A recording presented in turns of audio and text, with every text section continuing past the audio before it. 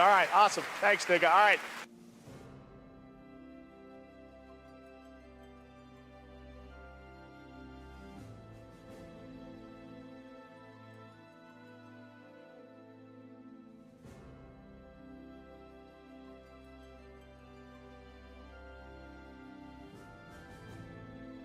How's it going, guys? How's everybody doing?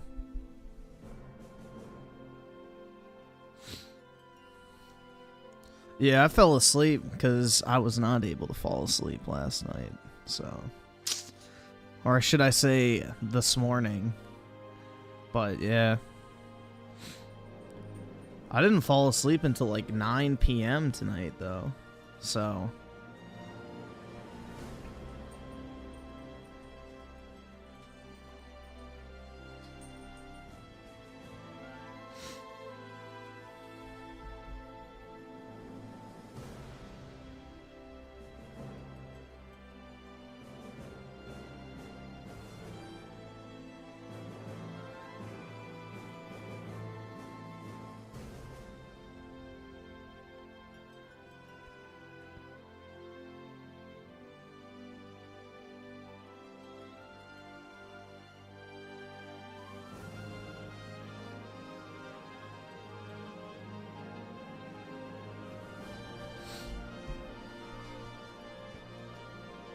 Alright, well, let's see. I'll let the poll run for like another minute or so, and then I'll close it. But it looks like it's gonna be yes.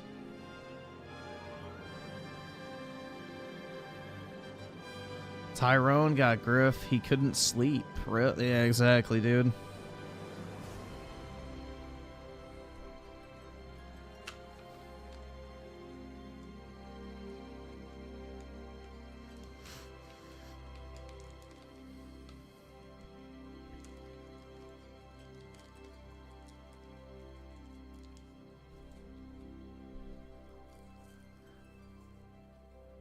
Alright, well, yeah, it looks like, yes, so.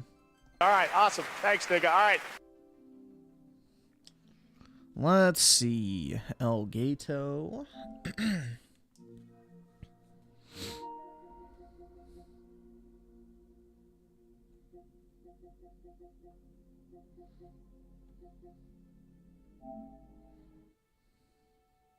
Another week in Africa done. That is how time works.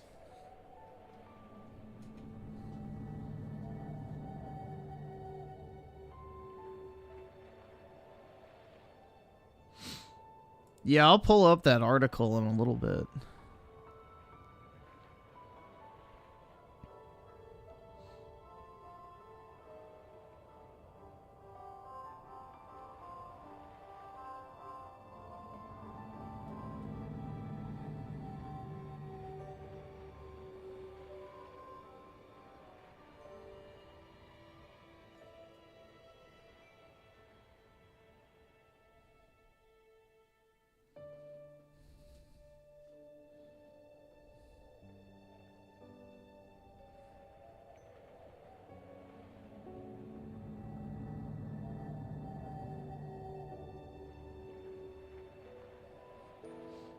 What's that thing? You haven't seen that? Oh, hold on. Let me pull it up. It's funny as shit. Actually, it's not really funny. It's more sad, but... You get the point. I think this is it. I don't know. That's my coin. Oops. Let's see. Yeah, this is it. The absolute state of Xbox. When you can't get Bobs and Vagine in your DMs, so you become the Bobs and Vagine. But yeah, it's Xbox, Microsoft Pride. Together we can.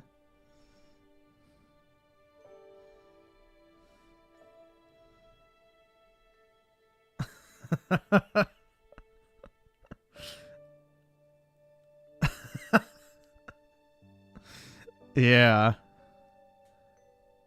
It is Jover. Like, anybody with who's still, you know, huffing the hopium for Xbox, like, just stop. It's Jover, bro. It's absolutely Jover.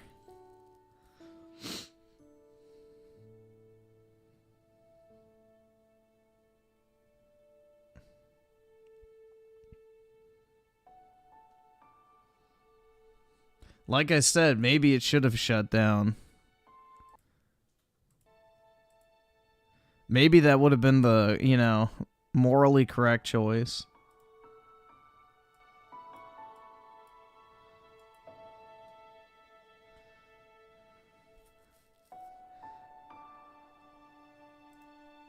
But yeah, there you go. That's the context of the thumbnail. Quite lovely. Oski Woski with the 2 that kind of looks like bruh, man. Uh-oh. Yeah, luckily I'm not that hairy. I mean, I got chest hair and shit, but not like that. Damn, bro. Dude could braid that shit. Like, it's not just quantifull, it's like long. Like literal Wolfman shit.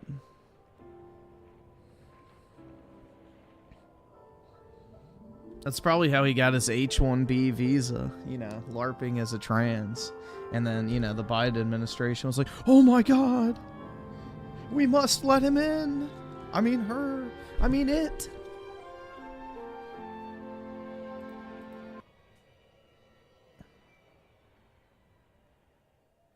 Oh, I've seen Melanie Mac getting, well, if you want, I have a, somebody re-uploaded my reaction to her video. So you can go to OT's archive channel. What is it called? GG Clips or some shit like that. I don't remember what the fuck it's called. But yeah, there's like a Clips channel with an Aerith profile picture, and yeah, he uploaded my reaction to that if you want to watch it. It was really bad.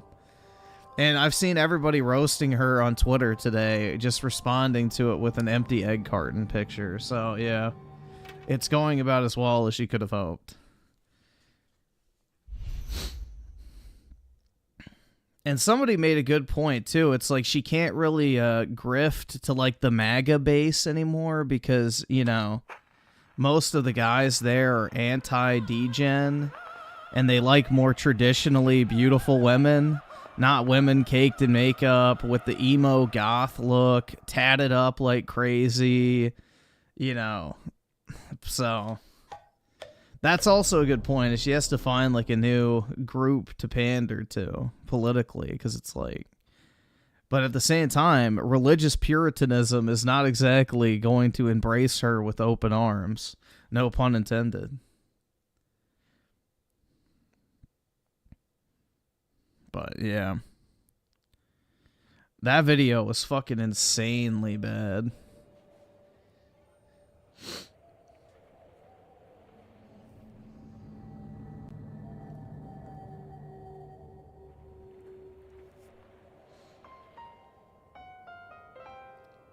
See, look at that.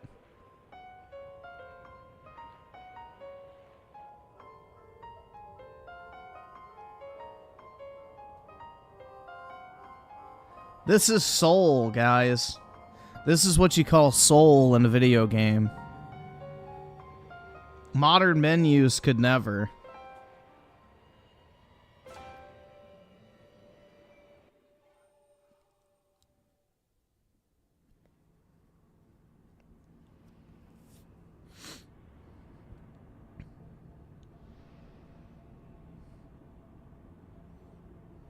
Yeah, that's the difference between people who actually give a shit about their game and people who don't. Small shit like that. So, 3 little sisters. Okay. Watch yourself. Ryan's stirring. We best keep to our knitting. It's time to either run the table or go home empty. Ryan's got the genetic key to Rapture. We get that from him and we get out of this hellhole. We don't, then you and I are ghosts.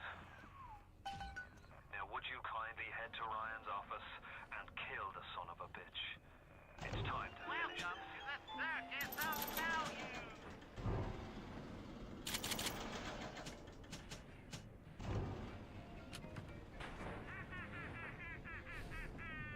The circus of value. Hell yeah, dude. I see Cohen's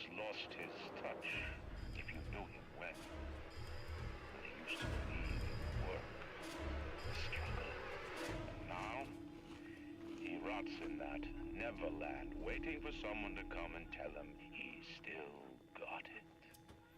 I suppose that's why he let you live. All right, awesome. Thanks, nigga. All right. Damn, they got a lot of health. Oh, they're Houdinis. Never mind.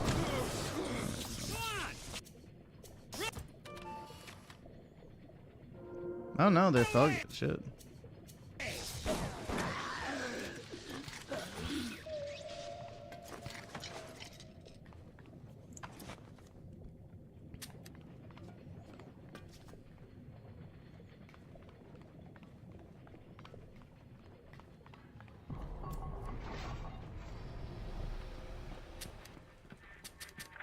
You can taste it, can't you? Andrew Ryan.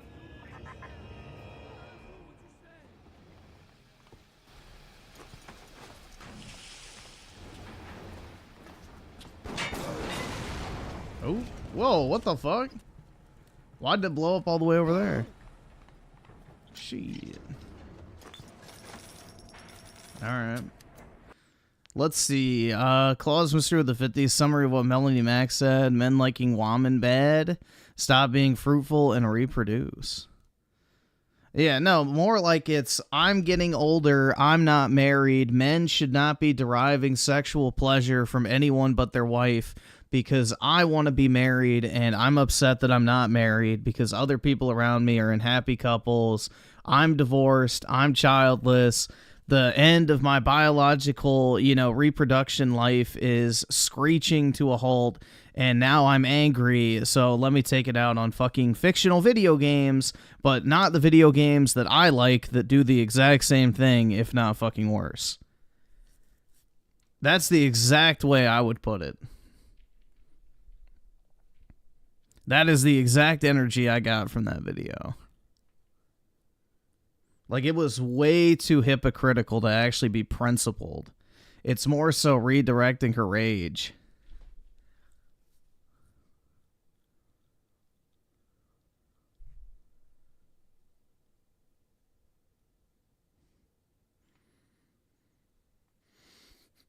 It's kind of like Half-Life. I've never played Half-Life, but I mean, if you mean like a first-person shooter that's story-based, then yeah. It kind of has the same... I don't know. I think Half-Life still has floatier controls. Run a Dog with a 5. It's short. All right, let me see what it is. It's short. 24 minutes. All right, well.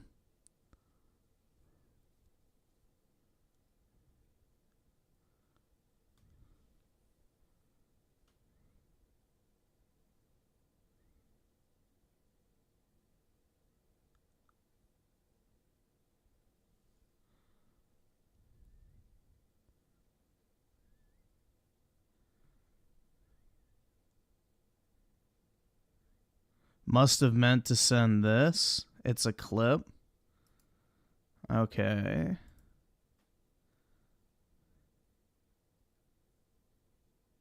But what the... Alright, Alright, it's just gameplay in the background, so I'll just play the audio. All right, awesome. Thanks, nigga. All right. But what the fuck do you mean people investing in digital games on Xbox lose their library?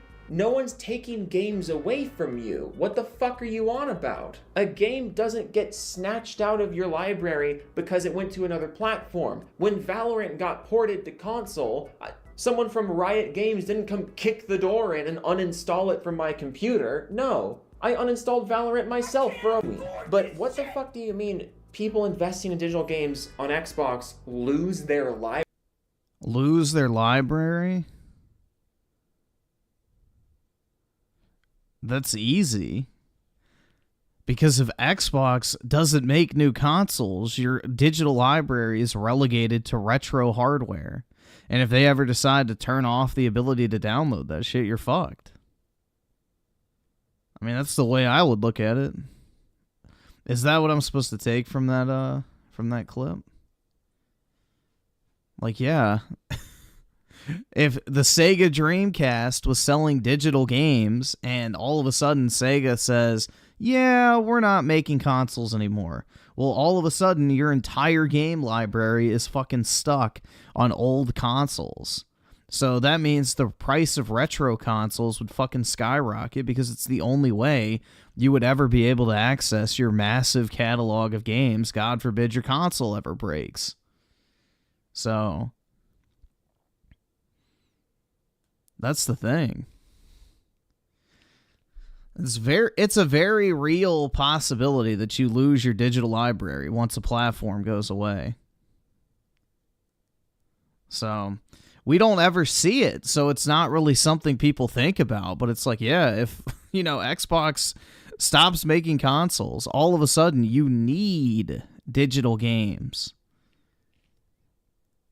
to be playable on retro hardware, and that retro hardware is limited in nature. As the fail rate keeps going up and up and up and up, the price keeps going up and up and up and up, and eventually it may not be financially feasible or even possible to access your games if the console prices go up way too high, or, you know, Microsoft just decides, yeah, we're turning it off, you know, make sure you download everything onto a hard drive because past this date you can't access your games. So it's a very real possibility. Is it 100% likely? Probably not on the, like, you know, unable to, like, download shit, but relegating it to retro hardware? Definitely. That can definitely happen. So, I don't know. I think it's a very real concern, personally. It's the reason I'm not buying anything digital on Xbox anymore, because I don't fucking trust them to, you know, preserve my library. Unless it's like a cheap-ass 360 game or something, then I don't know. I think I'm good. You never own shit these days? Yeah. I mean, the only way you can, like, own it, technically, is physical, but even then you don't own it because you don't have the full game. And they can lock the discs at any time you put it in your console, too. Let's see. Ricardo Cumsocks. The fuck? Griffin, I made major BMs. How do I parlay this to a 6-figure salary? I am regular and strong. Super crazy. Wait, crazy super strong. I don't know. I don't really know anything about parlaying, but just pick the most nonsensical shit with the highest payout odds and, you know, fucking YOLO it all. There you go. I don't really do gambling, so. I'm not paying child support with the 5. Do you think the green alien that steals all the parts in Astrobot is an allegory for Phil Spencer destroying the Western gaming industry with a... I didn't look at it that deeply, but I don't think so. Because if anything, you know, Phil Spencer's not a bully, which that was the whole thing, is like, you know, the alien was a bully dude. Phil Spencer's not, you know, based enough to actually bully anybody. Nick Batista with the 2. Robinhood investment app is a joke. Yeah, you pay a lot more on the spread compared to other investment apps. That's how they make their money. Rent a Dog with the 5. Even Jez said on his podcast that Xbox Play Anywhere isn't available for the majority of games. Also, no one wants to play AAA games on a phone. Yeah, no, it's not a good experience. Like, I don't play a mobile game and sit there for 3 hours. All right, like, awesome. No thanks. Thanks, nigga. All right. Not interested, man. That's why I always laugh. They go, there's a billion gamers out there just waiting to play Xbox. No, they're not. They would have already bought a console. The mobile audience just plays shit like that's easy to fucking pick up and play for a few minutes at a time. And sure, they might play it for a long time, but that's not the same thing as sitting down and watching 2 hours of Witcher dialogue and having 30 minutes of combat. Like, very fucking different experiences. So, yeah, people who fail to understand that separation are either disingenuous or deliberately stupid.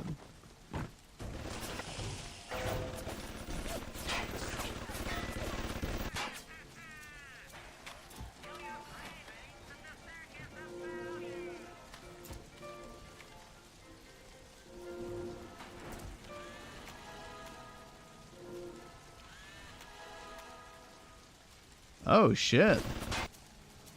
Forgot about that. That's good. Auto hack.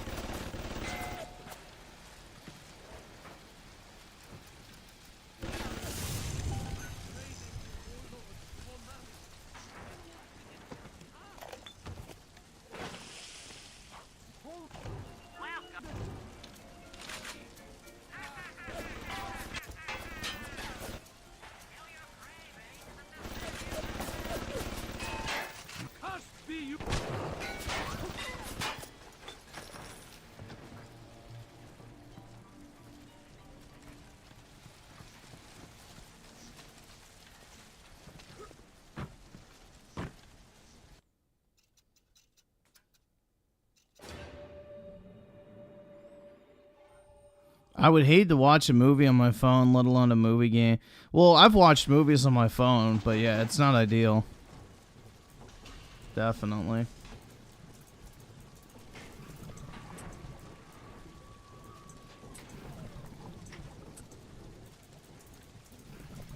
Oh, there's no way. Yeah.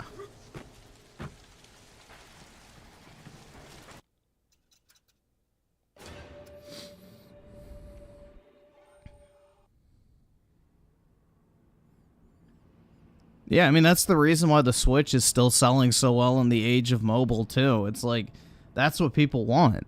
They don't want, like, you know, personally, maybe it's just because I grew up with it, but I love having dedicated devices for dedicated tasks.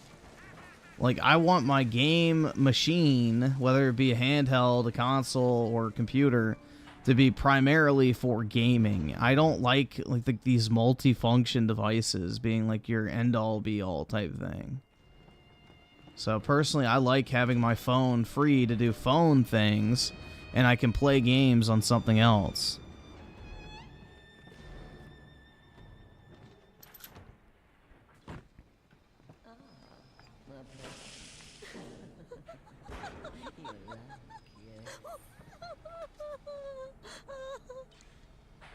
Oh, there goes the chat. Fuck.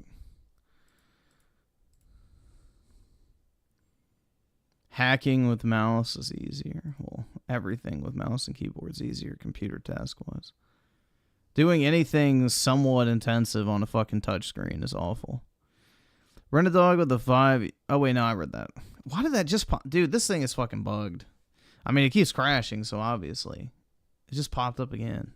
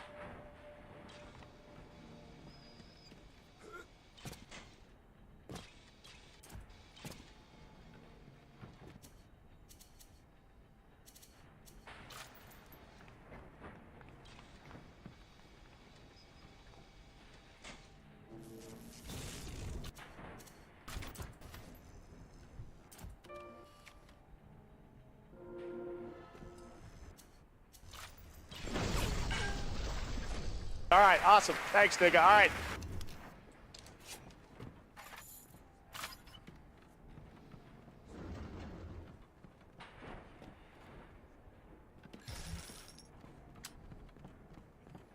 Run a dog with a mobile masses want to play mobile games. The recent Resident Evil games are on there and no one buys it. Yep.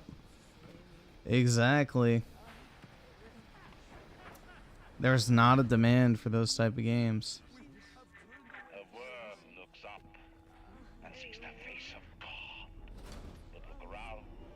It's a regular convention of worms in here. They all had mothers, fathers, people who loved them. They got married. Their lives. What makes you think you're any different? I haven't chosen the spot for you on the wall yet. Let me know if you have a preference. I had to go jungle style with that filthy ape for 3 weeks, but he finally spilled the beans on how to get to Andrew Ryan. Now I have sympathetic overload in harmonic chord number 3. That's simple. Now all I gotta do is figure out what the hell a sympathetic overload is, and for that matter, a harmonic chord number 3. Piece of cake for an electrical engineer. Too bad I designed ladies' shoes. Gonna go see the grease monkeys left alive in heat loss monitoring. See what I can shake out of their trees. Like all parasites who ever tried to walk in stone shoes. I'd explain the science that renders The Trump portrait? but that Like for the inauguration? Yeah. for a tree frog.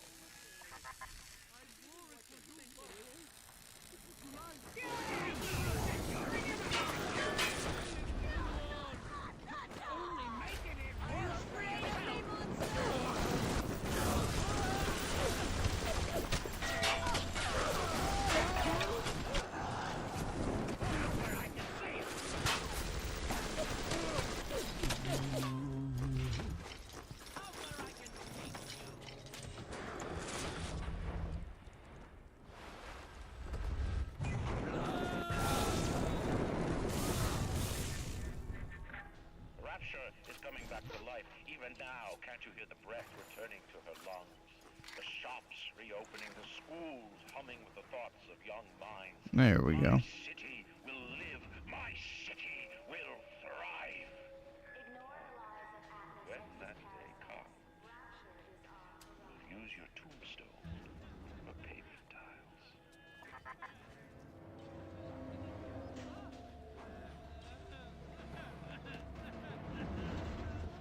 Look at me, Mr. Bubbles. This isn't over.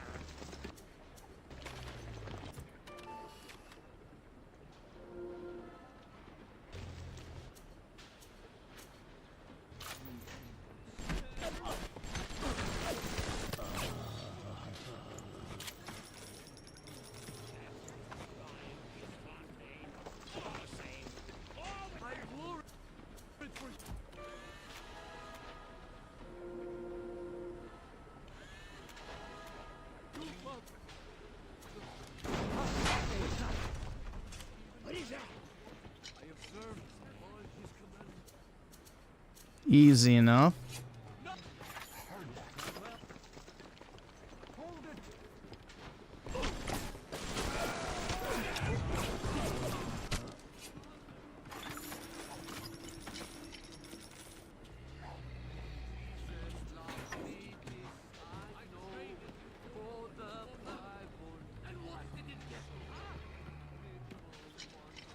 At least there's one of the big daddies down there.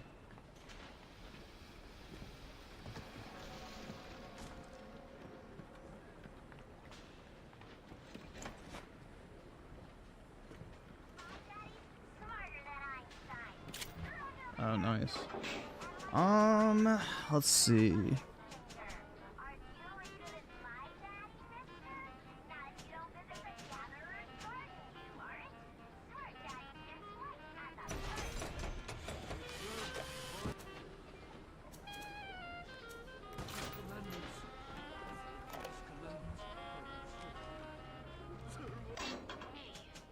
assassin.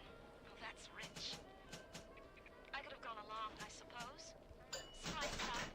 Forgot. I believed in this place. I believed in Ryan. But when it got hard, Ryan didn't believe in rapture. Didn't believe in the Great Chain. He believed in power. And now this place is busto. And my girl is... gone. Where's the girl? One of those... things. So am I an assassin? Well, only one way to find out.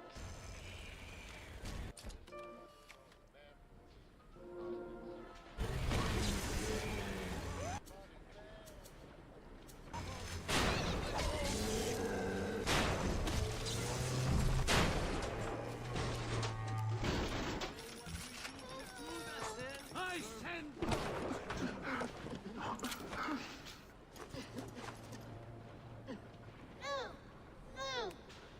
There we go. Oski Wasku, the two Dark City should show up for the inauguration. Yeah, I doubt that. That shit ain't happening. I've seen such terrible things and done worse myself. He's gonna be fucking probably Light of the world has not alone in his room, if he's not already swinging from the ceiling of it.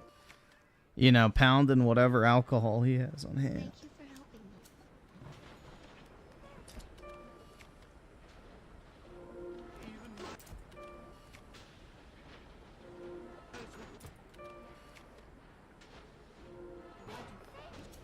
Yeah, I saw Big Mike is skipping the inauguration. That's not really surprising, to be honest.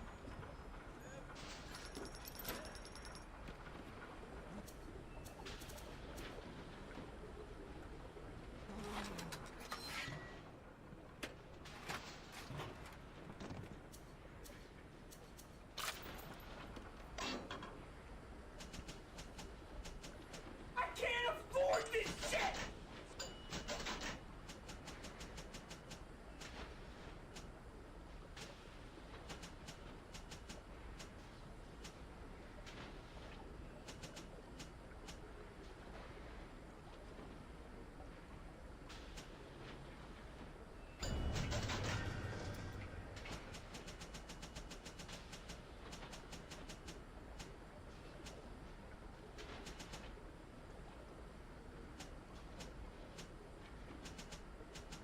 Oh shit, I should have waited to buy that. Oh well.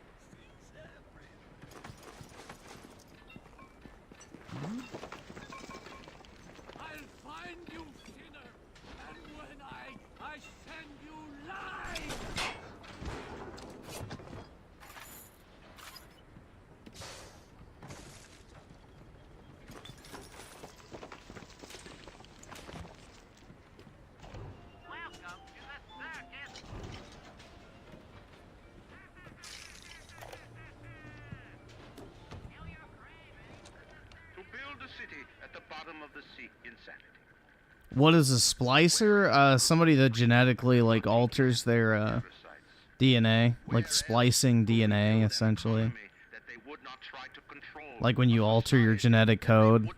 It's what they do with you know, like GMO foods and things like that. This is just like to the extreme of like they basically splice their DNA to biologically improve, quote unquote, themselves. Guys, I'm scared. So scary.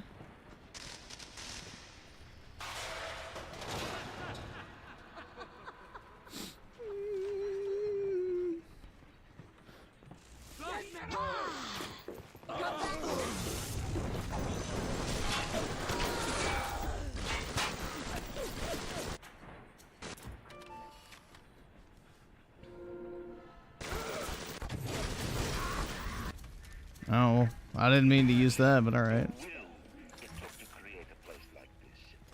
And what have you been? Nothing. You can only loot and break. You're not a man. You're just a termite adversary.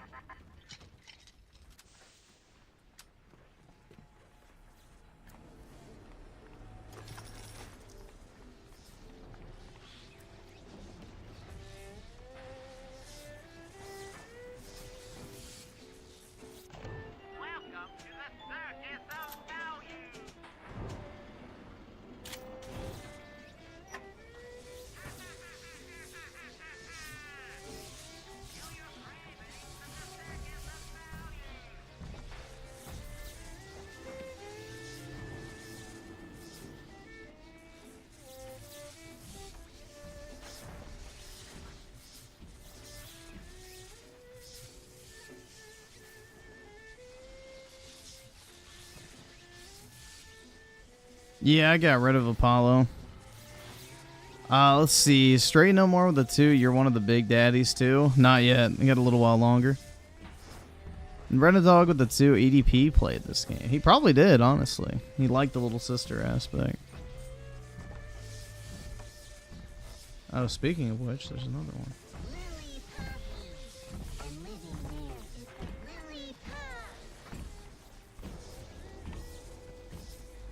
Where is it?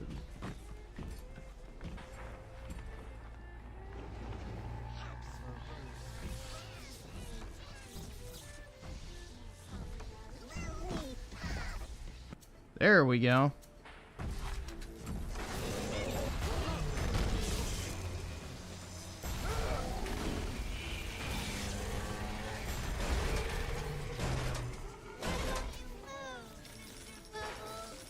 Oh, I forgot to photograph the Big Daddy. Oh well.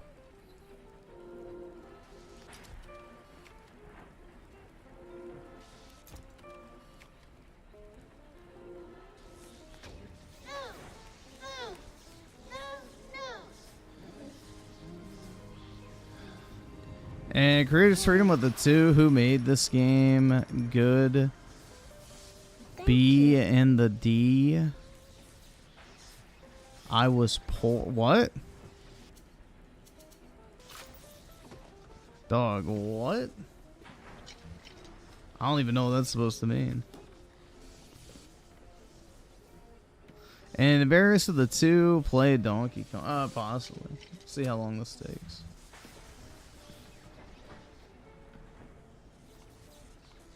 I would like to finish this first.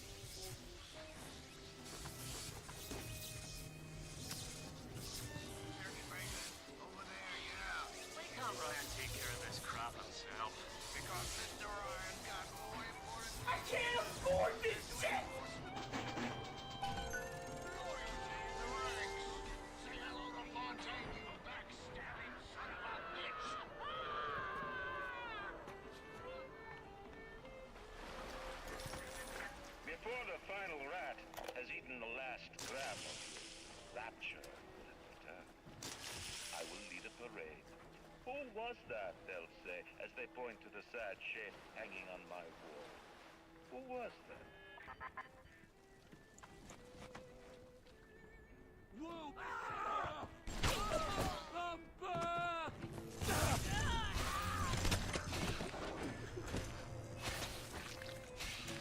Juice up, bro.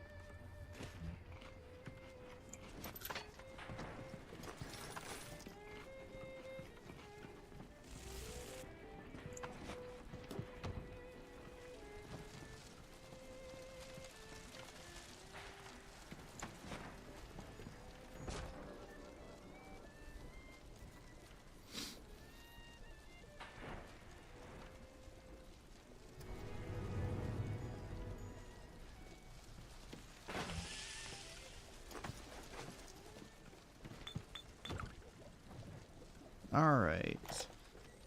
I didn't recognize the tourist that come into the shop today. Stacked like Sally and dressed to the nines. She's played her cards pretty close to the vest, but you ain't gotta be no college job. Failed Pip with the 2 Bioshock is one of the few video game stories I care about. Magnetic locks and some such. I played Yeah, it's definitely really well done. wise. After she showed me round her backyard, I gave her directions to Keyboard's tool shop. Rapture's gone to hell, but sometimes the great chain still cuts you a break.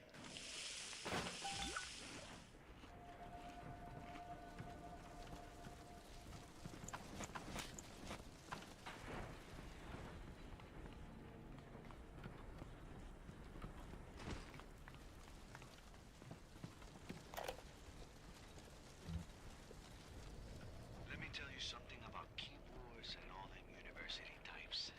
They're so smart, except when they ain't. I put a couple of drinks in him last week, and before I could say boo, he's telling Just gotta make sure I have enough grenades to spam the final boss for my nade launcher. A man builds a city at the bottom of the sea. That's a marvel. Another man happens to be on a plane that crash lands on the same city in the middle of the ocean. Why, that sounds more like a miracle.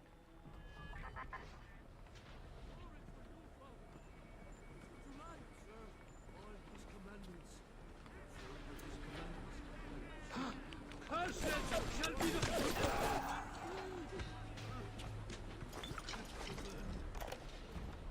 you guys have any idea there's a war on? If you don't follow proper maintenance of those big daddies, they burn through those R-34s like them Eve's apple berries go through penicillin. I got Atlas's hitting us nonstop. The horrors go through penicillin. That's funny. Control costs. If I wanted to deal with amateurs, I would have stayed on dry land. Shit.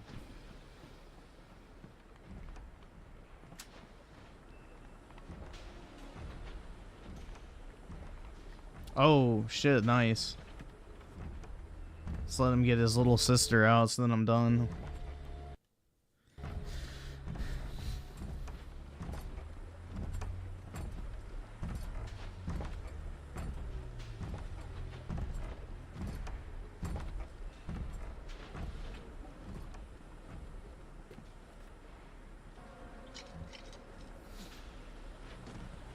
Yeah, but isn't there a boss before you become the Big Daddy, though? Or am I misremembering that?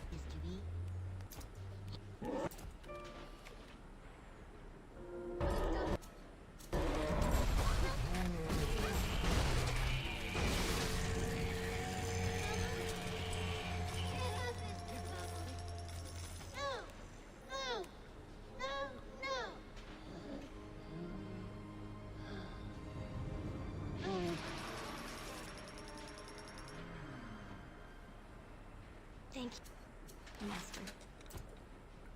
Thank you.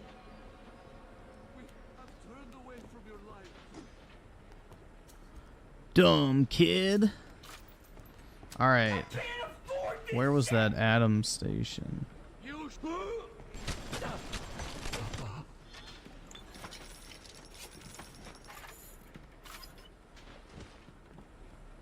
I can't afford this shit!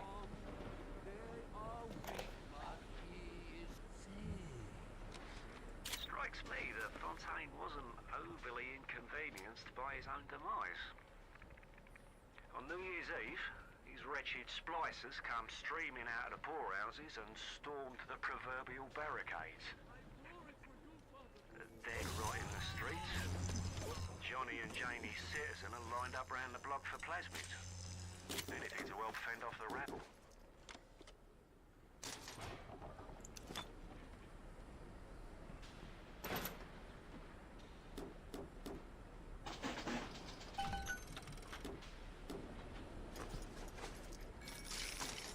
Oh, that was good.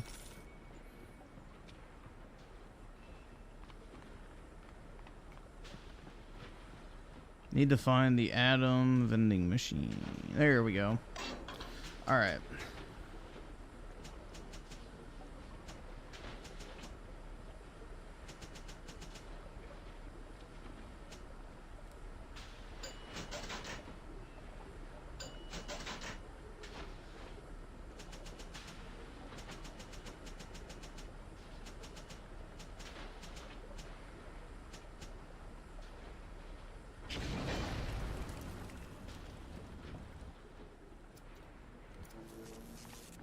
Sweet.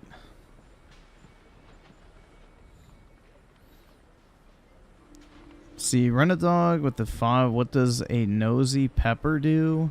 Gets jalapeno business. Oh my.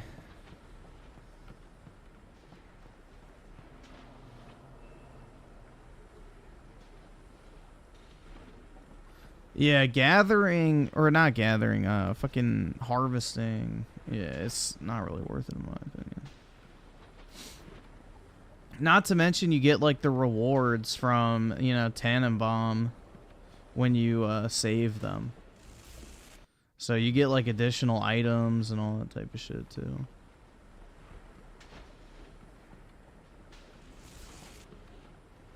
It's just like a delayed gratification type thing because you have to do 3 fucking, you know, little sisters before you can get like the actual reward.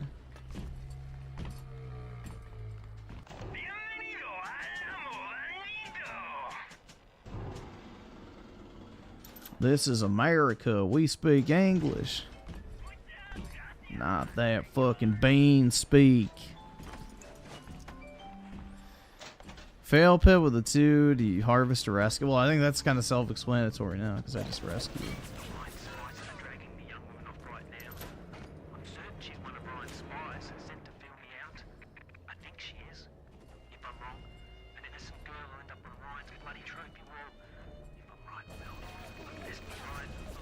Uh-oh.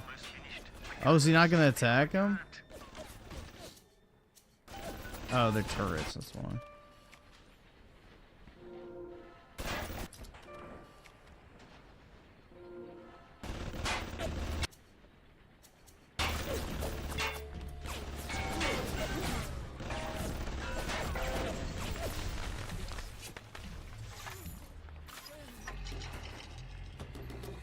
Oh shit, I shouldn't have bought ammo.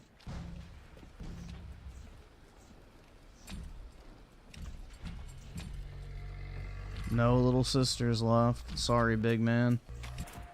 Oh, I should probably photo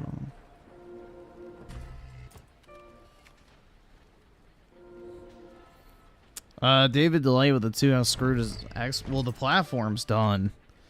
The third-party studios will probably be okay for a while, but... You know, as we know it, it's dead.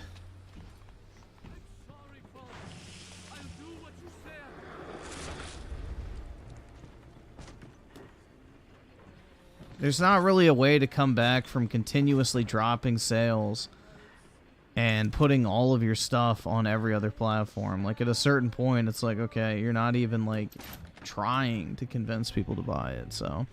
The sales are just going to keep getting worse and worse and worse and worse the longer it goes on, and...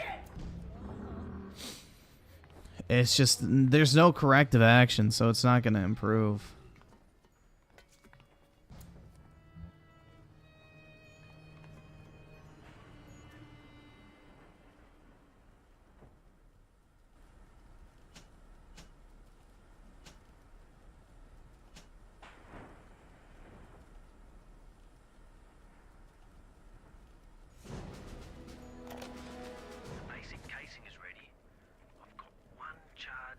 Nitroglycerin in my office, that will serve as the catalyst.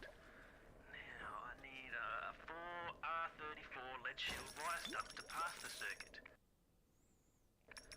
Then a half can of ionic gel, that's the pretty Betty of the mix. Should send the core into compensation mode, push power down the line and trigger the circuit breaker on Ryan's gate. Well, that's the theory. It'll either work like a charm. Oski Woski with the 2, awesome. The Mexican snack machine, yeah. This game just has soul. That's the thing.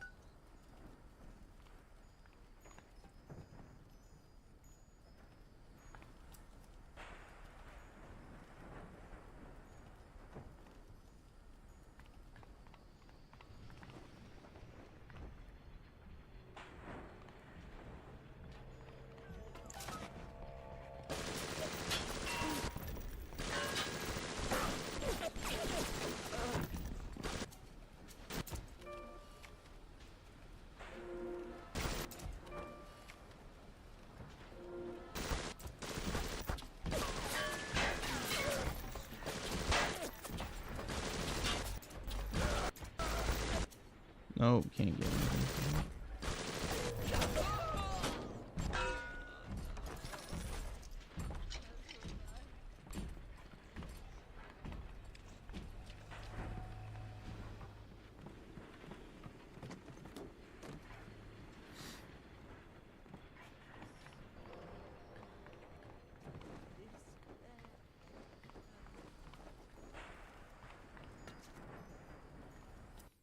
Why is it telling me to go back if I don't have everything?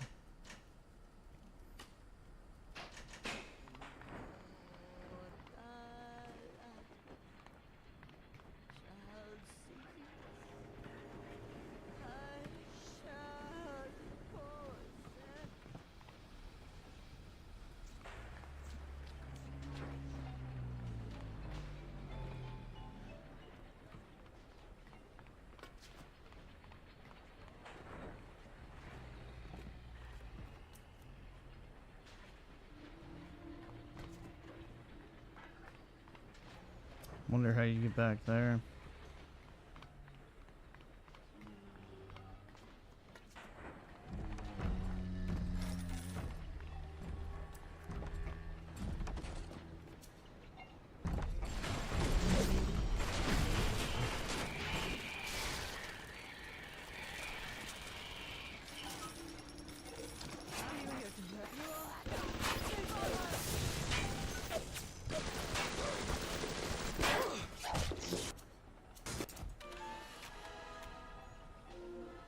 There we go. Fully researched gun splicer.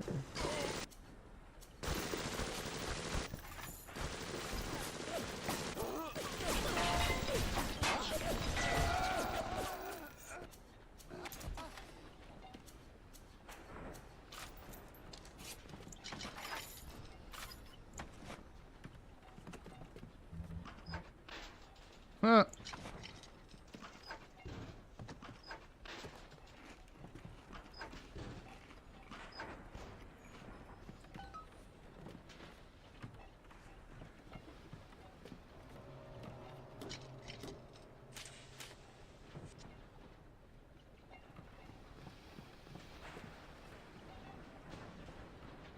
So I guess I gotta go back out here.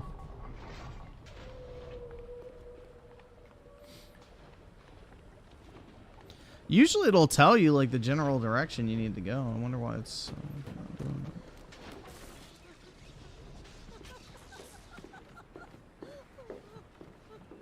There's the other thing. I remember seeing that there.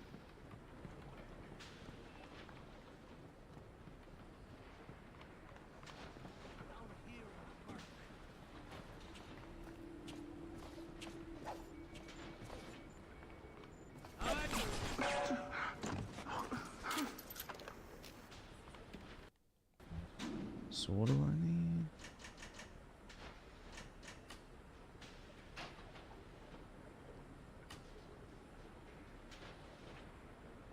In his office, okay.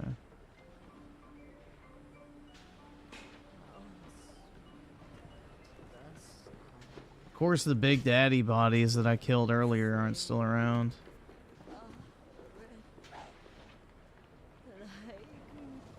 Oh, there's one. That one's still there.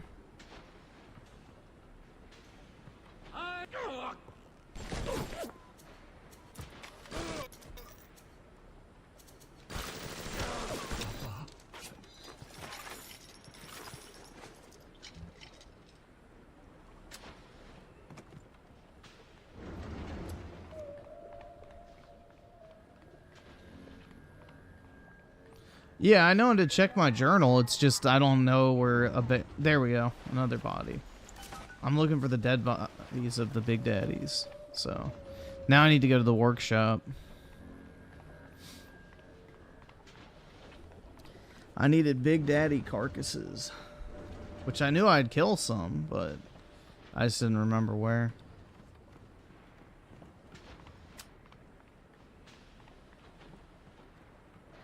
Because you can't pick them up, you know, preemptively. Workshops.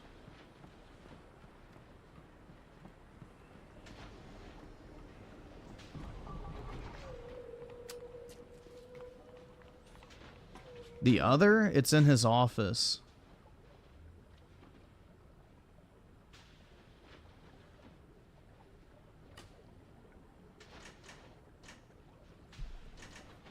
You found 2 quarter cans, a nitroglycerin charge. Keebers is keeping it locked up in his office, so I think it's in the safe or a safe or something. I don't know.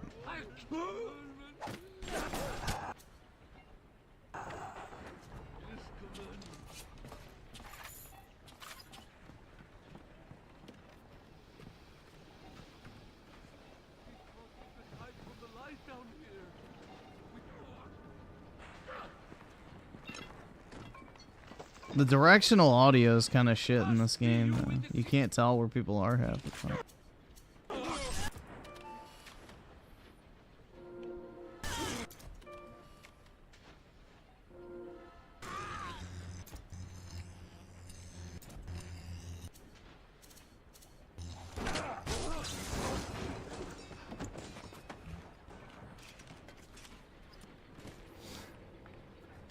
Yeah, office.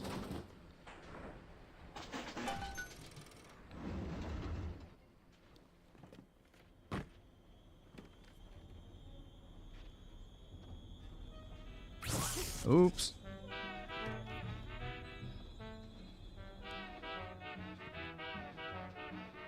Can you wrench it?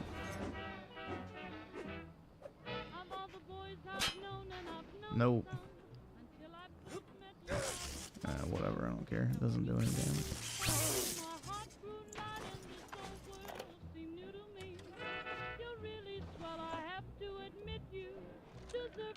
Is there blood in the streets? Of course. Have some chosen to destroy themselves with careless splicing? Undeniable. But I will make no proclamations. I will dictate no laws.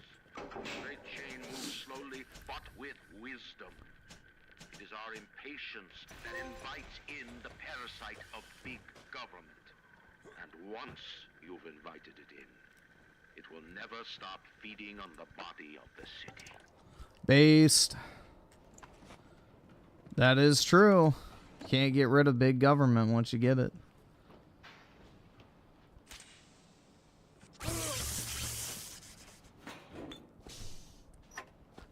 It's easy to get, but hard to get rid of.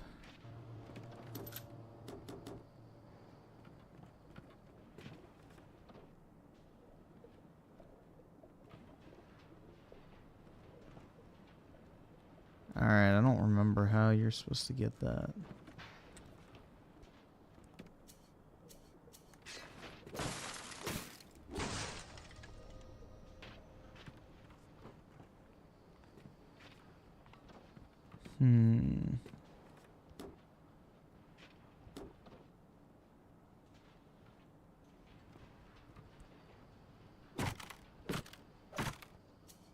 Yeah, it's really dumb, because look, you can shoot it, but you can't hit it.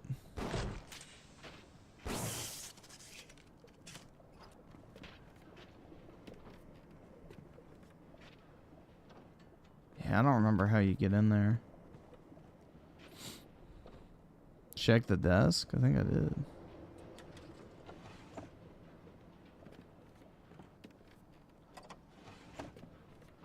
Oh, there we go.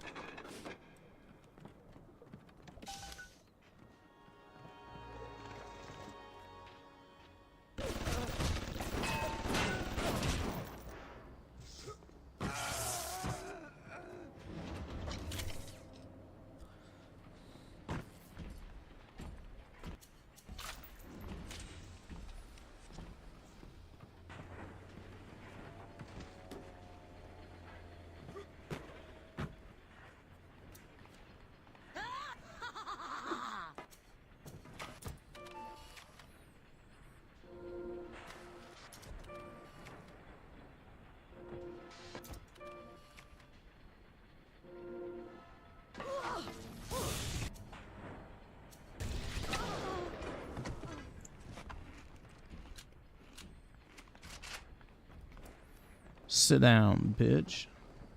All right, awesome. Thanks, nigga. All right.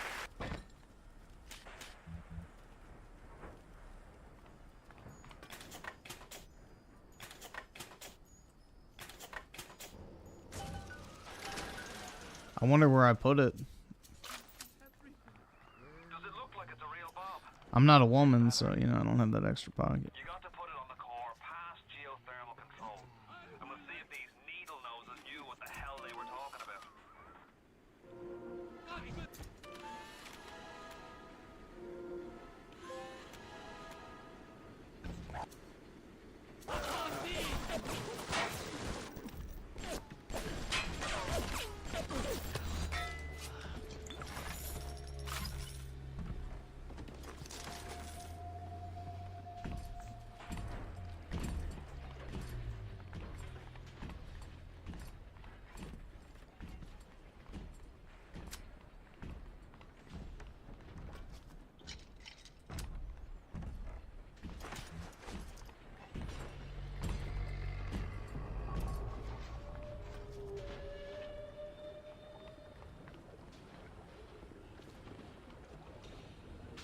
His light shining even down here in the murk.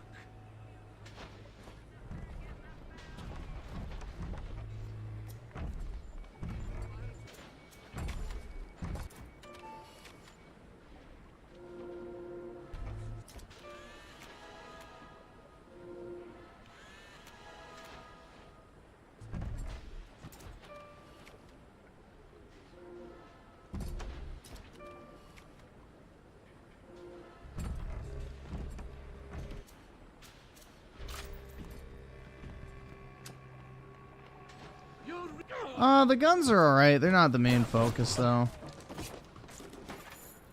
The combat's okay in this game. Like, it's not amazing, but it gets the job done. Looks like the ocean's got an itch to retake this corner of Rapture. This happened right after the start of the war. Read about it in the papers. Head on in. I'll see what I can dig up to help. Oh, I should have taken pictures first. No, you should definitely put $150 a week into the S&P 500. That's a great idea. So, just don't freak out about the daily movements is all.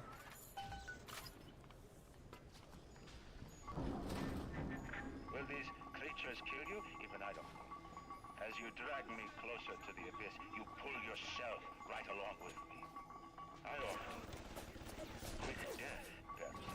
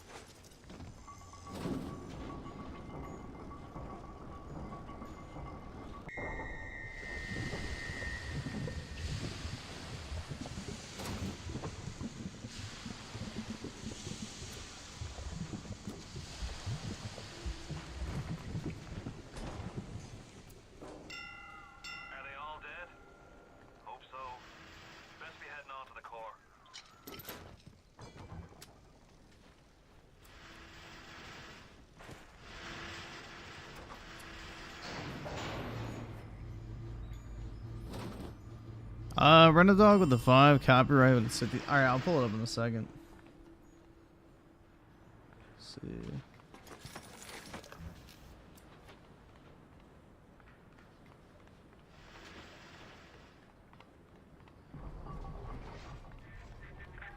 So far away from your family, from your friends, from everything you ever loved. But for some reason, you like it here. You feel something. Can't quite put your finger on. Think about it for a second. And maybe the word will come to you.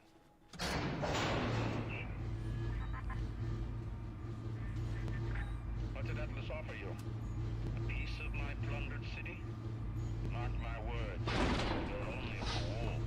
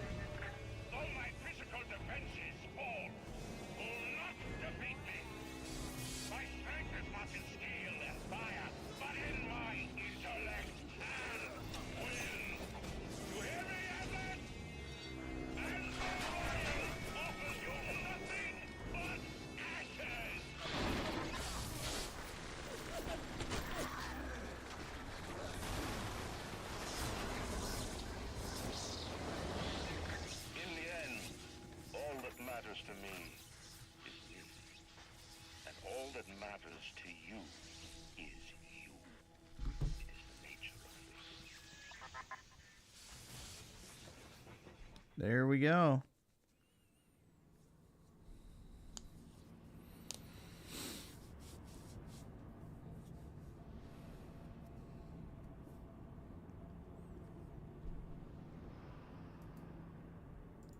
Hooray! We made it, guys.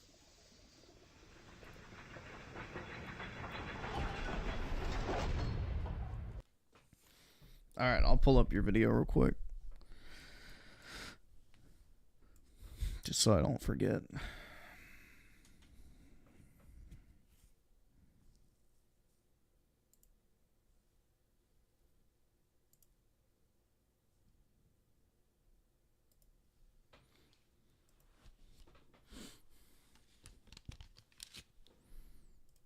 You there. What are your pronouns? They, them, sir. And you, Argadian. What are your pronouns? Z here. Z here. You? Black woman.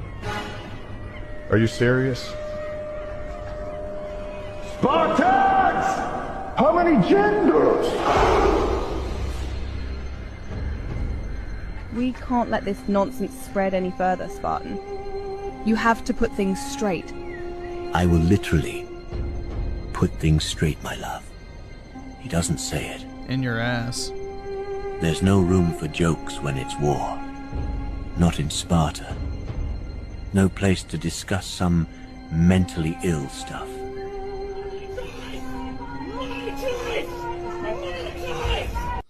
Yeah, bro, AI is going too far.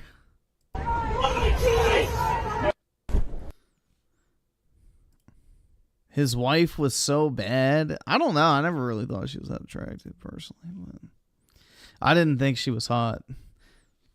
But I'm not into older women, so I'm all about that fresh cut shit.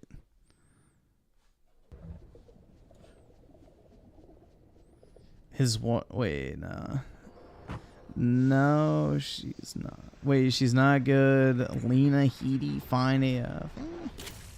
I don't know who that is, but I'm assuming that's her. I don't think so. She is meh. Even in the book of lies, sometimes you find truth. There is indeed a season for all things. And now that I see you flesh to flesh and blood to blood, I know I cannot raise my hand against you. But know this, you are my greatest disappointment. Does your master hear me? Atlas? You can kill me, but you will never have my city. My strength is not in steel and fire. That is what the parasites will never understand.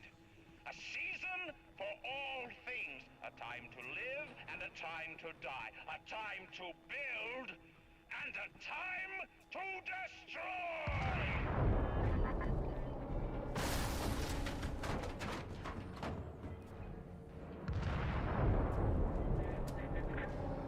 From now, my child, there is one final thing to discuss. What? Ryan set the core to self-destruct. This is different than what you did. He's got a mind to take down the whole damn city. Get in there and whack that job before the whole joint blows.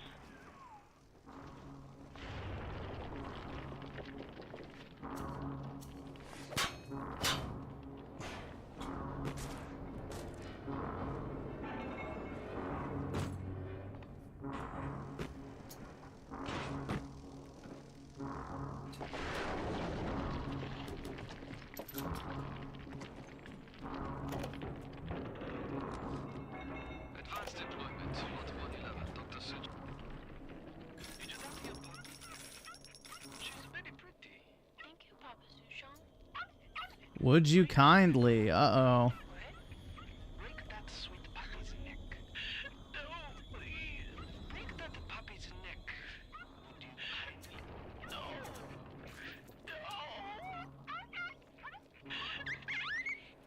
Very good.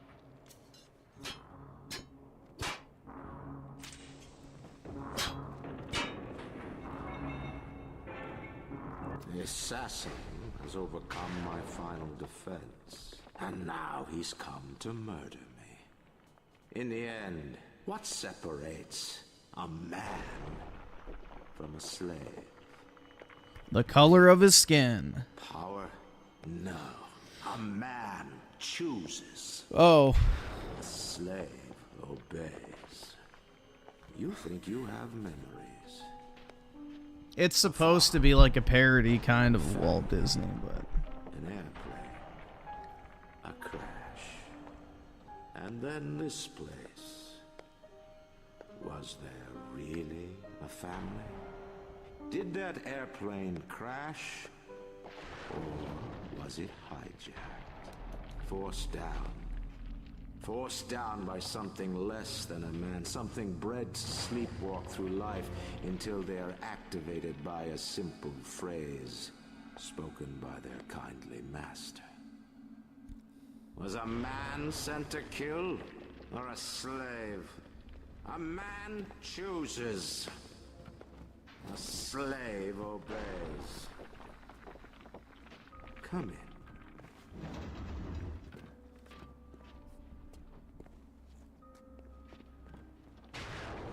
I always viewed this as a lore oversight, because there's no way that Ryan would have Fontaine you know, shit in his office, but...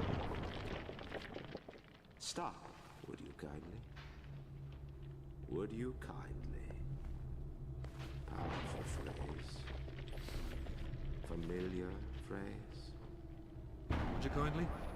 Would you kindly get this? Would you kindly find that? Would you kindly find that? Would you kindly find? Would you kindly get this? Would you kindly head to Ryan's office and kill the son of a bitch? Sit, would you kindly? Stand, would you kindly? Run. Stop. Turn. A man chooses. A slave obeys.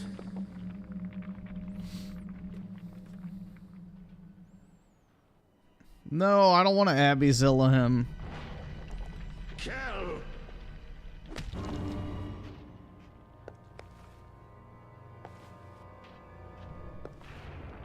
A man chooses.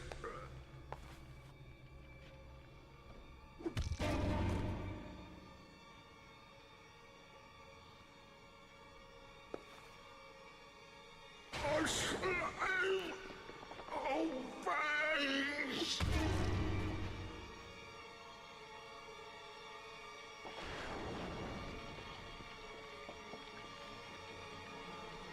Obey!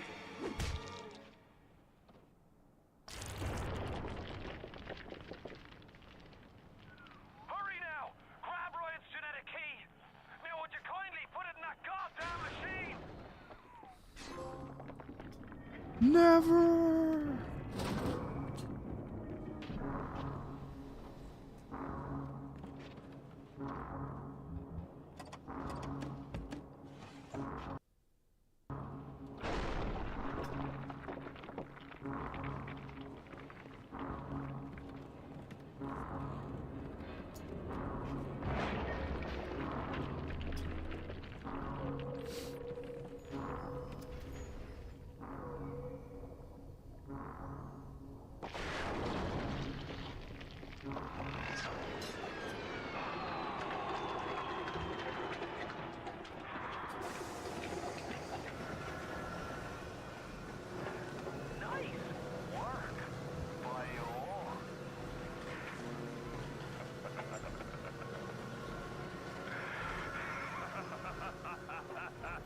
Reddit chuckles.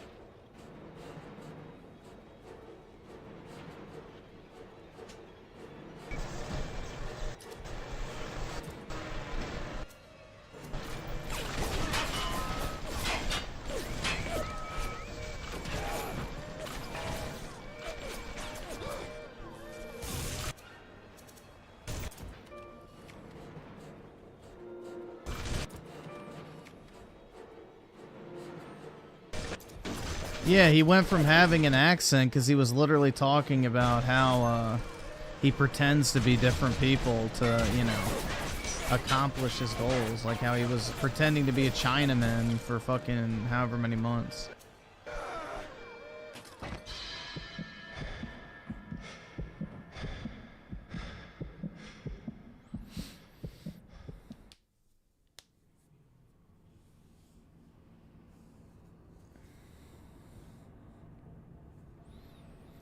Creators freedom with the 2. Would you kindly give me monies? Yes, always do that. Nick Batista with the 2. Atlas changed his pronouns to I'm him to not him. Exactly, bro. Welcome back, child. Welcome to the city where you were born. You are angry at Fontaine, yes? Now you know the truth. You are his tool, brought back to Rapture to save him. You have saved many of my little ones. I owe you a debt. While you sleep, I undo some of Fontaine's mental conditioning. His control is no longer complete, but he can still pull some very unpleasant strings. You shut the fuck! Don't you fucking tell me to my face to shut the fuck up! Many locks and keys. Fontaine has most of those keys, but not all. Suchong designed your mind, taught Fontaine to control you. You might find answers in Suchong's flat in Mercury Suites.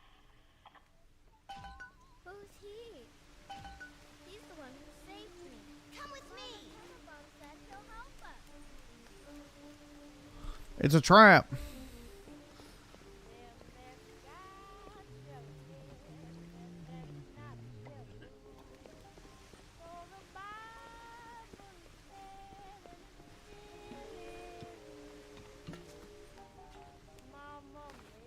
There he is. Who's he? He's here to help us.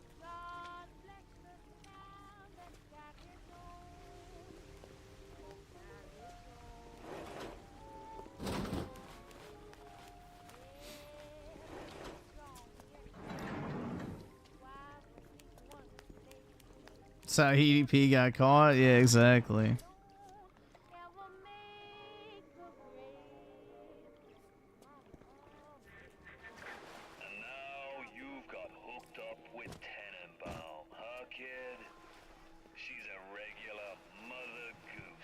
Why wouldn't he just say, would you kindly kill yourself? I mean, it's a big, like, I guess, plot overlook, but, you know, whatever.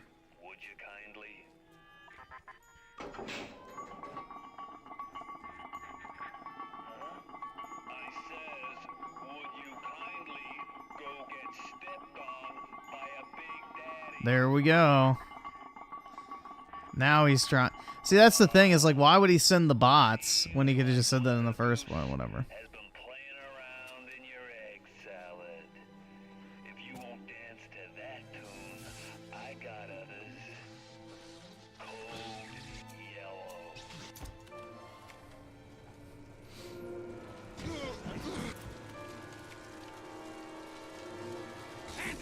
Yeah, he's brainwashed.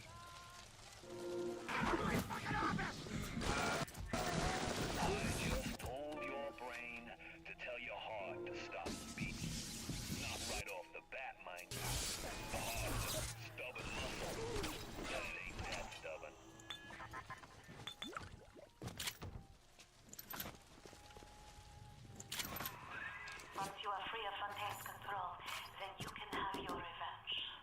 And we can keep my little ones out of his filthy hands. 2 little sisters.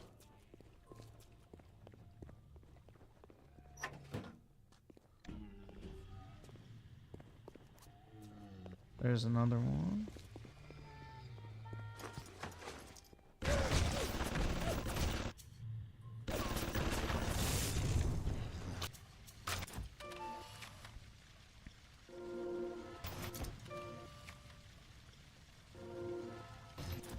Oh, you thought it was timed? Like you had to do this certain part, and yeah. I think I'm done with research on that. I don't know.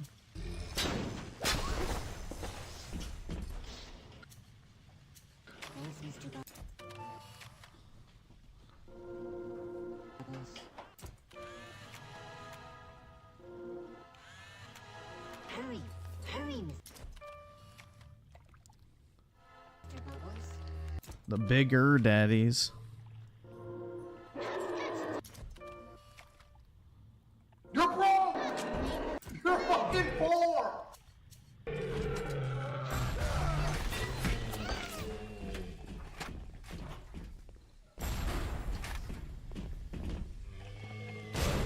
All right, awesome. Thanks, nigga. All right.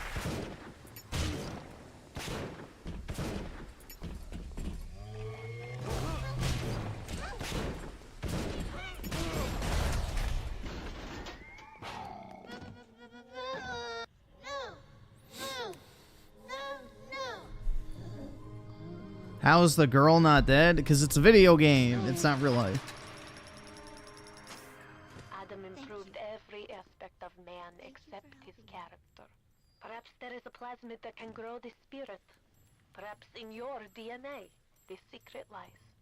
I've sent a little one with some goodies to help ease your burden. Time for Betty Bye, Mr. B.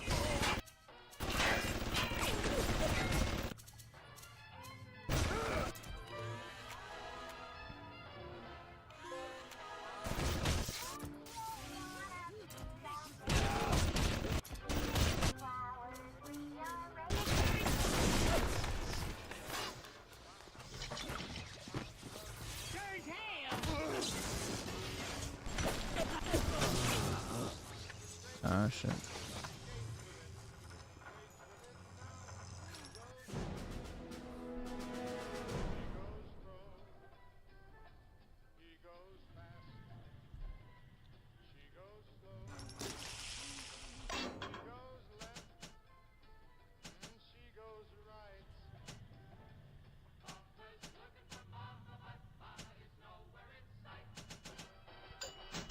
I can't afford this shit!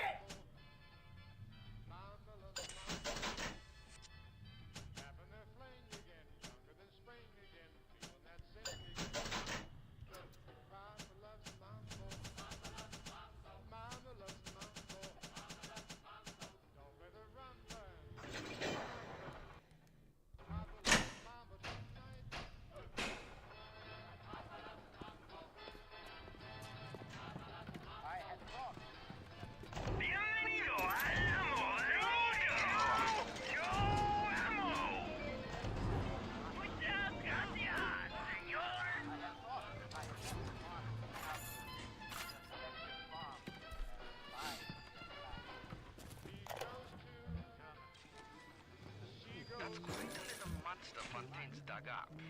When she does speak, which is almost never, her accent is thick and grating. Her hair is filthy and she seems to wear the same mustard stained jumper day after day. But I've got to hand it to Frank. Tenenbaum is the old-timer diamond in the rough. No formal training, no experience, but the gene sequence, and she's Mozart at the Habschigot. Making it worse for yourself.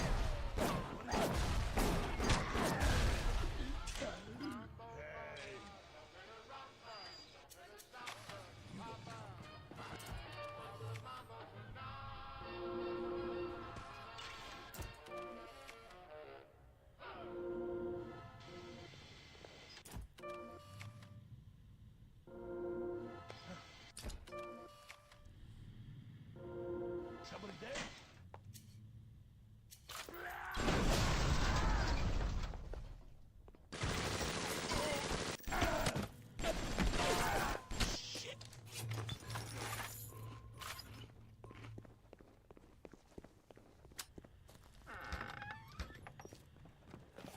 I need a circus of value, dude.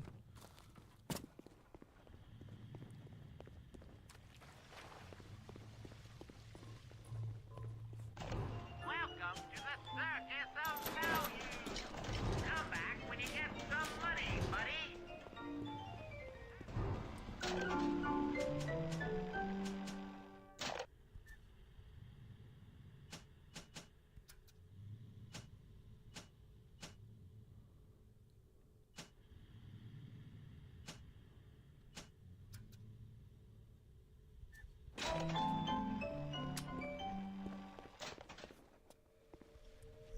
Oh, let me save just in case. Yeah, they calls you broke. Rent a dog with a 10 for later. I'm beyond excited for Trump coming back. He means business. Yeah, I'm gonna try to go to the whatever victory rally on Sunday. Since it's technically the last non-presidential rally that Trump will ever have.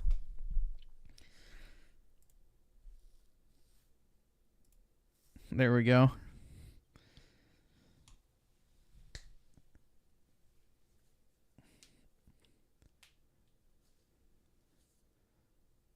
Did I get my 128 rare trophies for PlayStation Stars? I don't even know what that means. What do you mean by that? I have no idea what the fuck that even means. The PlayStation Stars is like that shitty little NFT thing they do, right?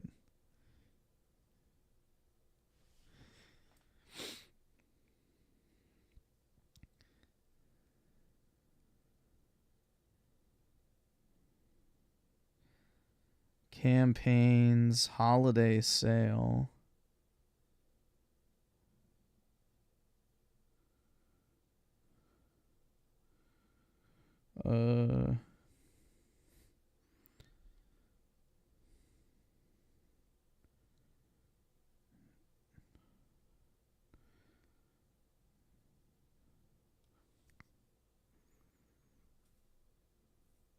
Yeah, I don't see anything about trophies.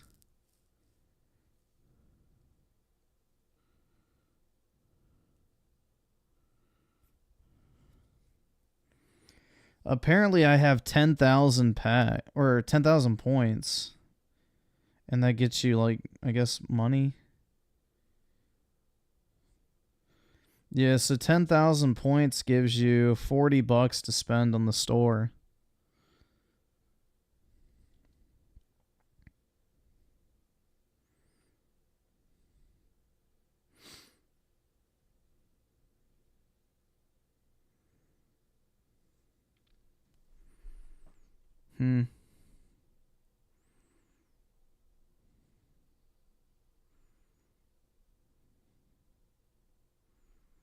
Yeah, I don't see anything about trophies.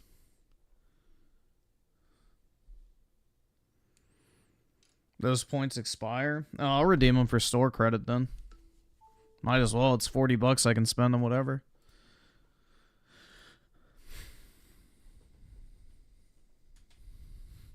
What do you mean it's only $40? Well, it's not like I can buy, like, you know, anything, you know, pre-order wise to stream, but otherwise, because, like, I try to buy physical now, so if I could get it for free, it would entice me to buy it just digital, but I don't want to pay. Level 4 PlayStation... Wait, level 4 members of PlayStation Stars may receive priority customer service. Oh, I'm level 4, so I guess that's good. Right? I have no fucking clue, man. If that's good or bad. But I'm level 4. I guess because I spend so much damn money on gaming, dude.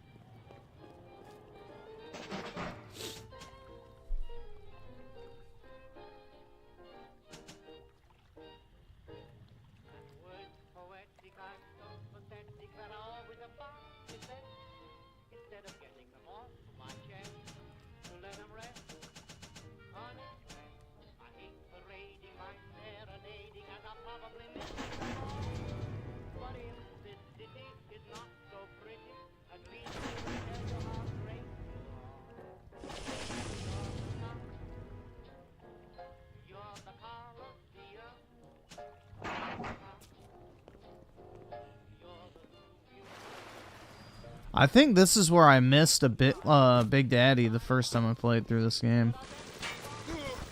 To get the good ending. If I remember correct.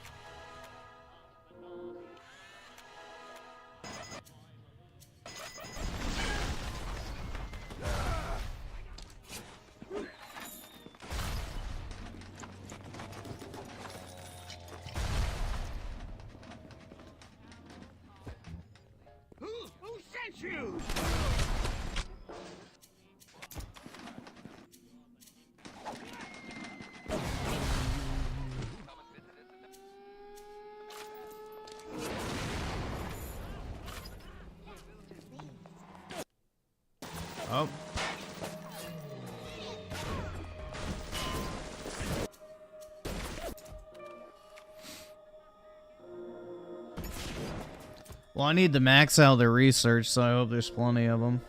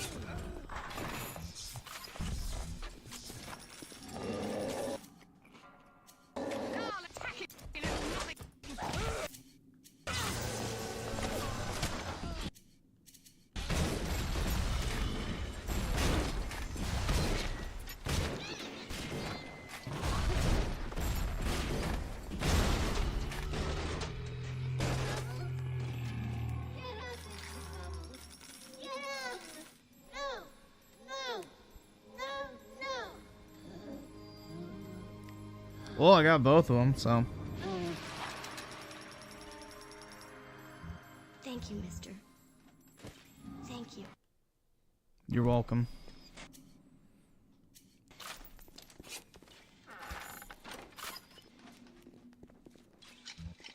This isn't making me time or money.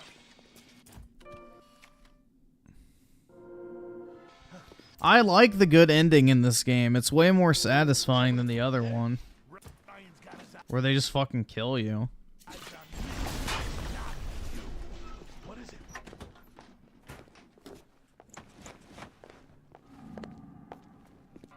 Whoa, what's that?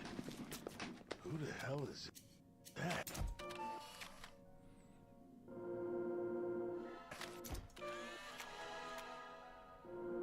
Yeah, if you kill the sisters, then they kill you at the end. If you save them, they like become your daughters, basically.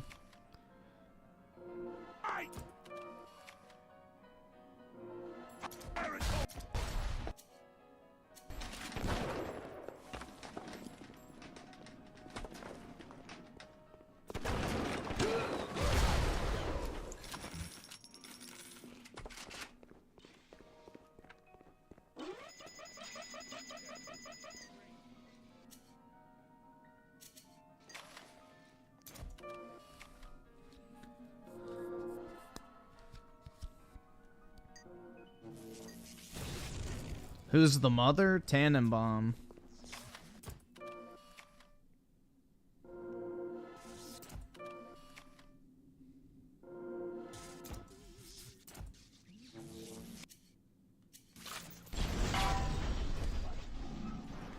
Notice? It just waltzed in here? Huh?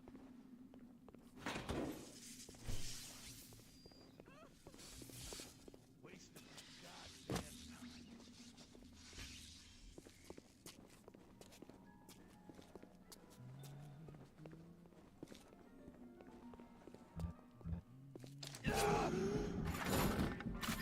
That's it, kid. You're busto.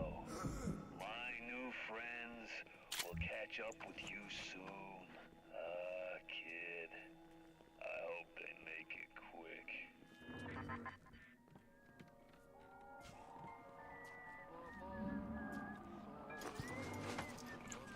Dude, that's pretty fucked up. Look. The murdered fucking kids.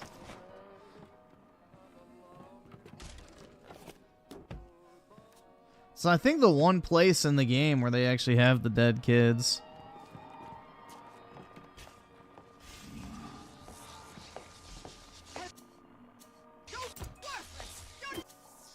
That's not.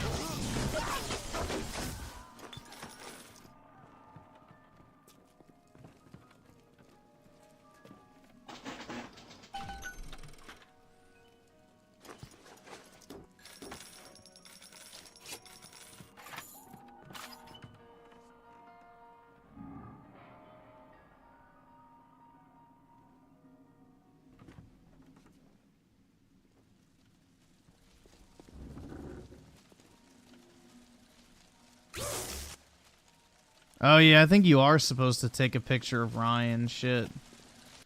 I think that actually is one. I forgot to do it. Oh well.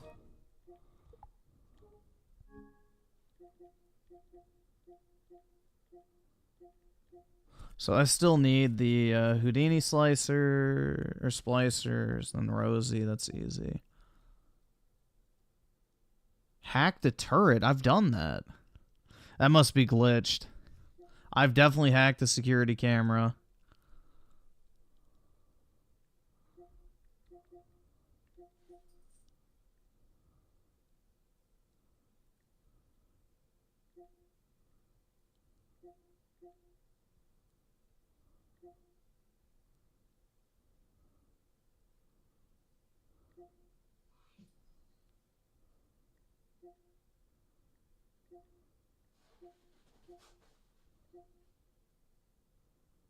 Oh, I didn't do that. Sander Cohen. Yeah, I didn't do that. Shit.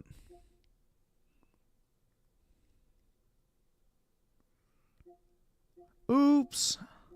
Oh, well.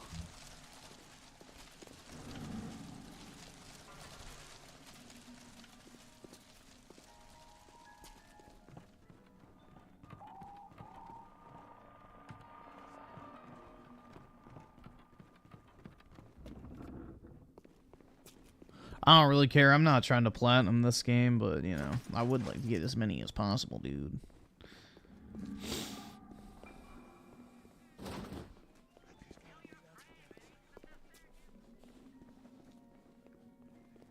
Fucking success.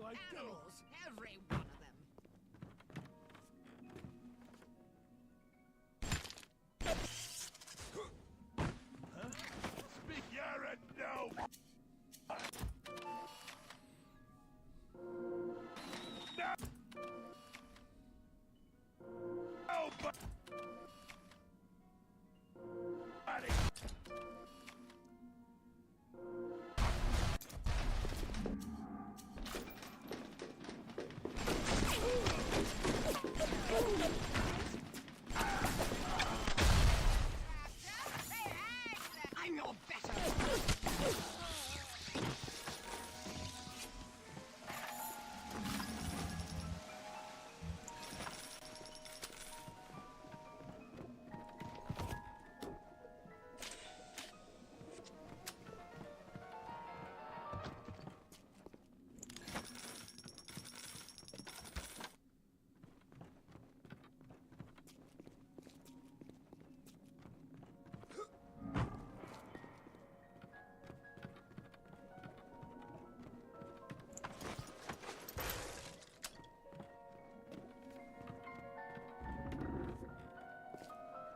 Ew.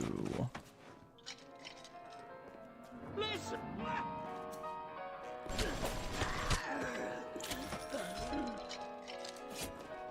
I can't afford this shit.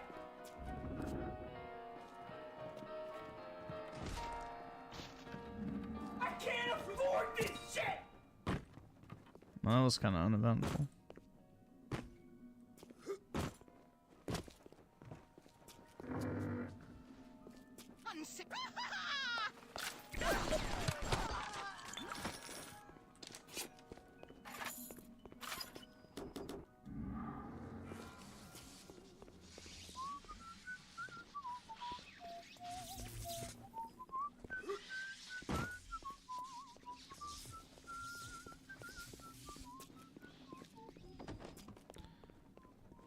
Let's see. So, Hopium Gardener with the 2. Would you kindly... Where is it? There it is. My mother twitted my fucking tipples. Hell yeah, dude. And Ricardo Cumsucks with the 5. How do you do this? How on earth do you balance regular job with doing this every night? It seems like madness to me. How in the world are you fresh? Basically I work from home, so I don't have to like wake up to commute or anything like that. So, and then I just like this afternoon, well, I guess not afternoon. At night, I fell asleep at like 9 p.m. and then woke up at like 12:30. So that was my sleep for the 24-hour cycle.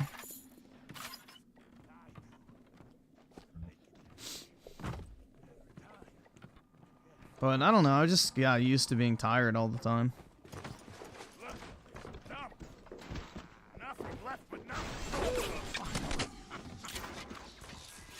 Look at my home, torn apart by Fontaine and his pigs. Whore! Let's hope she is, bro. Somebody in the city needs to put out. You will not believe me, but there was a time when this was all so beautiful.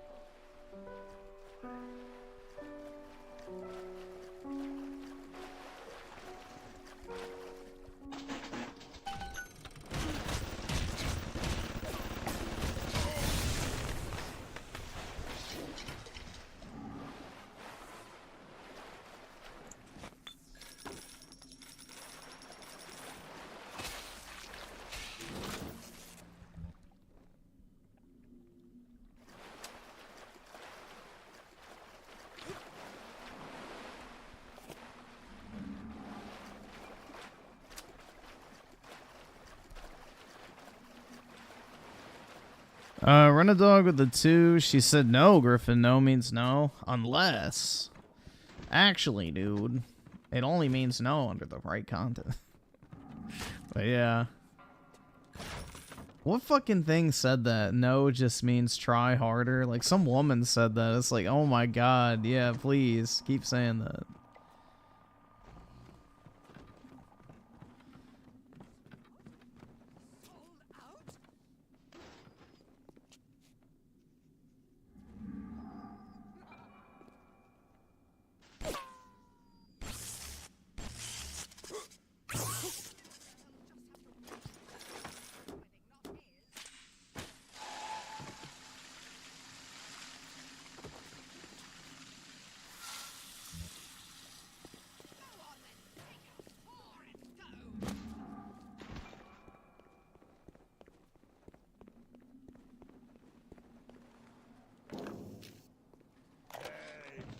Looks like things have gone busto between Fontaine and his little German beanpole. Why a guy like Fontaine would waste his time with that spooky crowd when he could be getting the gravy from any dish he chooses is beyond understanding of this paparazzi. Even reset the door code to 5744. They need to be double sure that beanpole don't spout up in his yard again. I don't like this any more than you do, kid. But you gotta understand where I'm coming from. I got 12 years down here. Big investment. Man can't walk away from a long con like that.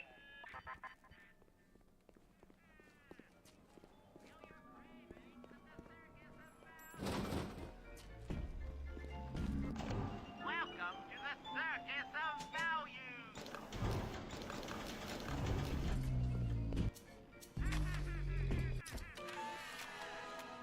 Feel your craving.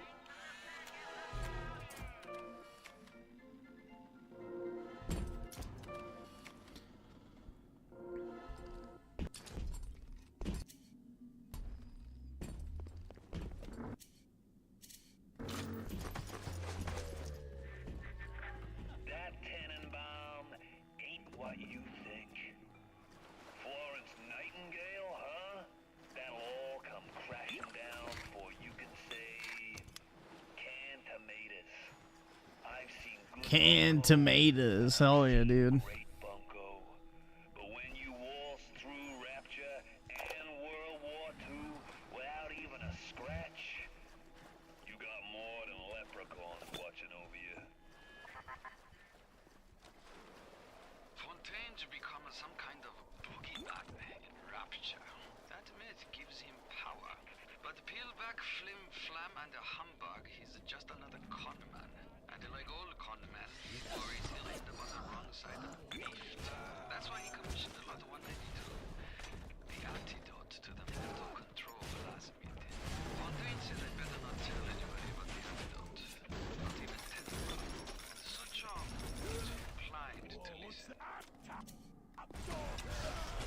Always secrets when with Suchan, always secrets. He must have this lot 192 in his labs near Apollo Square. I once stole a dose and brought it to my flat on the 2nd floor. But those tapes would have taken it back to Fontaine's penthouse upstairs. I never knew what lot 192 was for, but if Suchang was doing something in secret, on this I keep my eye.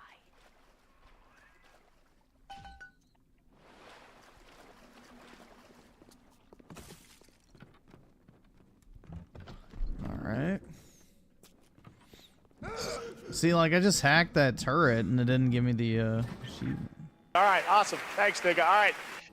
But business is business. Don't let it get you down. What area is this? Apartments, elevator, key. I heard it on the thing, I just didn't pay attention.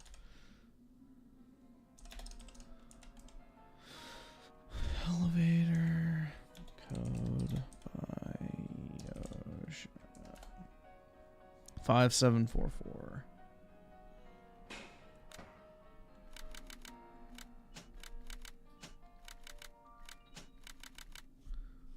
Alright, let me get back. Let's see. I'm key with the 5L Trump. He's racist. Camel Toe should have won. Oh my god, you're so right, I'm key. Also, I want reparations. Then I will like him. Camel Toe's a brown woman, so I respect her. Trump's white. So he's bad? Well, I'm key. She's not your type of brown, so she doesn't care about you. You're not part of the, whatever the fuck, Indian family. You're the wrong type of Asian, bro. Ricardo Comstocks of the 2. When do you sleep? Just whenever I can. Usually like between 4 and probably like 8 a.m. But sometimes I can't fall asleep, so I'll just sleep in the afternoon after work.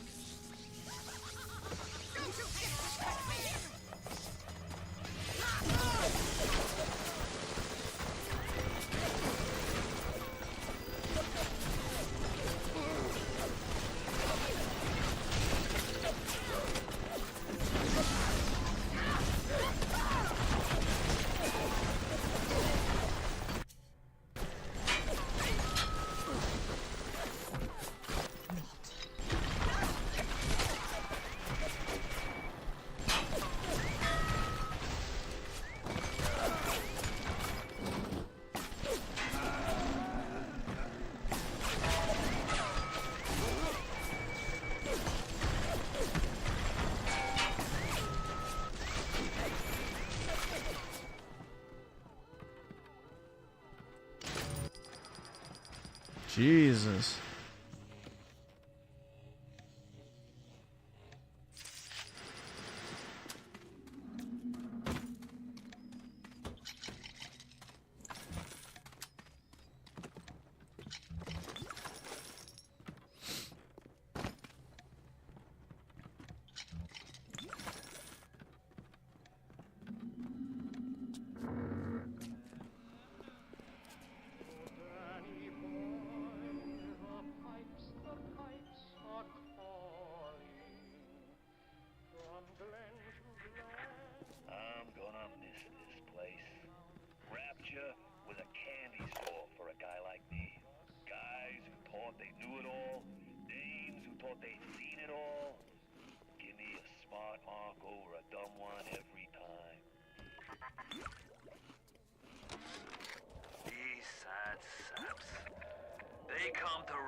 Thinking they're gonna be captains of industry.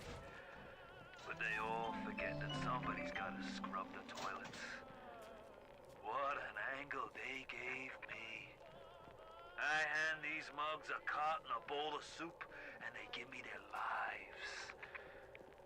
Who needs an army when I got Fontaine's home for the poor?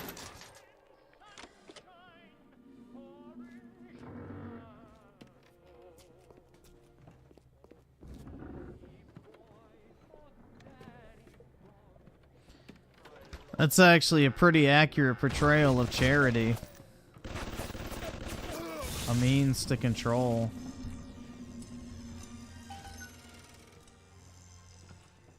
So see, I just hacked that. It didn't give me the trophy, so.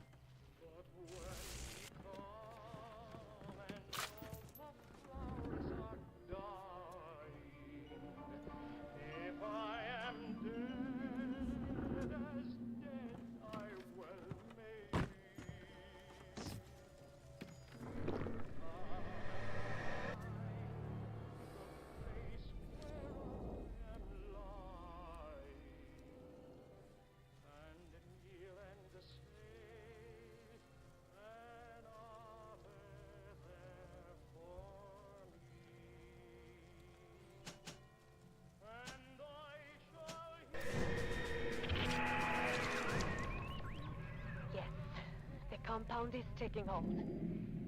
The effects of the mental suggestion are now gone, but there will certainly be side effects.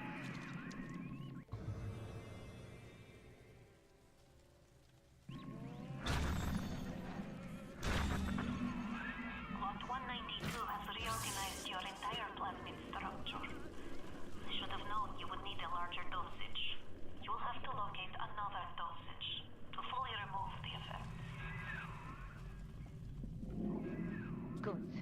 Now go find Su Chang's lab in Artemis Suites. In there, no doubt there will be more of this Lot 192. It's a nice room.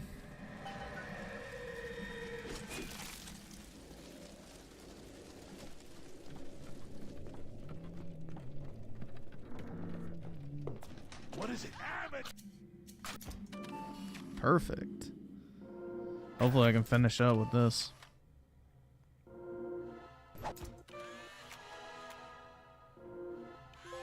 There we go. Yeah,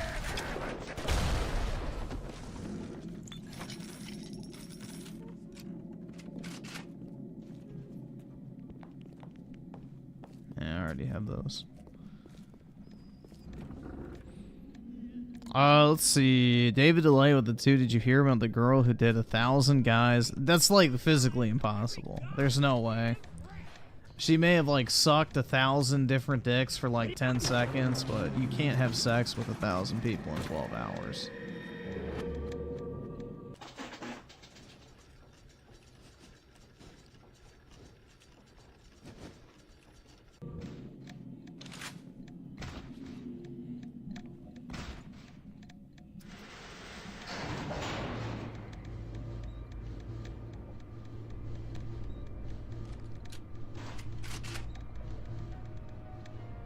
That's like physically impossible. These horrors are just gonna become, you know, basically like, you know, the equivalent of a succubus, just completely soulless, you know, shells of human beings.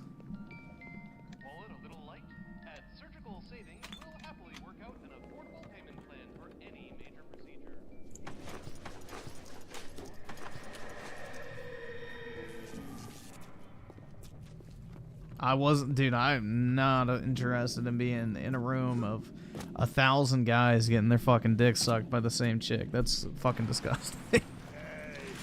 Get out of my territory!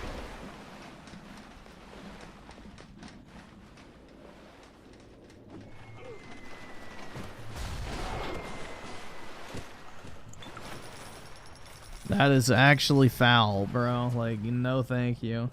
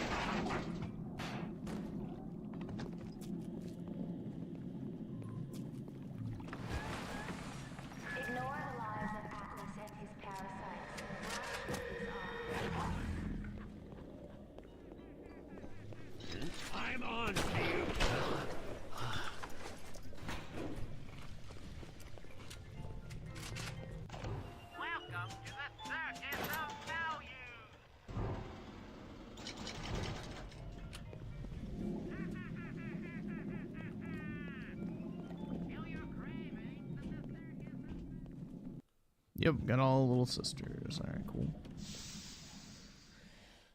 So Apollo Square, I'm almost done with the game now.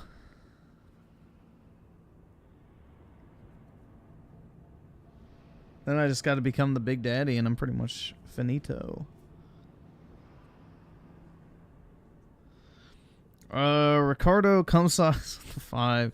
This is a schedule you cannot keep. When you get older, it will wreck you. Trust me. You want a full night's sleep. Oh, I've been doing it for like 3+ years, so I'm alright so far. We'll see. But yeah, I mean, realistically, I'm not going to be live streaming and shit every single day for the rest of my life.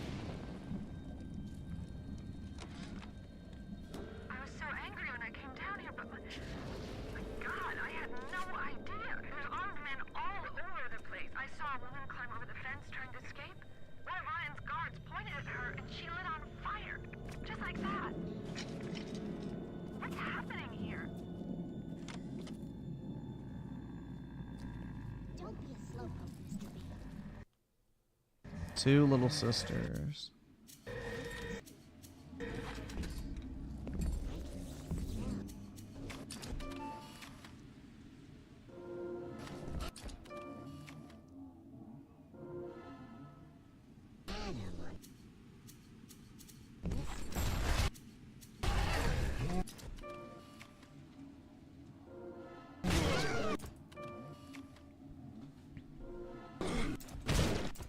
Damn, they're really being stingy with that.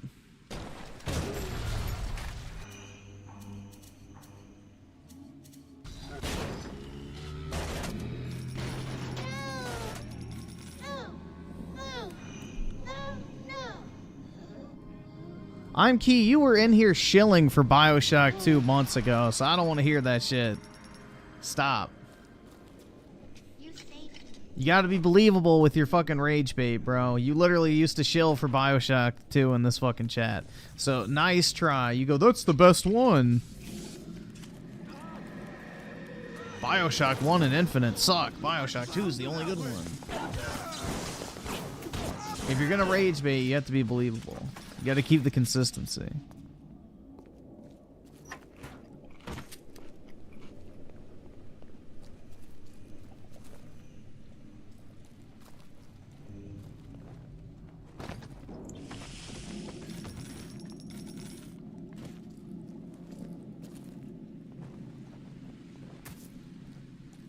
Uh-oh.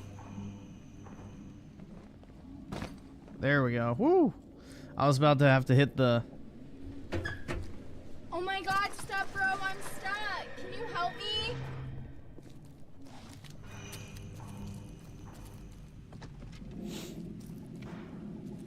I think I only have one more research thing to do. Level for the Big Daddy, so I should be able to finish that.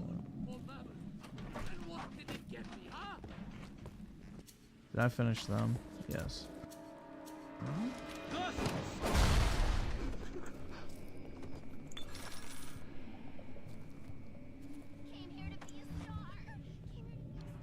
Not too late, not too late.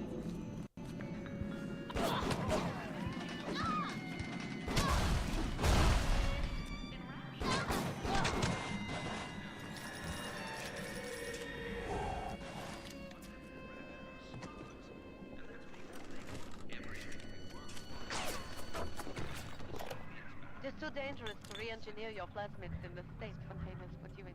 You'll just have to make do with what you have. I bribed one of the gorillas at the gate to let me in. It's awful in here. To my right, I can see a dead woman lying in the street. Everybody just walking by her like she isn't there. But I noticed something spray painted everywhere. Atlas lives. I don't know what it means, but something tells me it's important to these people.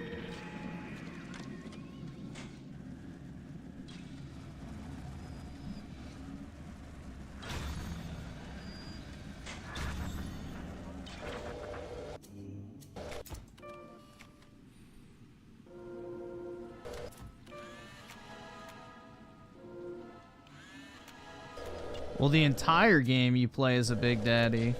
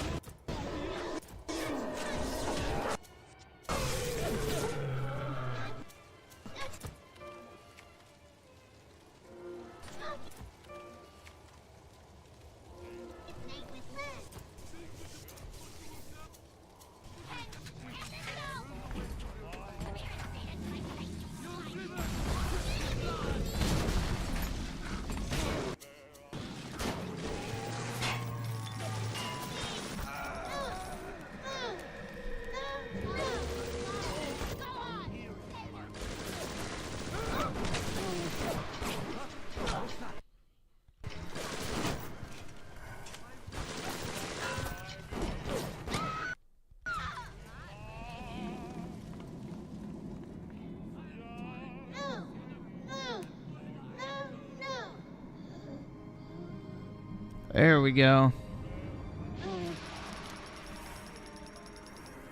What can I really do for these little ones? I am tainted by sins. But you, perhaps you unlock a future for them that I cannot even imagine. A little one heads your way with a gift. Please be careful.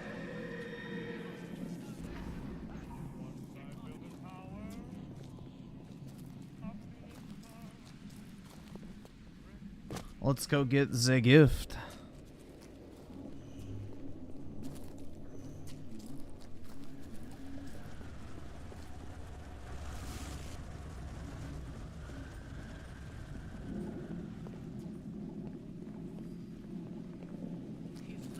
Where was it? Fuck.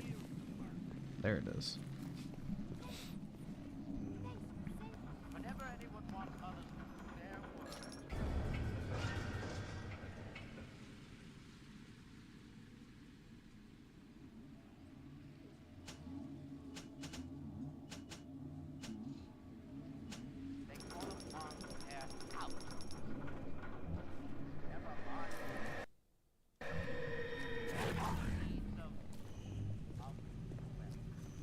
Alright. So done with the Big Daddy, or I guess not, I need to photograph one more. I also need Houdini slice.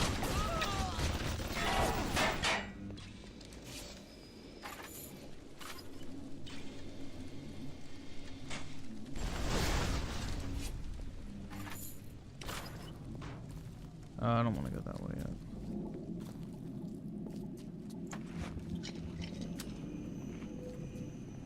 Griffin's gooning to Peach when he's quiet. Oh, yeah, definitely, bro. But who's Peach is the question.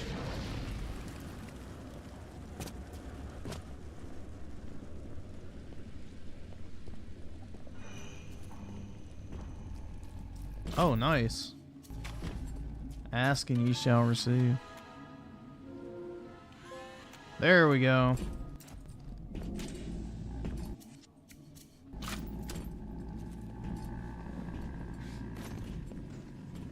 Sweet.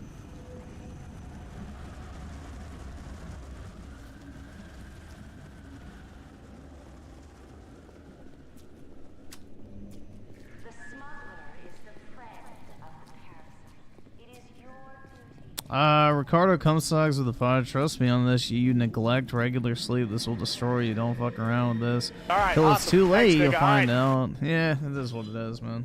I'm good for now.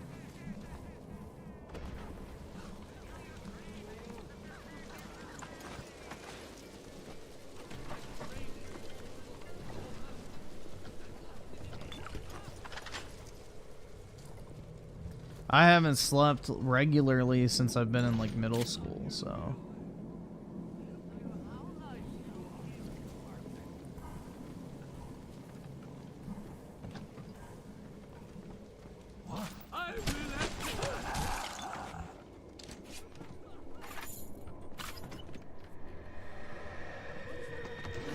I'm gonna have a heart attack? Well, don't you have to have a heart for that to happen in the first place, dude? The only thing I have is a gaping hole where a heart should be. So no one understands who I am.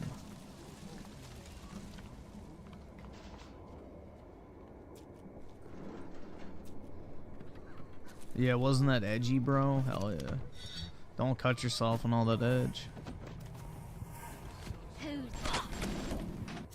I think I finished that. Yes.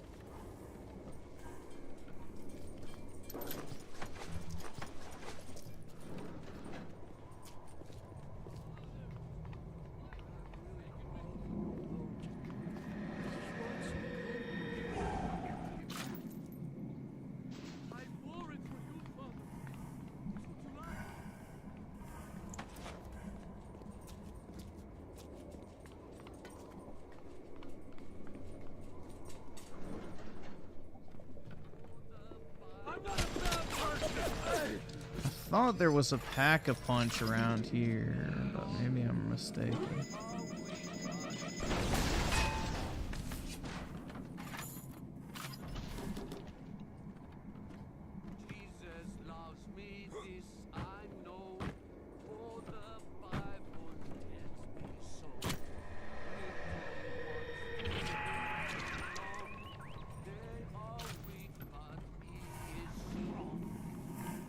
Yeah, there it is.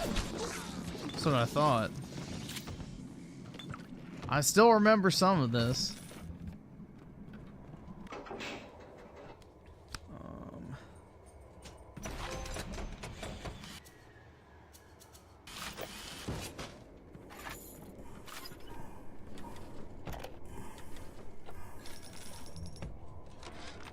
Never play a man for the short con when you can play him for the long one.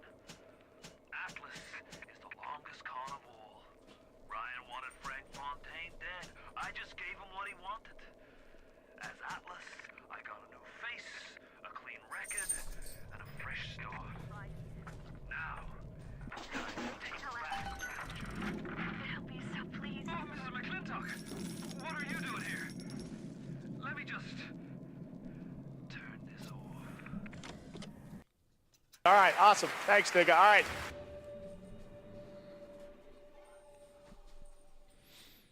Oh, let's see. Diego Cruz with the 2. What other Xbox games you think? Pretty much everything, man. Apparently Fable's coming. Avowed might be coming.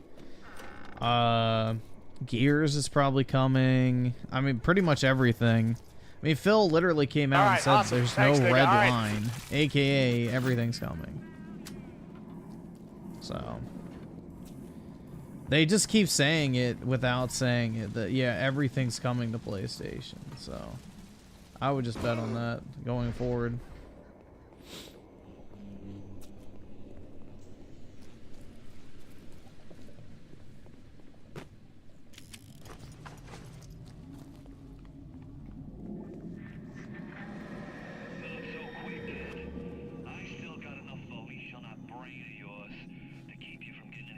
I can't afford this shit!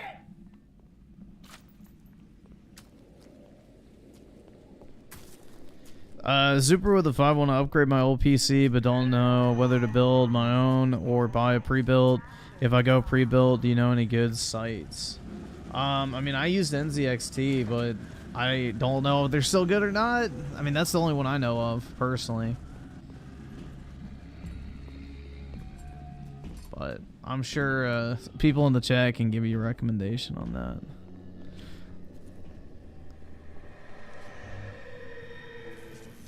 I don't know, because, like, I haven't ordered a PC in, like, closer to a decade at this point, so I'm not really too familiar with where's a good site to order from.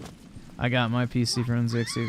Yeah, I mean, everybody I know that got a PC from NZXT likes it, so I think they did a good job with mine. I mean, it's lasted almost 8 years, so it obviously doesn't have a bunch of issues.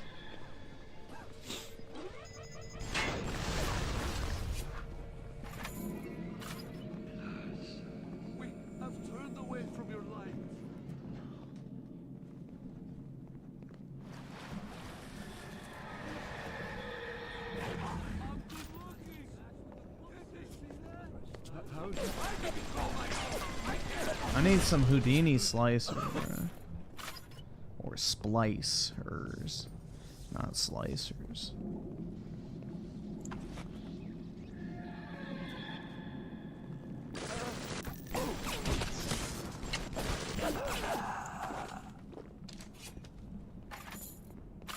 It depends on what game I'm playing, but typically, no, I don't hear, like, the fans.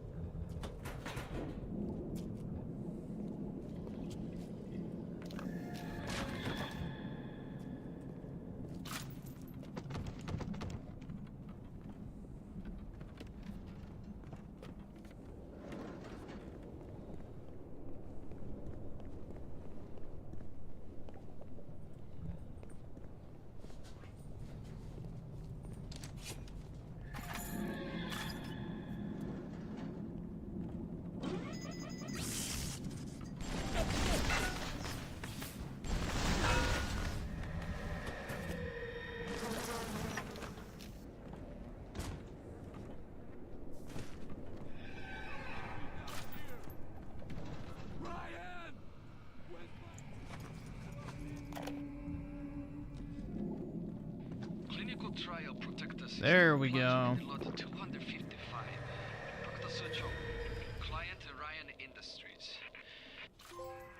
Now you are having freedom. Su Chang's drugs should have no hold on you.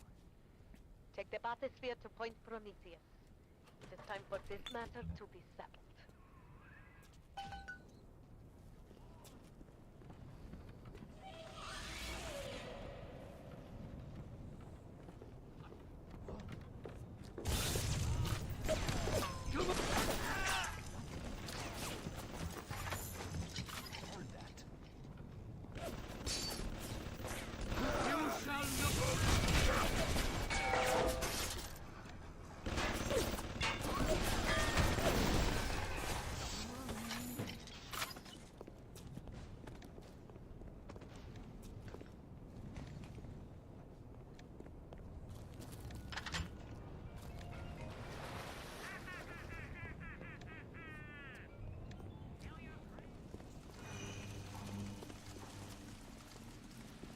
Alright, now I can go spend my Atom.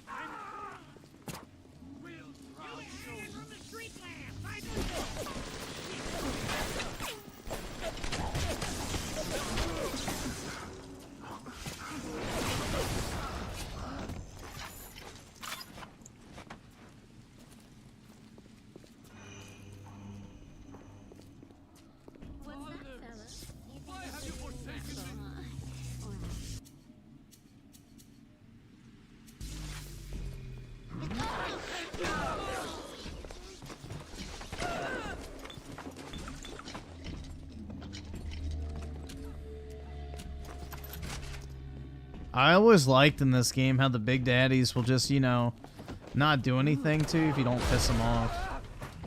I thought it was a nice touch.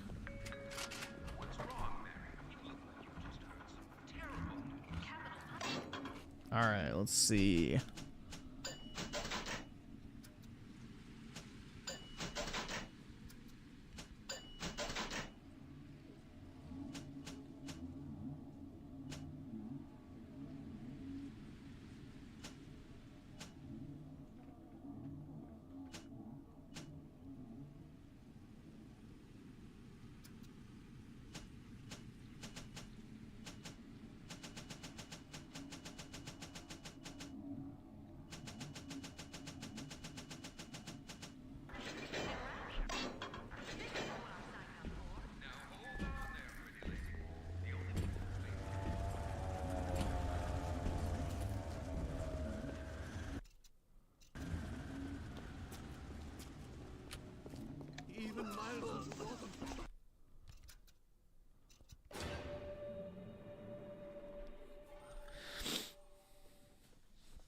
Circus of Value Simulator, that's right. Ricardo Comstocks with 5, you are not good. I'll be alright, bro. I'm fine. It will fuck you up beyond belief. You need sleep. Yeah, well, once I get to be like 30 something, I'll be good, but until then, I'm fine. I've always been able to function with very little sleep.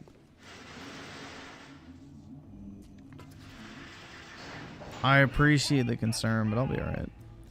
I'm Q the 2. Shout out Toronto. Shout out my brothers from the 6. You're a Canuck? Ew.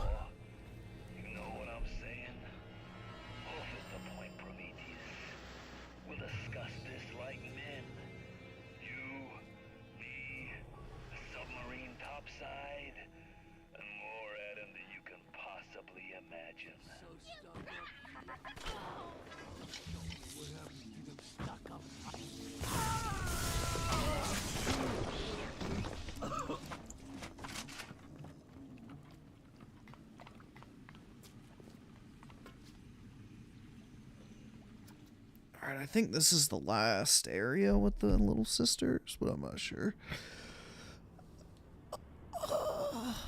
Oh.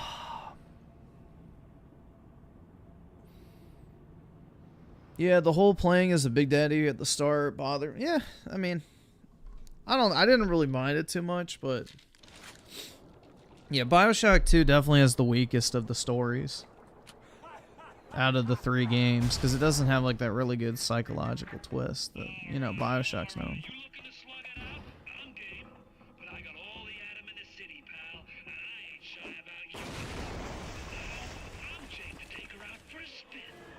What is this you wait for? Go and get this idiot!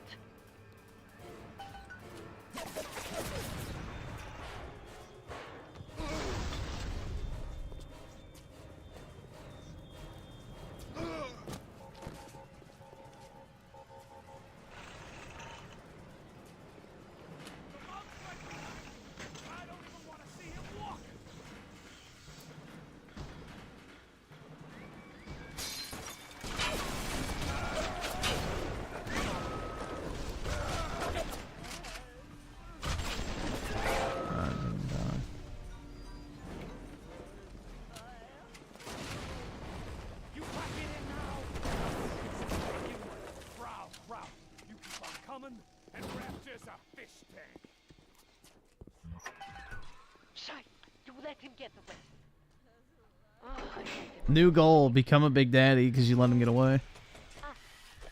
All right, awesome. Thanks, nigga. All right. It'll be no problem. Find a big daddy and search his body.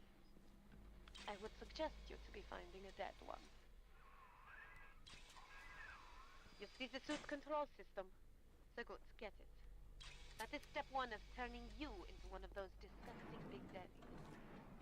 The only way to get through that door Fontaine went through is to have That's the only way to turn you into a disgusting big daddy. But you if you look like, sound like, and even smell like one of those big stinking brutes.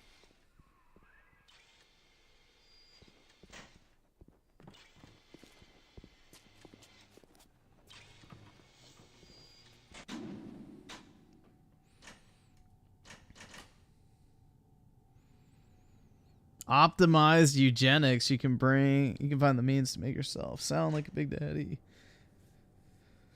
smell like a big daddy, and look like a big daddy. Hell yeah, dude. They call me. Soon they'll be unable to not call me daddy.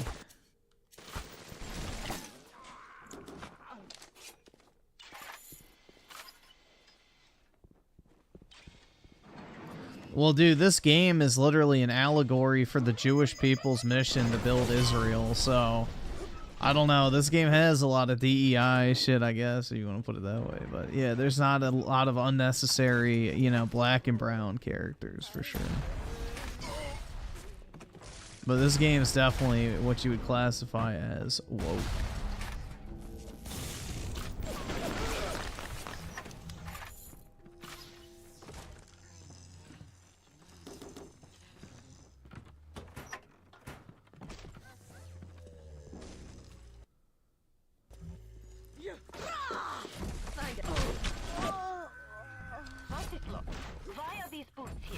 There should be in fail-safe armored escorts.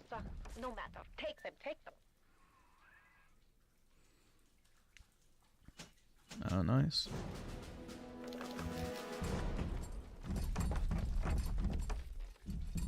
There's a little sister around here somewhere.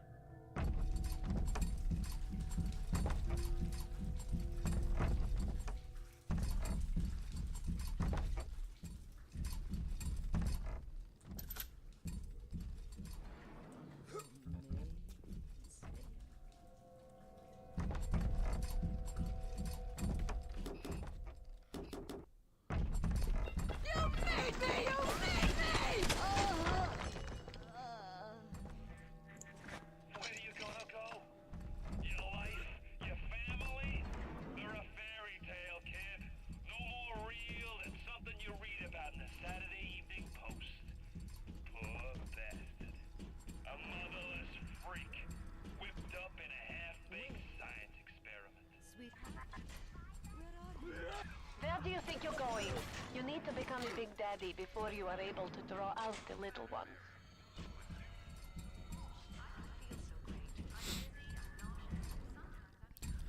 Sweeping Hamster with a 5. Bioshock 2 is a story about getting custody of your daughter back from your abusive ex. Kinda.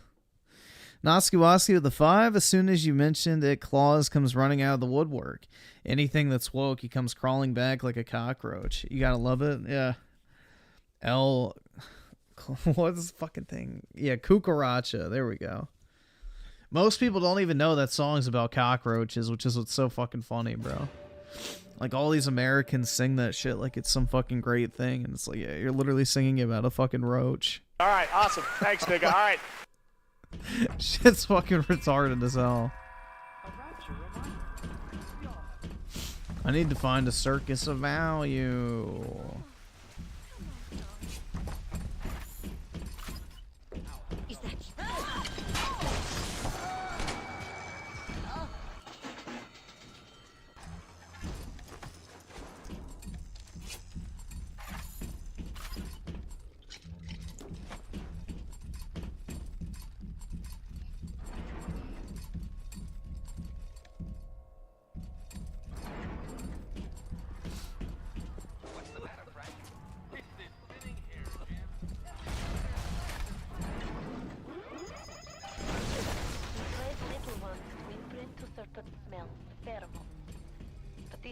Like putting on aftershave. You will need 3 industrial applications of this stuff, and then the little ones will be thrown to you like a bee to honey. You will have to gather 3 pheromones here. Pedo perfume. Just like a big daddy. I can only be glad I am nowhere near you and that awful stink. Why the little ones are thrown to the smell of those pheromones is beyond anything I can understand. Oh, nice. I need these.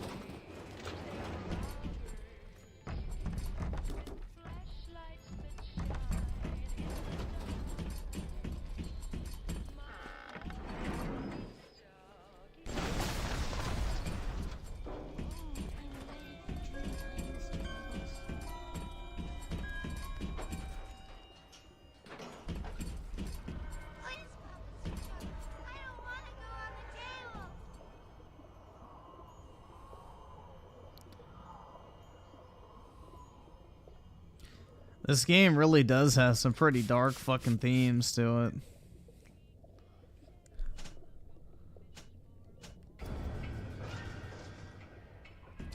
It's good start.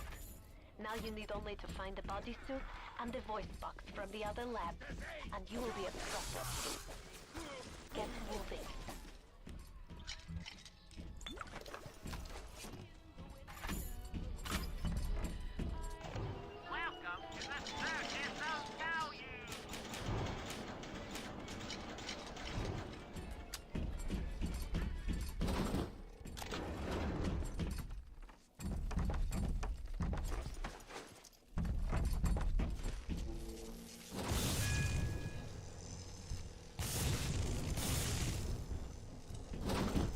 Huh.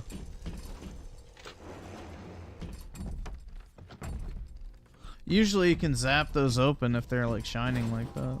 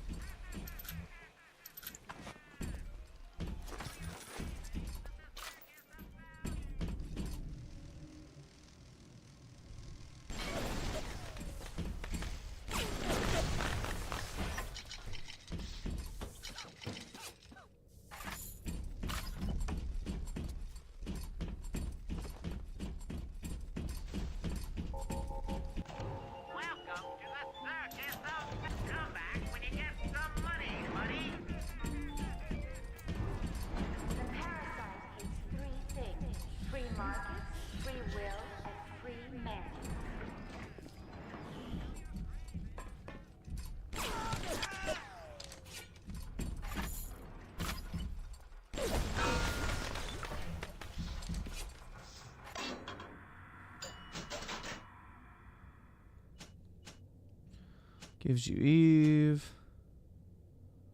Invisible.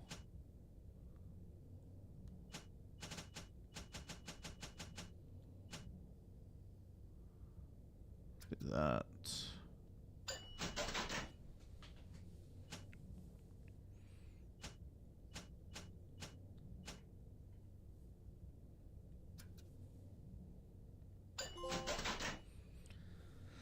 Hooray! The health upgrade.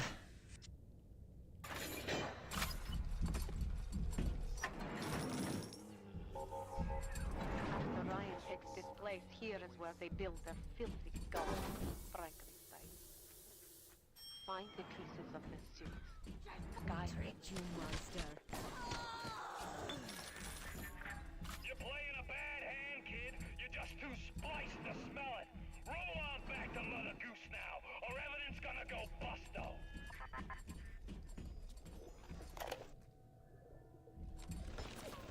God damn it. The Big Daddy boots need to be shipped to here. Not a damn library. What kind of idiot is Ryan hiring nowadays? This kind of bullshit never happened on the Fontaine.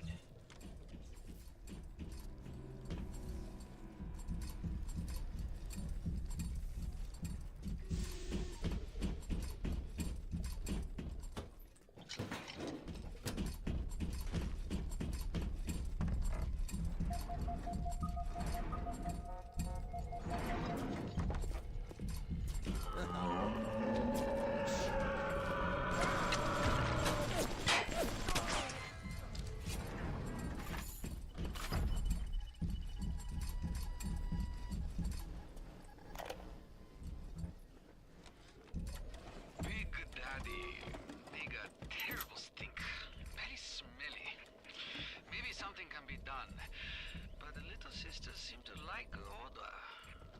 Now we have to find the recruits. You become Big Daddy, it's a one-way street. But Ryan says don't worry. Recruits will be no problem. That's Ryan. He's a good guy. I hear little sister somewhere.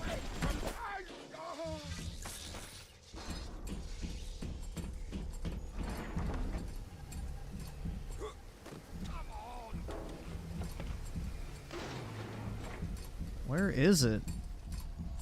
Down here, maybe? This is where you find bodies. The sound direction in this game is kind of hard to track at times.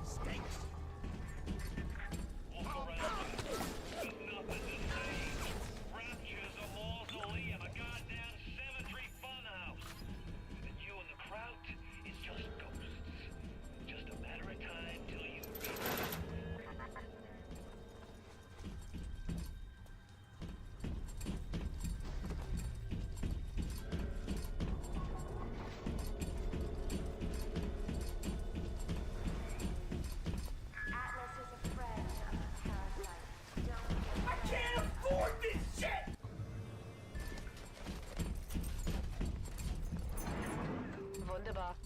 All you need now is helmet. I'd turn tail if I were you, kid. Ain't nothing here for you but tears.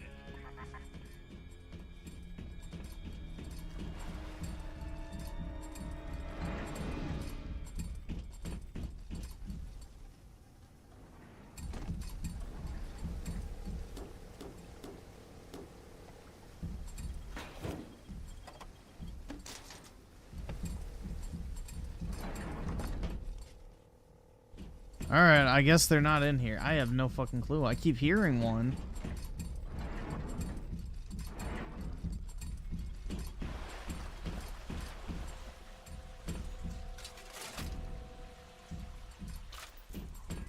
Look at you. We will make Big Daddy out of you yet, I think. There is only one piece missing. The voice box modification machine in optimized eugenics.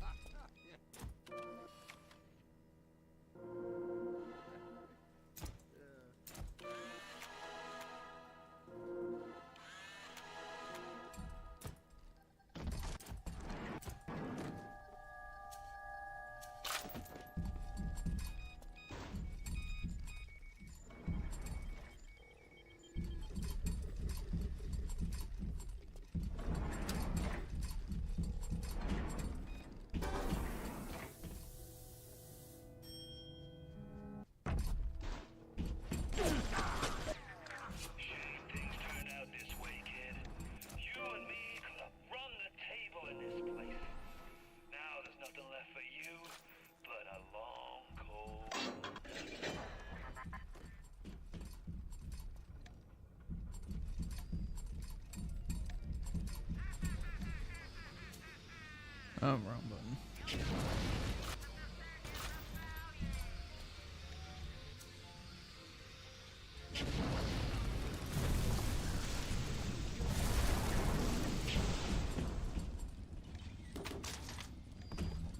Oh, the cat. Rip.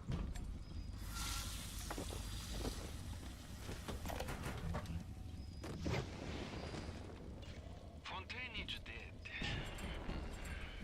Bad for Fontaine. Good for Sir John. Play hard to get for a bit. Here is where you be fighting. All right, awesome. Thanks, nigga. All right. Sounds like one of those big daddies. Repulsive creatures.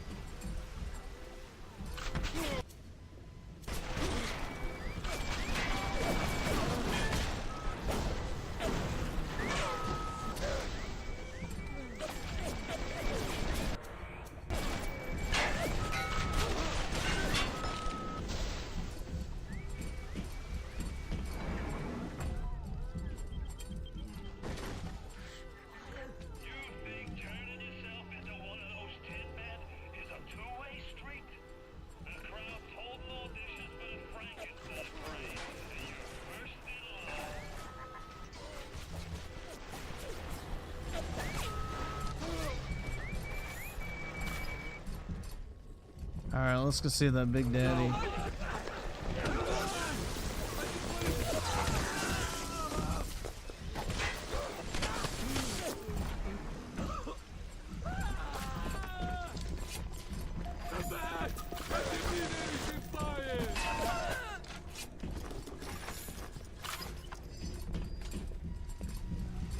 Is he actually gonna get a little sister out? Let's see.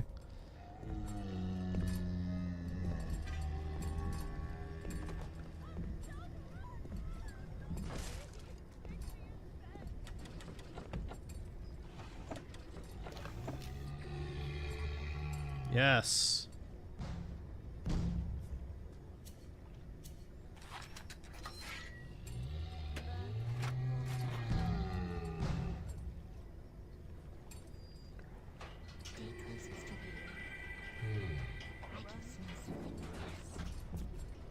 Thank you, Mr. B. Time to go, Mr. B.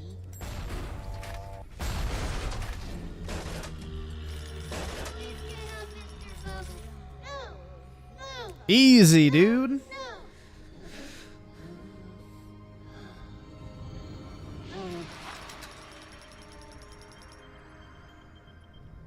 Thank you. Sayonara, nigga!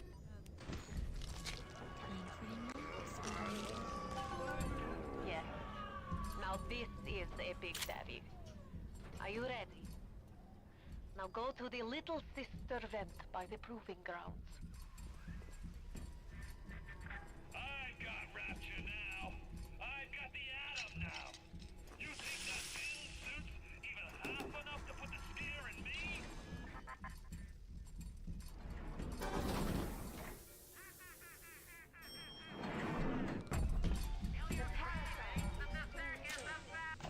Welcome to the circus of free will and free man. I wonder where that other Big Daddy is with the little sister. I would like to find that before I move on.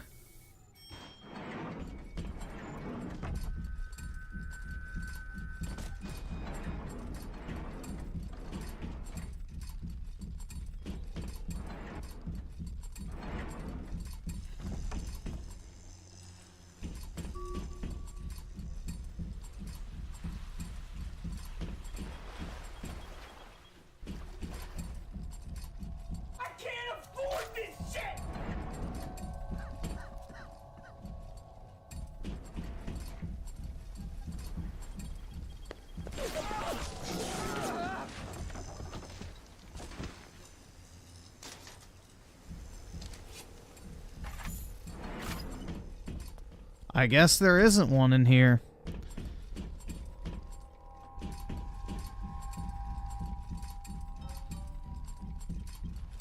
Bro, I could have swore I heard a little sister talking in here earlier.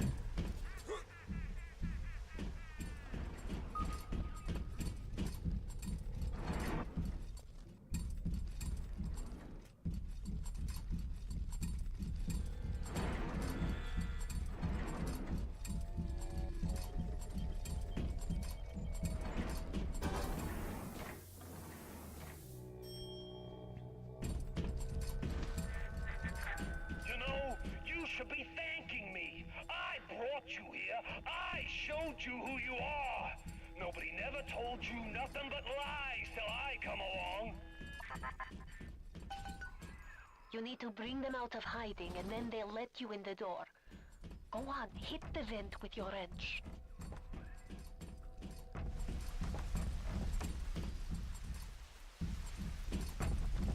Maybe if I go into that other thing and one will have respawned.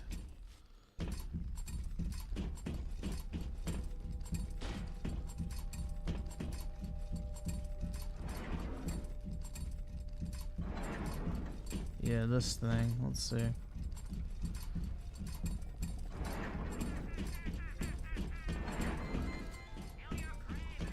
What is this you wait for? Go on. Hit the vent with your wrench. No.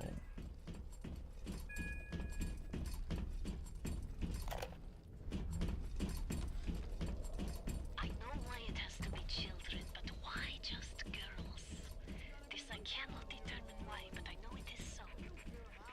Fontaine says, one less bathroom to build in the orphanage. It is amazing to watch the effect of Atom on their small bodies. Their own cells replaced by the new stems the instant they are damaged. These children are practically Nope. I don't know, dude.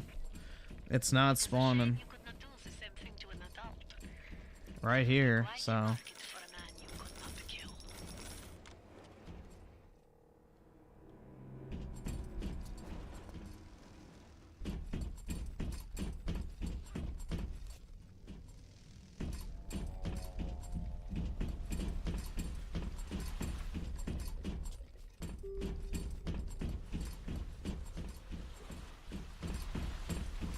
Alright.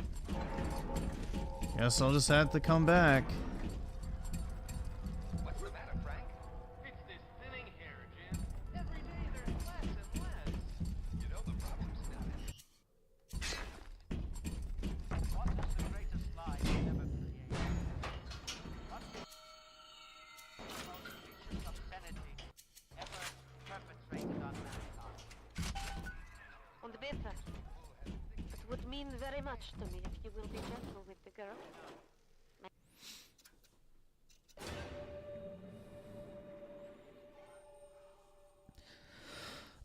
Let's see.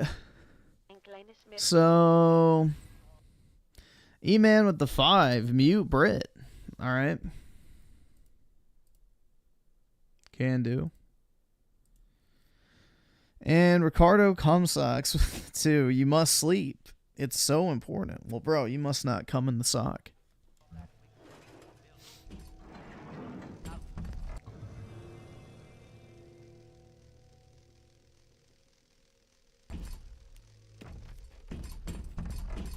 See what I mean? It's like warning me I haven't harvested them all.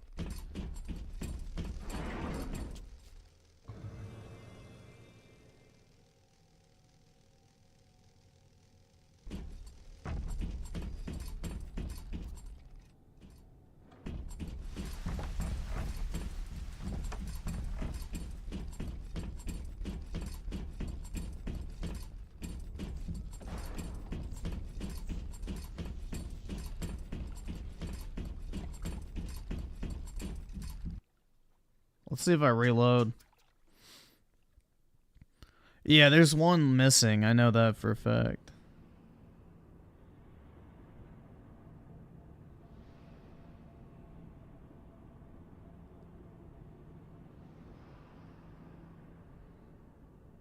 Yeah, I know you can follow the big daddies. There's none alive. So, I killed them all. Because I'm pretty sure I have all the little sisters in every other level. Let's check.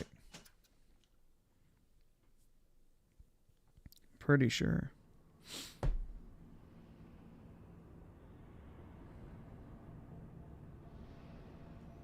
Drewski with the 2. I just completed Barbie Project Friendship to 100%. Well, congratulations, man. I hope you had a good time with it.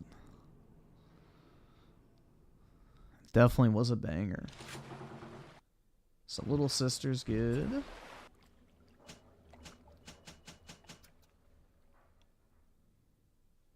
I can't afford this shit!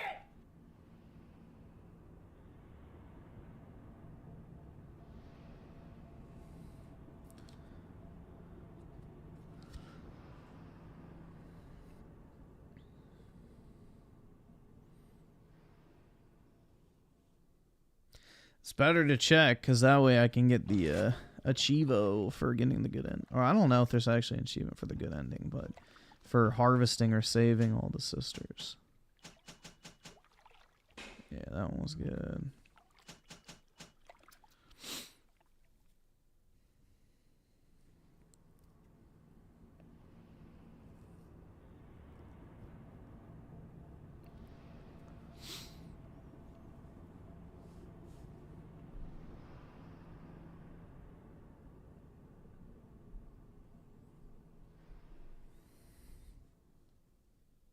All right, awesome. Thanks, nigga. All right.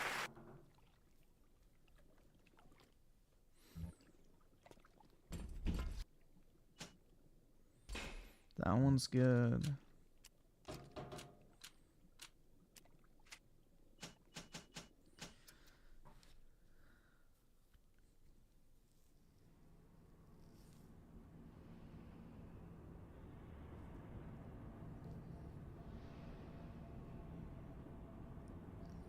Oski Woski with the 5, by the way, the guy that was working on his masterpiece. No, I didn't do that one.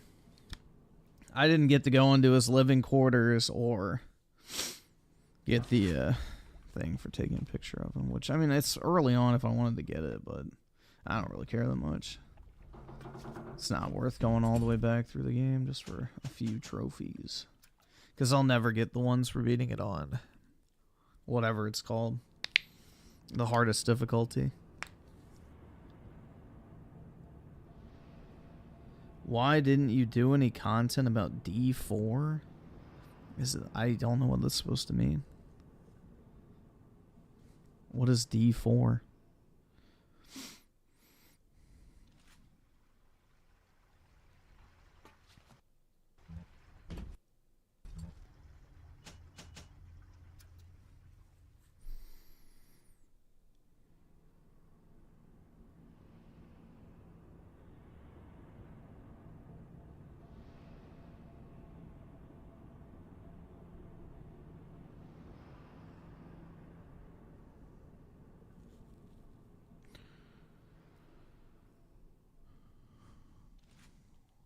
Alright, that's good. Alright, let's see if this reloads them. I don't know. I should be able to find one. It's literally telling me to go find it before I end the game. But...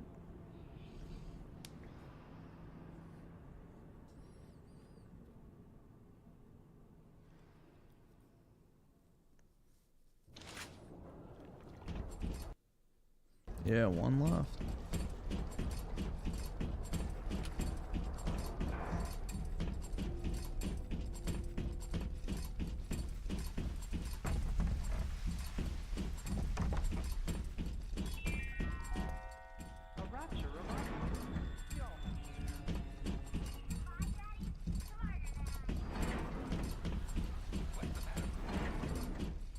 None of that regulation stuff always slows things down.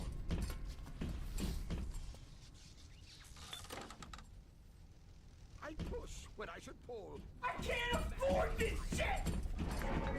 Andrew Ryan asks you a simple question. Are you a man or a slave?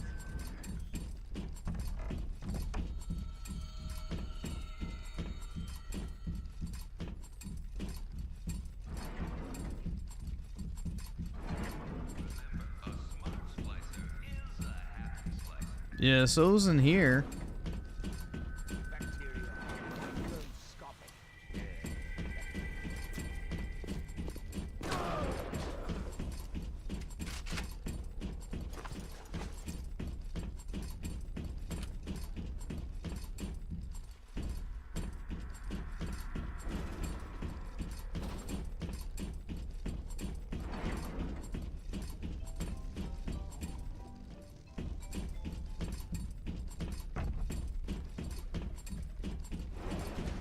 No, the game specifically tells you to go find the last little sister. It gave me a warning that I need to go find the last little sister because I need the atom.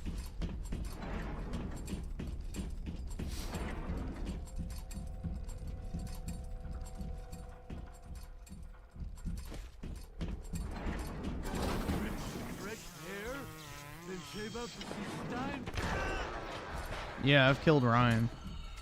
I'm the big daddy right now, so...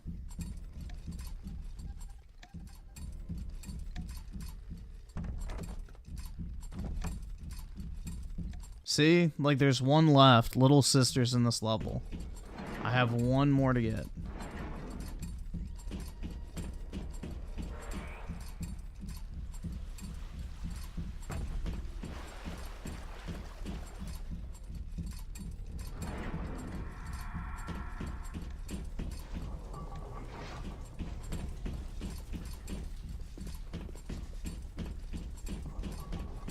Yeah, I'm at the very end, so...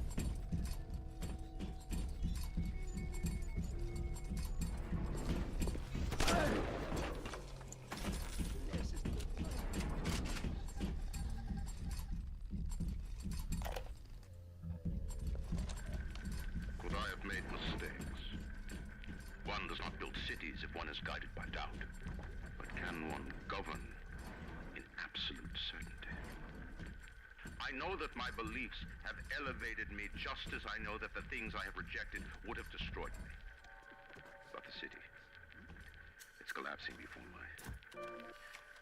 Have I become so convinced by my own beliefs that I have stopped seeing the truth? Perhaps. I'm about to look this up. Destroy me and destroy my city. To question is to surrender. I will not question.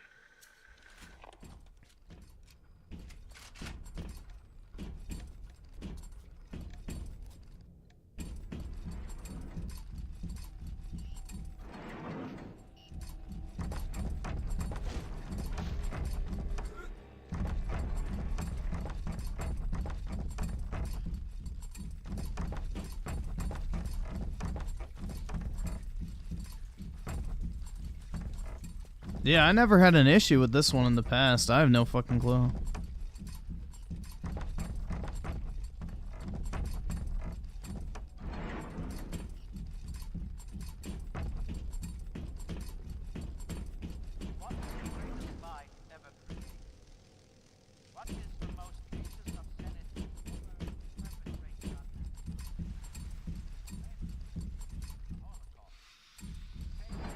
The parasite eats three things: free markets, free will, and... Alright, let's see.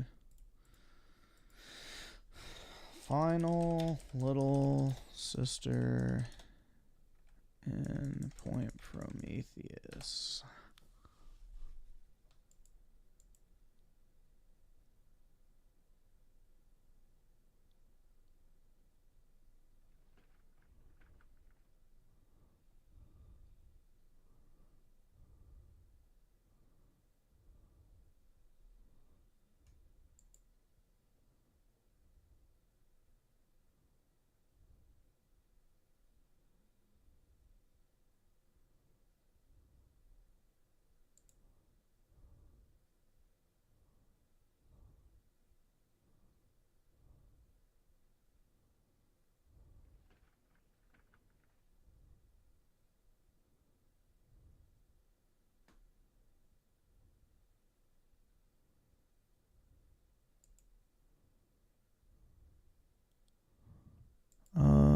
Let's see. Apparently this is a known issue. Point Prometheus. Little sister location.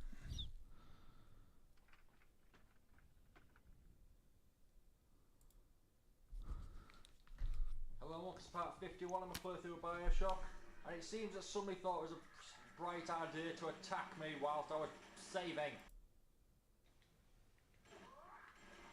I knew you were up at Tarring Head, you piss. Here we go, found him. Alright, that does not help me at all.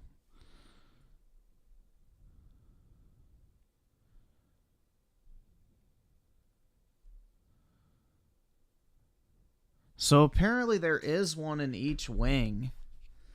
So I need to go back to that one here. I think that I didn't get one.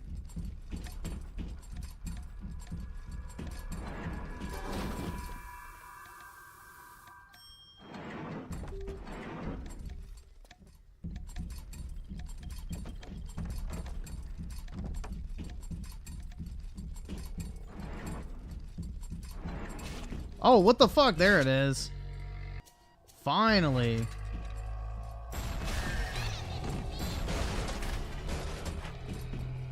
What's wrong with you, miss? No. Thank God, bruh.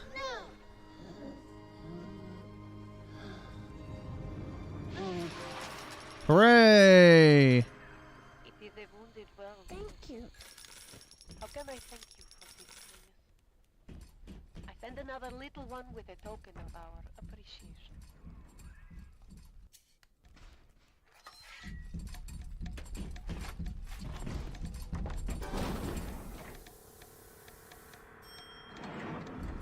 Hooray! Alright. Got that done. So now I can proceed with the story.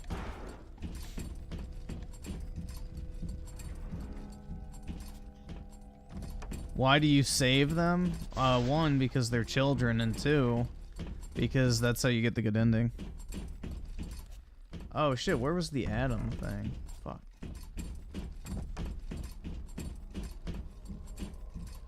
There was one in here, right? Yeah. Alright, I was gonna say, I thought I...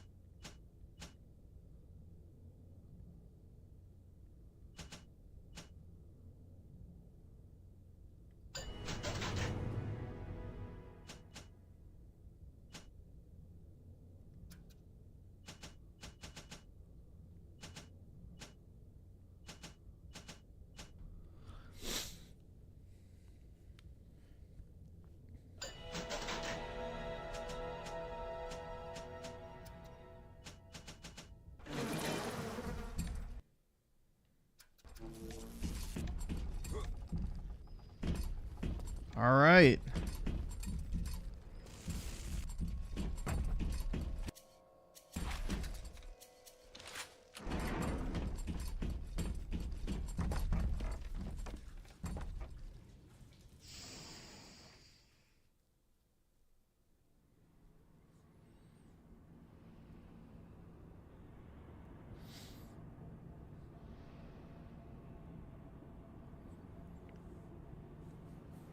Last part of the game.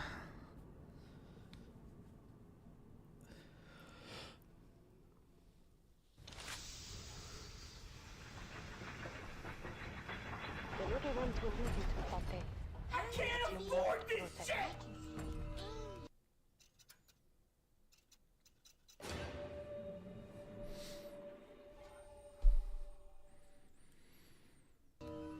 Dancing in the sky. That's it, kid.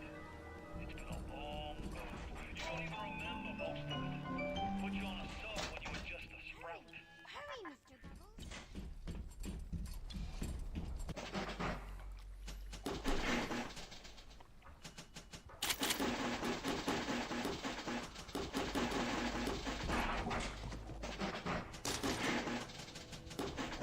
No such luck. Angels don't wait for slowpoke. Don't be a slowpoke, Mr. B. Angels don't wait for slowpoke.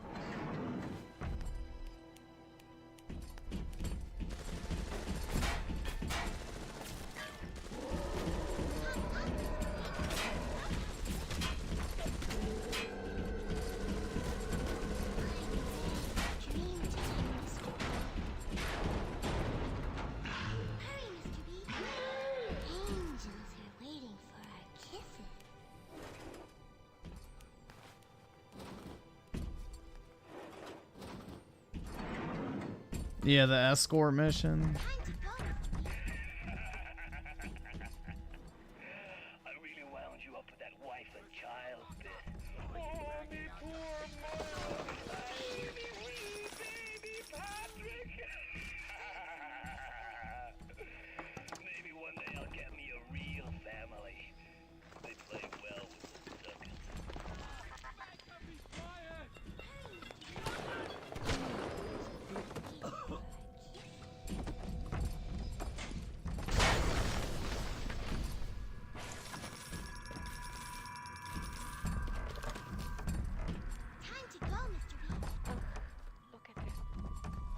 Even though they are physically free of the need together, Su Chung's mental conditioning still holds them to their terrible past. For sins such as these, he can never atone.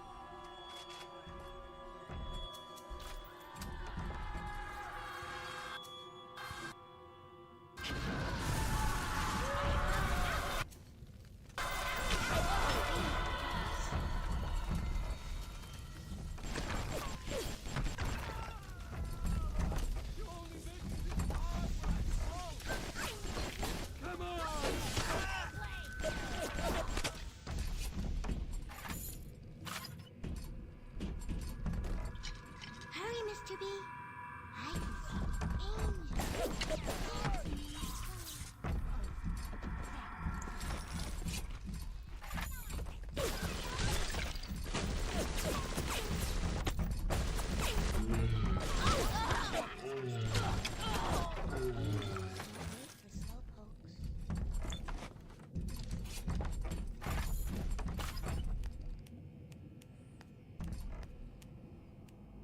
Hurry, Mr. B. Angels are waiting for our kiss.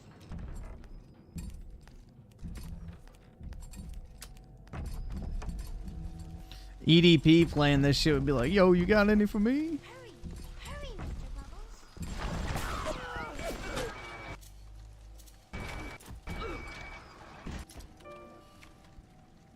You got any kisses for me? Shit.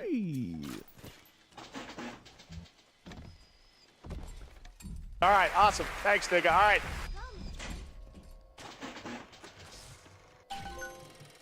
Alright, well, it gave me the fucking trophy that time.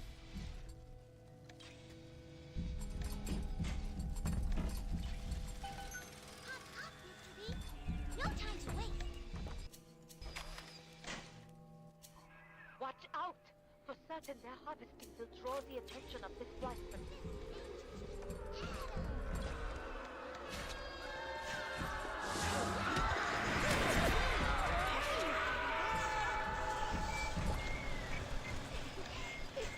Angel looks like dancing. I like it. Hurry, Mr. B.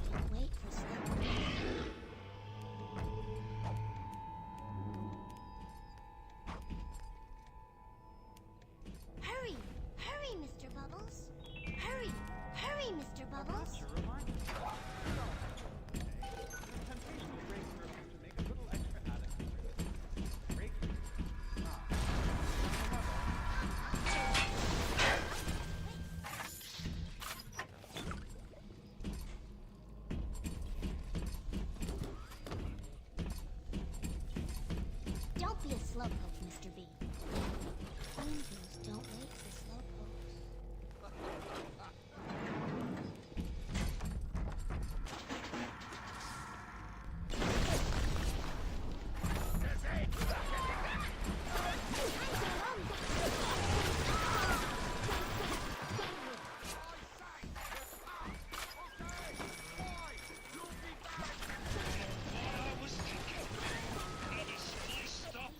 The whole time I was down here in this aquarium.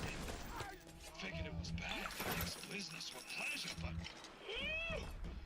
forget all the nose candy and floor polish I've been wasting time with. This stuff is the mother's milk.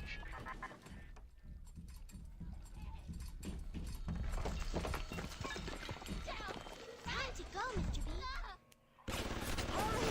The hottest thing will draw the attention of this splicer.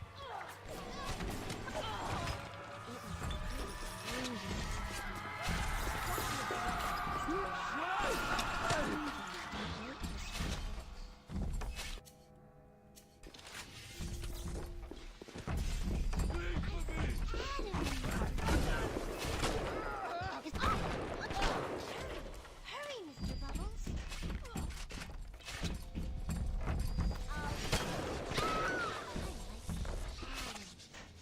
It makes me special. Hop, hop, Mr. B. No time to wait.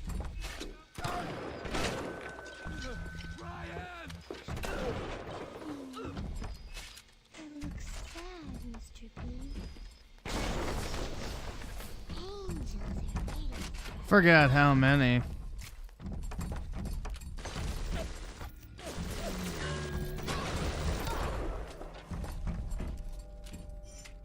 Hurry, Mr. B. I can see angels dancing in the sky. Oh shit. Fucking chat crashed. Forgot how many of these there are, but I think I'm almost done. The escort mission, like at the end of games, is just fucking always such a buzzkill. Don't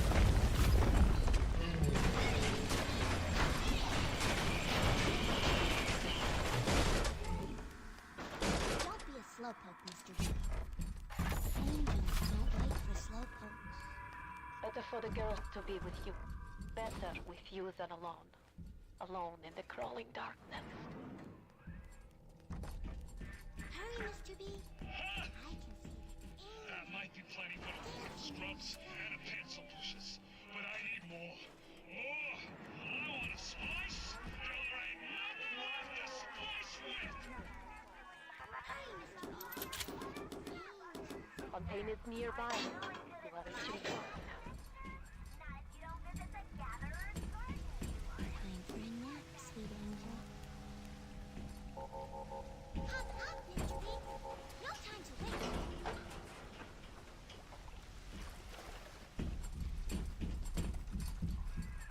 There.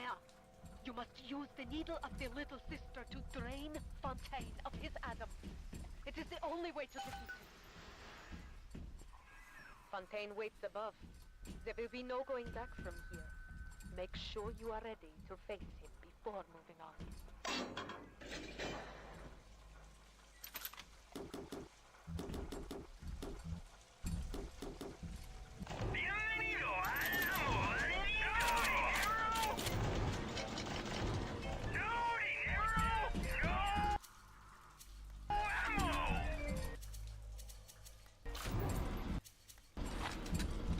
Alright, here we go. The end. Oh, wait, fuck.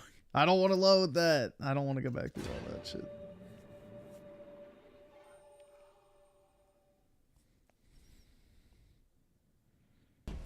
Alright.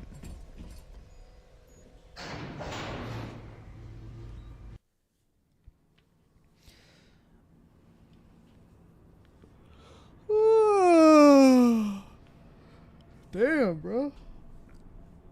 I don't know why I'm tired. Should be more alert.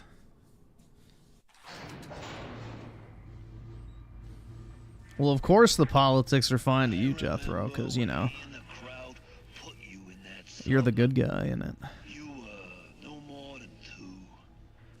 You were my ace place in the whole. Swig some G Fuel? I probably should. Also the closest thing I ever had to a son. And that's why this hurts. Betrayal, kid. Life ain't. What made him palatable? Subtlety, which is dead nowadays. Like, nobody played this shit and thought, yeah, this is about Israel when they played it for the first time, I guarantee you. People had to look into it well after the fact to figure that out.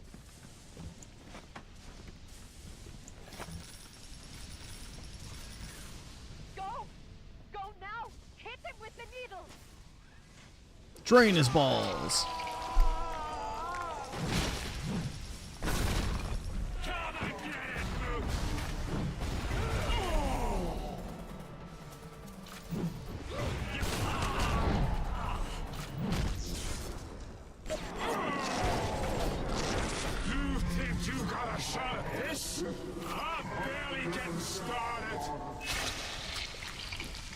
Slurp juice.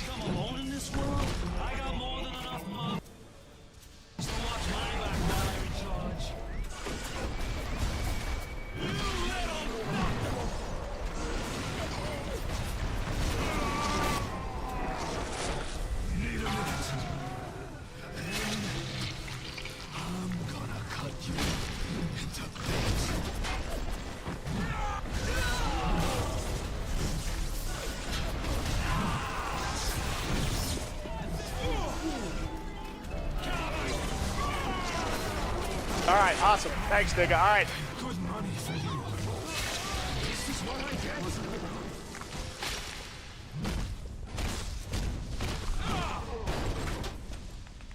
I had you built. I sent you topside. I called you back, showed you what you was capable of. Even that life you thought you had, that was something I dreamed up and I tattooed inside your head. Now, if you don't call that family, I don't know what is. And now, Yeah, it's inspired by Ayn Rand, but the problem is nobody thought it was about Israel. Those are two very different things. Like, nobody looked at Rapture and thought, oh yeah, this is the result of, you know, Jewish people looking to establish their own version of Israel and then outsiders coming in and screwing everything up. That was not most people's takeaway. They offered you this city.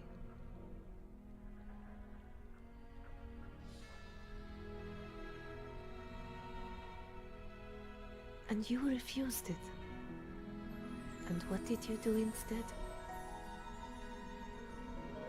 What I've come to expect of you. You saved them. You gave them the one thing that was stolen from them. A chance. A chance to learn. To find love.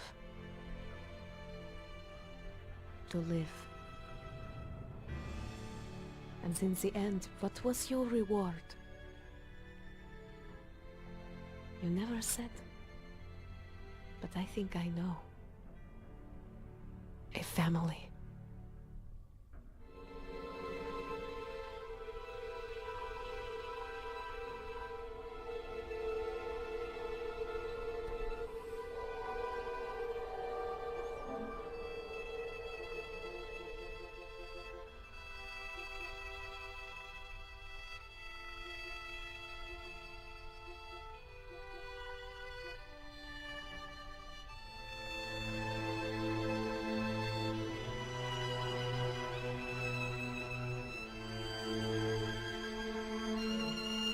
Yeah, so there is one for saving the sisters, I thought.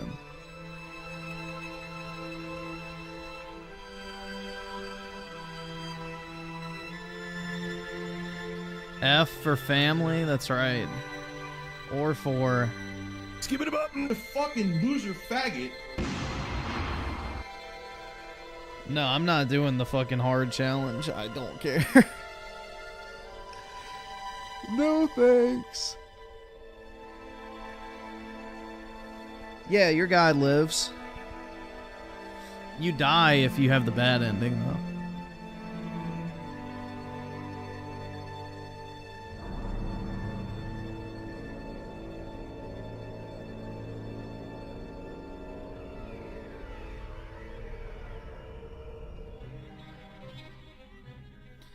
Yeah, I know you can do that. You can just save, but I don't want to play it on a hard difficulty because the game starts to get fucking annoying.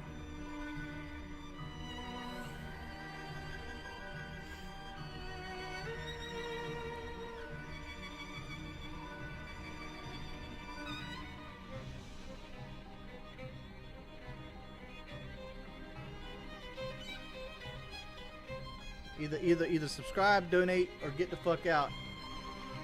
Either subscribe, donate. No, that's not the message of Bioshock. The message of Bioshock is that a Jewish ethno-state works perfectly until outside influence comes in and destroys it. Either subscribe, donate, or get the fuck out. No, the message is that laissez-faire capitalism works fine so long as it's Jewish people conducting business with other Jewish people. That is the message of fucking Bioshock.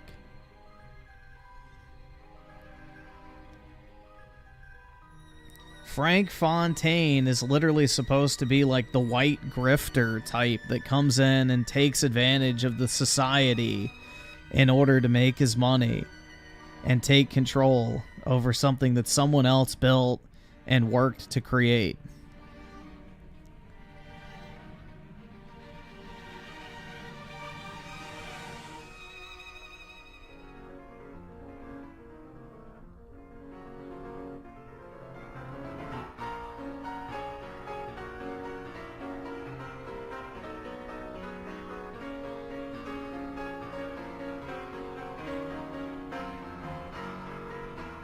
Like, basically, Andrew Ryan is a Russian Jew who fled capitalism in the Soviet Union. Then he went over to America to create his wealth again, and all of the money was being taken away in taxes. So he built Rapture to be free of government overreach, whether it be right or left wing. And essentially what happened is it was a utopia until outside influences got involved. That is like the overall plot.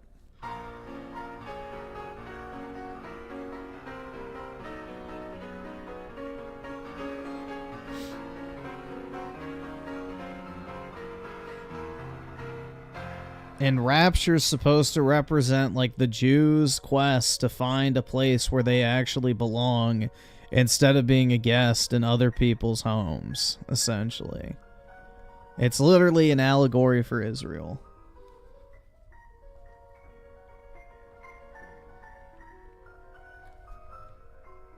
Literally no one thinks of Bioshock like this? Well, the creator does.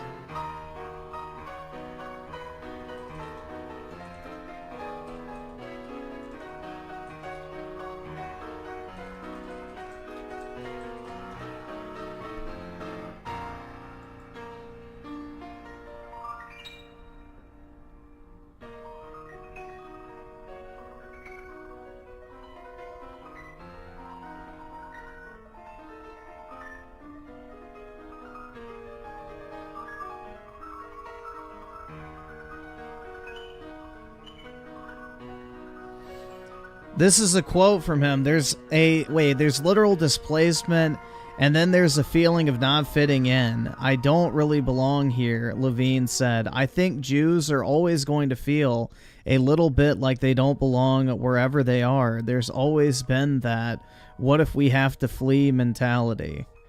Bro, he literally talks about exactly what I just talked about. So you can find this shit. He literally talks about how it's like a Jewish story.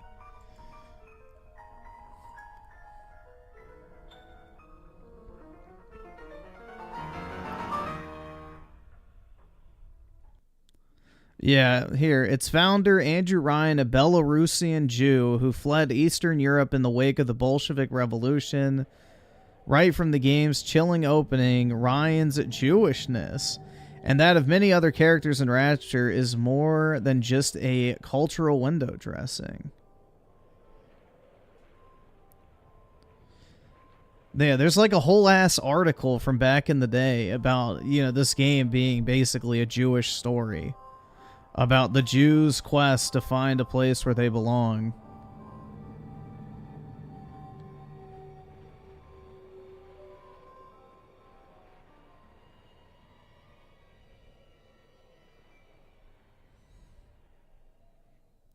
Yeah, Rapture, like Israel, is a response to oppression.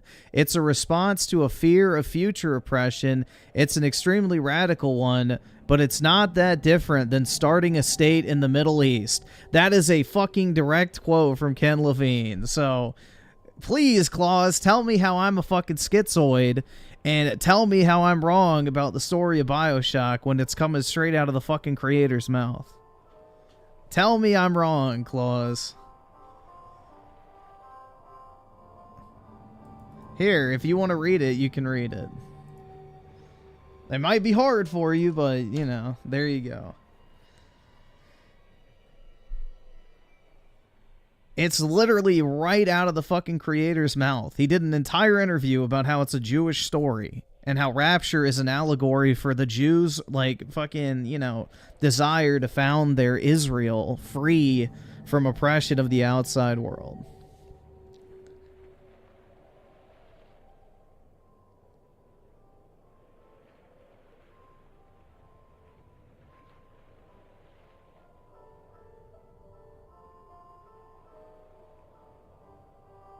All right, awesome. Thanks, nigga. All right. Yeah, it's a pro-Jewish game. I mean, Ken Levine is not exactly a hard name to deduce that he's Jewish. Like, Levine is an insanely Jewish name, so it's not really surprising. You're wrong, dude. I know.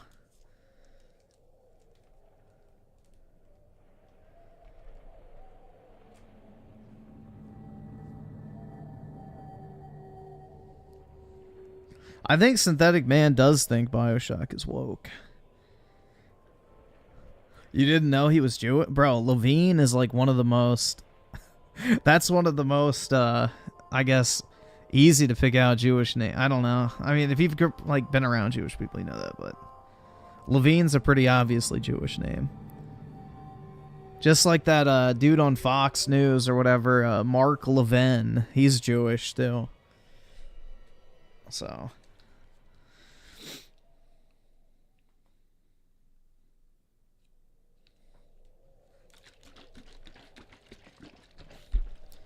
just like Drake is Jewish.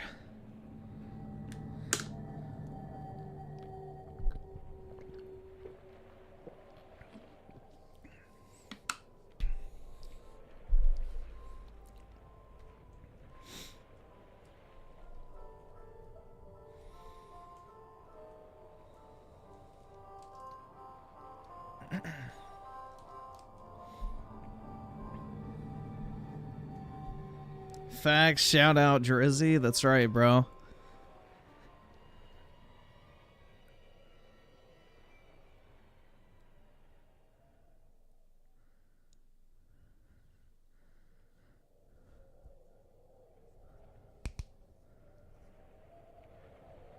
Claus disappeared because he's been banished with facts and logic like a typical lib. The facts and logic of a conversation scared him away, bro. His small brain could not comprehend such epic facts and logic, dude. I'm surprised he was actually shilling for this game. Usually he's so willing to label everything fucking woke garbage, you know? Like, oh my god, there's a black person in Final Fantasy VII Rebirth. It's fucking woke, dude! But literally a game about the, you know, struggle of Jewish people to create their dream ethno-state being ruined by those pesky whites is not woke, and you're a conspiracy theorist if you believe it. But, yeah.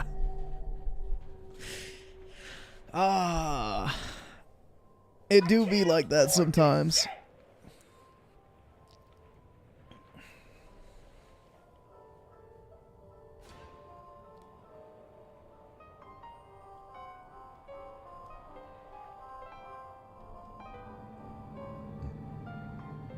I guess you can't go back to the main menu. That's kind of weird. Damn, I got a lot of the trophies, though.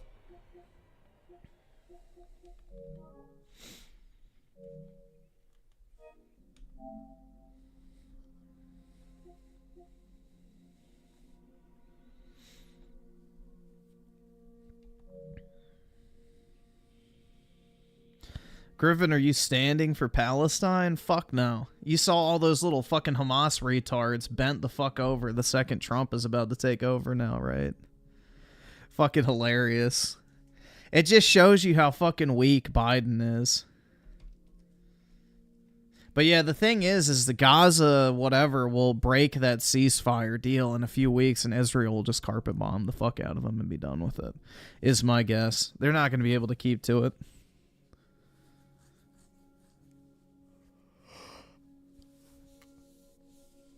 Let's see. Ricardo Kumsak with the 5. To sleep is most precious. It is the greatest gift. I'm guessing gift of all. Not really, because you can't do anything while you sleep. It's not very productive. Run a dog with the 5. Old man here. Competitive play is my calling. I can't help it. Uh-oh. Is it like going to be some... Oh, God. This clip again.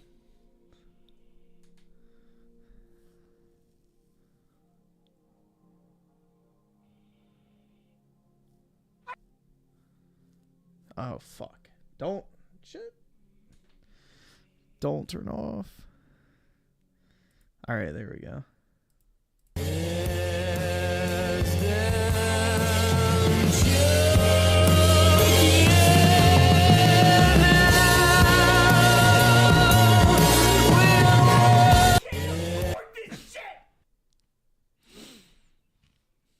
Well, 3 a.m.'s not too late.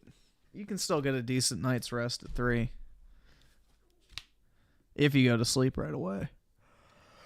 And SK Nostalgia with the 5 gifted memberships. Really appreciate it, dude. It's very kind of you, sir. Big ups as always. And thanks for spreading the positivity in the chat. Reddit Dog with the 5 boomer moment. Let's see. When your healer can't save you.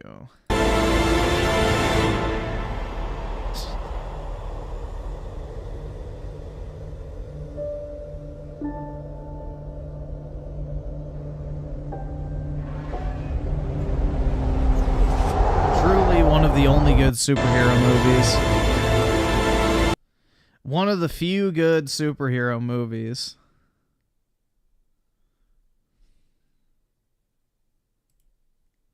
Cap?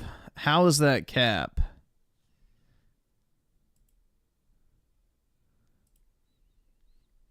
That's from Man of Steel. Man of Steel. Yeah, Man of Steel was a great movie. Y'all are just miserable fucks. Wow, it didn't record my playtime at all in this game. I have way more than 4 hours. But, you know, whatever. Sugma.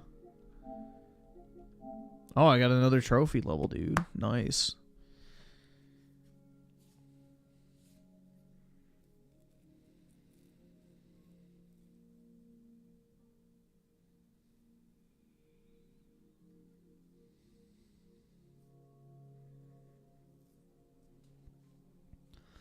I won't ever get jacked because I don't sleep enough, which is whatever. I don't really care too much. I don't need to be jacked.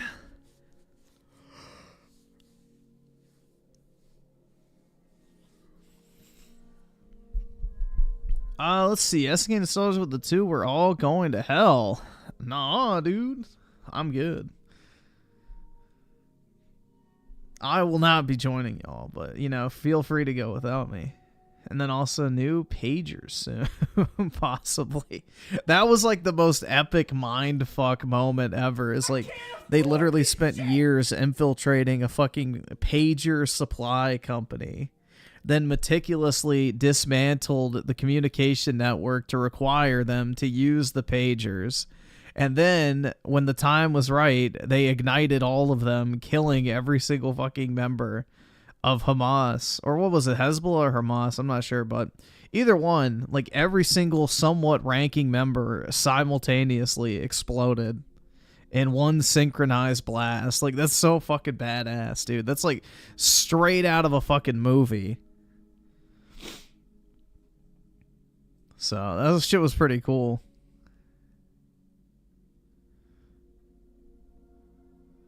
And Renadog with the 5, Dexter gets rid of certain people.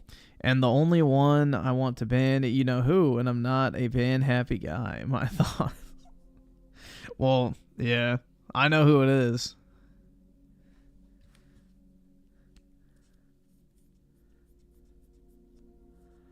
Oh, what is Claus accusing me of doing?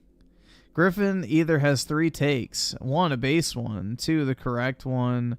Or 3, the marijuana one. Guess which one he did tonight? The one that's factually correct. So, I mean, you could deny what the creator of the game says about his own game, if you'd like, but in his own words, he compares Rapture to Israel. Andrew Ryan is literally a fucking Soviet Jew that flees communism. And almost every single major character in the game is Jewish. So, you can argue whatever you want. But the fact does not change that Bioshock is a Jewish story. Whether you want to admit it or not. Sweeping Hamster with the 2. Ricardo is secretly a sleep paralysis demon. Yeah, exactly. He wants to take advantage of my sleeping body.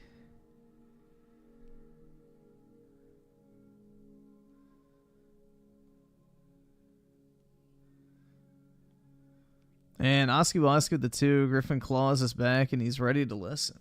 I don't know if he is. But here, Claus, just in the off chance you want to actually educate yourself. There you go.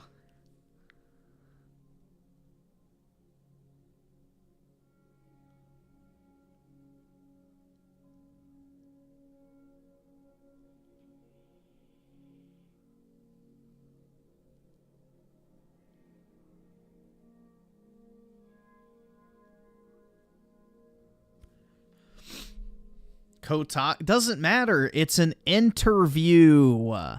It's an interview, Claus. It doesn't matter if the fucking interview is on Kotaku or my YouTube channel. What the guy said about his own game is just as valid. It comes straight out of his mouth. It doesn't matter who conducts the interview. It has to do with what's actually said.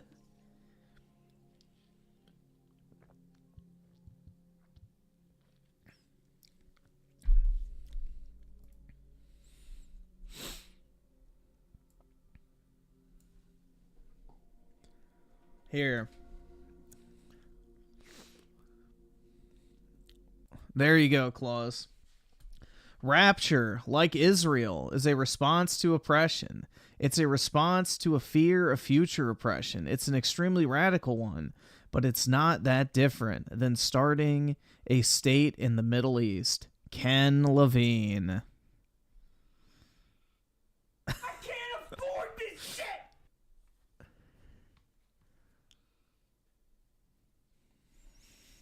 All right, awesome. Thanks, nigga. All right.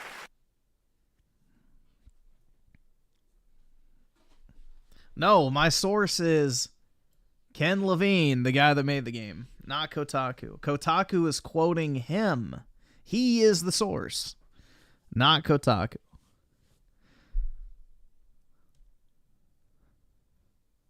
Claus, why are you shilling so hard for Judaism, bro? Is it because your new president's cracking down on anti-Semitism?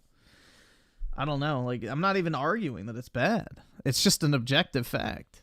The game is Jewish. Whether you want to admit it or not.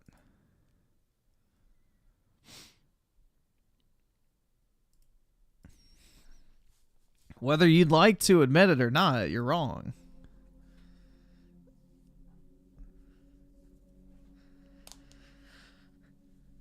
SNK Nostalgia with the 2. In 4 days, shit's gonna be wild. I know. I'm going to go to the pre-inauguration rally and then also the inauguration. It's going to be cold as fuck, but hopefully that means the crowd won't be as bad in terms of getting there early. So I have a feeling most people are going to try to pull up an hour before because of how cold it's going to be outside.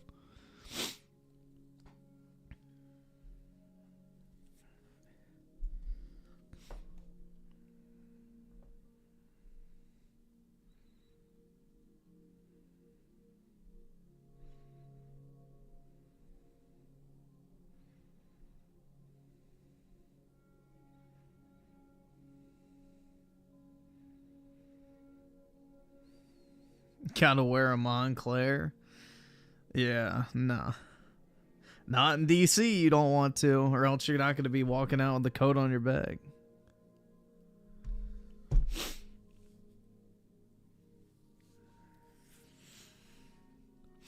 No, there won't be cell reception for the inauguration, dude. Anytime in DC when there's a huge crowd, the cell signal is fucking ass.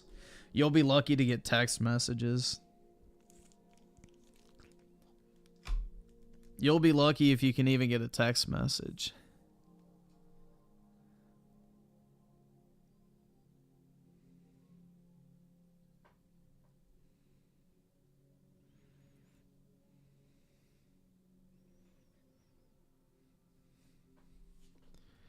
Renadog with the 5. Let's see. And then Neonverse with the 2. Didn't Hitler try to do the same? Kinda. Kind of.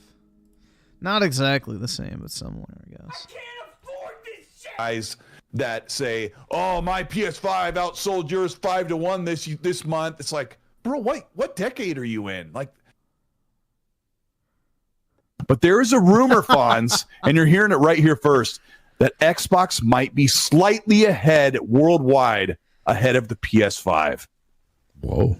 Sit there and listen to guys that say, "Oh, my PS5 outsold yours 5-1 this month." It's like, bro, what decade are you in? Like, but there is a rumor, Fonz, and you're hearing it right here first, that Xbox might be slightly ahead worldwide, ahead of the PS5. Whoa. Sit there and listen. Isn't it amazing how fast things change? It's amazing how quickly things change, bro.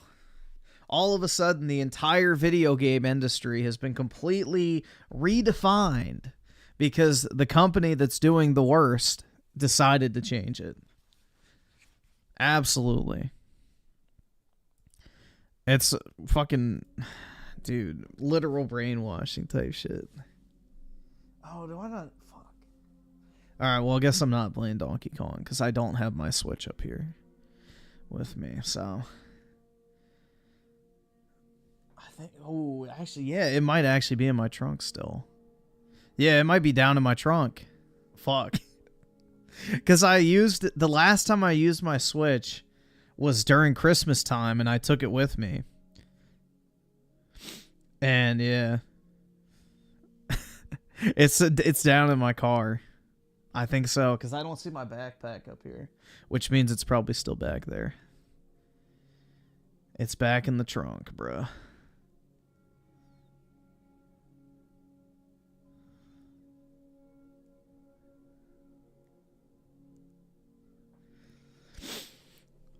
I have to go down and get it, but I don't really want to.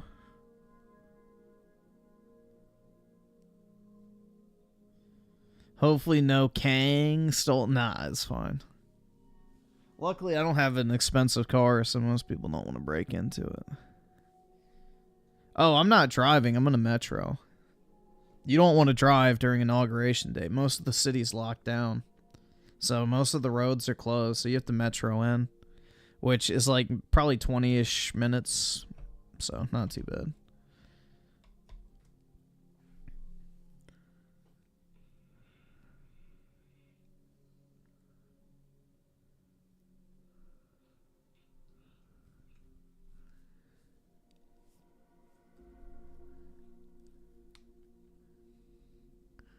Rich got shit for being an old man playing Switch at a mall. All right, awesome. Thanks, nigga. All right. Why? Who the fuck cares if somebody's minding their own business playing Nintendo Switch, chilling in public? I mean, it's one thing if you're just sitting there like on a fucking gym machine or something, like hogging it, just playing fucking, you know, Xenoblade Chronicles or some shit. Like, that's one thing. But if you're just like chilling at a food court table or on a bench gaming, there's nothing wrong with that. There's nothing wrong with that. Hopium Gardener with the 2. Do you like your cheese drippy, bruh? I guess it depends on what. But I can tell you something else that's drippy. Whenever it comes to me, if you get what I mean. Reddit Dog with the 5. Let's see. I gotta stop. It's Coomer hours, bro.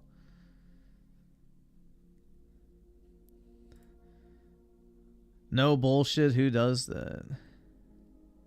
No, but who does it? Wait, like goes to the mall and plays video games? A lot of people play. I've seen like a pretty decent number of people out, especially when I was in college, who would just sit around playing Nintendo Switch. So people like the Switch.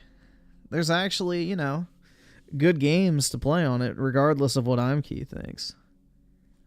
Holy fuck. All right. Let me put my glasses on real quick.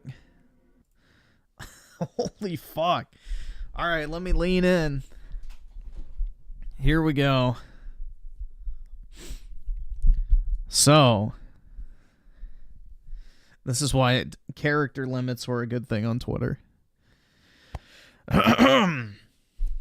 The information. Microsoft's gaming business falls short despite Activision. Some choice quotes from the article, including a tidbit about how Satya Nadella was considering shuttering Xbox in 2021.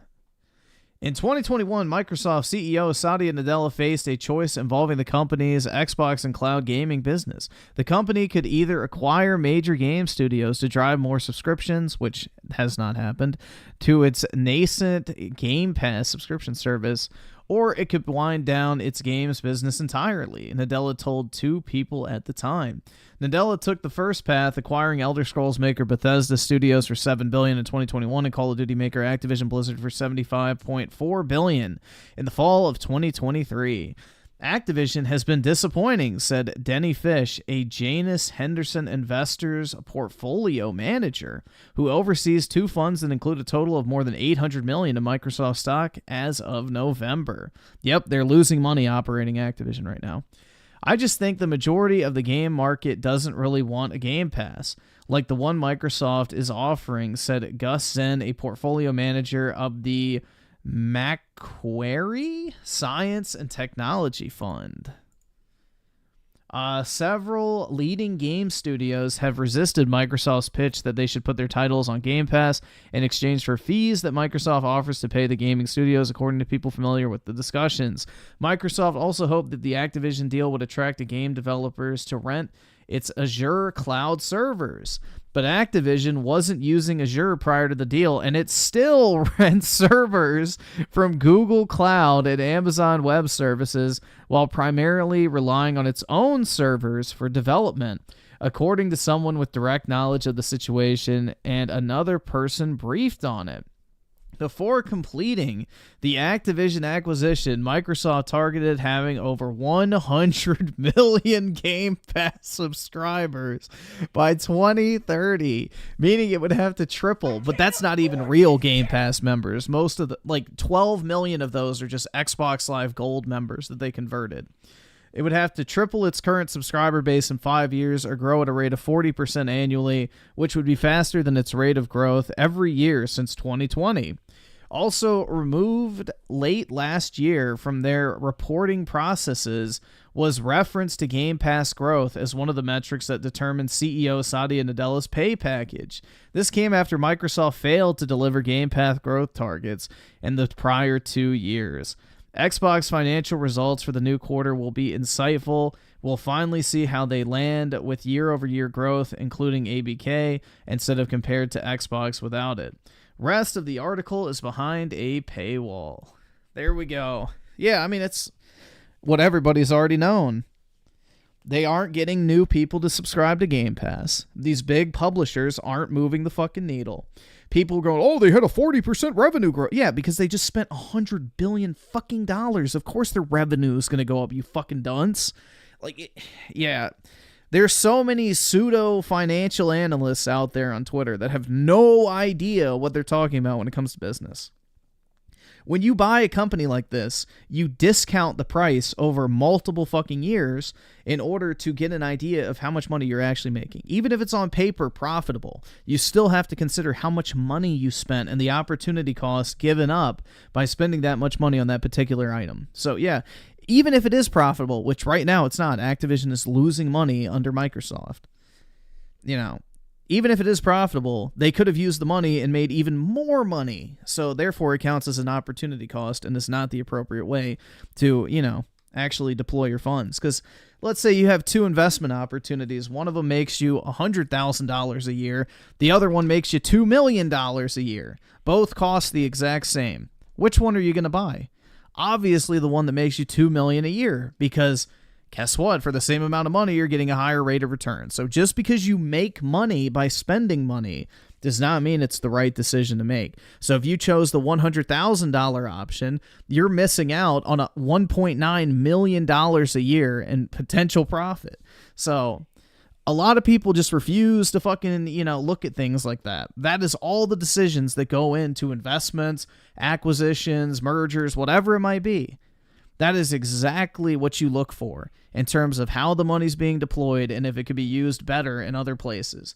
And when it comes to the gaming industry, it looks like Xbox made the wrong fucking decision because they're not making as much money or growing Game Pass like they hoped it would. So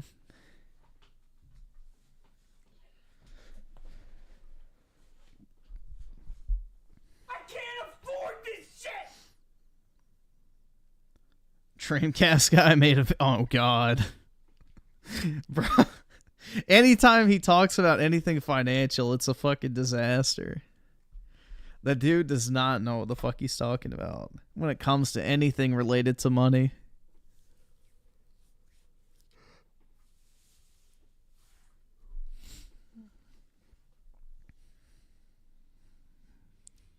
He was meat riding Sony so bad in the video.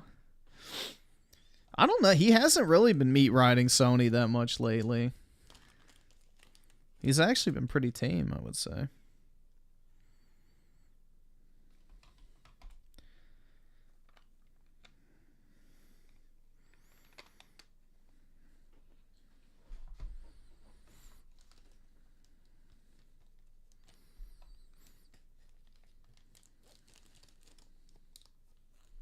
Let's see.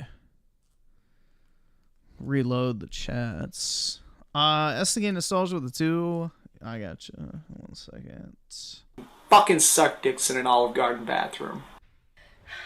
You're the best big brother I could have ever asked for. I'm just gonna say it, since you're talking shit about me with your big fucking ugly mouth. You're all hateful, fucking racist bigots. Fuck you and fuck your fucking podcast.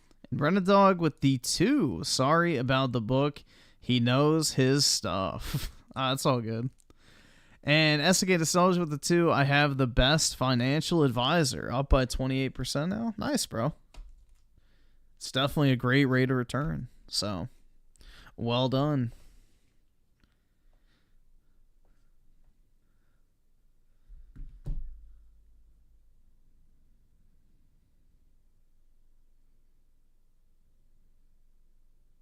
We already knew Xbox lost. It's a business shilling hard. Poor bastard grifting for a few bucks.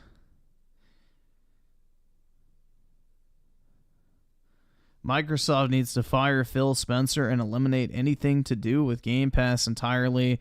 Like, they should just let people know that 2026 will be the last year for Game Pass.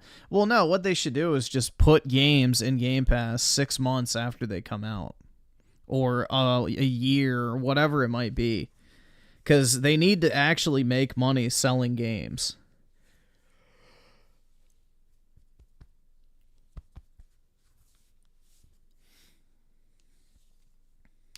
That's why they're putting everything on PlayStation and soon to be the Nintendo Switch too, is because, you know, they need that additional revenue stream.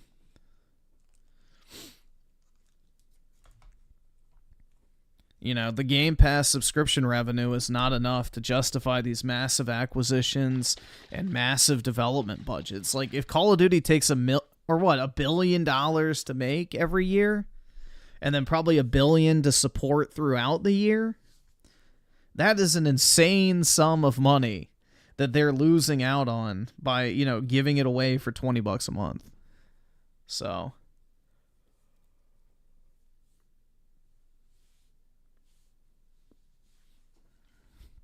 especially when most COD players buy the game, play it for a few weeks, and then never touch it again.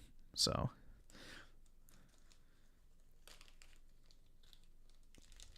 if you can just rent it for a month and then never, like, renew, then you just lost, what, $50 and got 20 instead? Instead of getting the full 70. SNK Nostalgia with a 5. Get the memberships. Really appreciate it, man. Thanks so much. Really appreciate it, bro.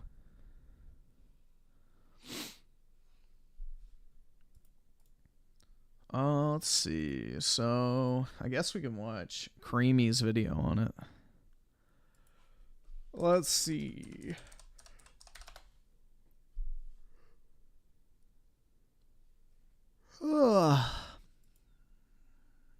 Hey there, gamers. Hey there, gamers. I don't like that. Go back to What's Up, Gamers, bro. It's your staple. He should sell shirts that say What's Up, Gamers. Have like the hat that says What's Up, Gamers on it. Like, bro, he doesn't brand himself right. He's got a catchphrase. And he never, like, takes advantage of it. Yeah, play the old intro, too. DreamcastGuy here, and today we're talking about that Griffin wants his brand. Dude, I could take it all. He doesn't use it anymore. Leaked report that people are incredibly mad about, which is that the CEO of Microsoft has admitted that he thought about shutting down Xbox. He said in a specific leaked report that we're going to go through with a fine-tooth comb, he said there were two paths before Xbox. Oh, God, a fine-tooth comb. Make a MAGA head design saying, What's Up, Gamers? Xbox in 2021. Buy a bunch of studios like Bethesda, buy stuff like Activision Blizzard, and hope that Xbox can stay afloat, or just burn it all down, completely break it apart. Now we're going to talk about this because this report is long, it's in-depth, it's got a lot of quotes, it's talks from third-party developers to first-party people to Xbox people. It is weird to actually see that the Game Pass problem has gotten this bad, but let me explain what I'm talking about. Hi, hope you're having a good day. Like, subscribe, do that kind of thing, but let's get right into it. So this is a very in-depth report, but let's start with the bullet points that are kind of grabbing headlines. But this is the big chunk of it. CEO Satya Nadella considered winding down Xbox gaming in 2021. Now, this is a bunch of quotes we're going to be looking at from this massive report put up by Aaron Holmes over on The Information. Now, you have to pay to read this article. I don't really read paywalled stuff very much, so somebody... That's right, dude. Not at all. Raging Wolf with the 2, have you seen the propaganda on X about Red Note? Oh, yeah, I downloaded that. I haven't opened it, though. Here, let's see what happens when I open. I downloaded it out of curiosity.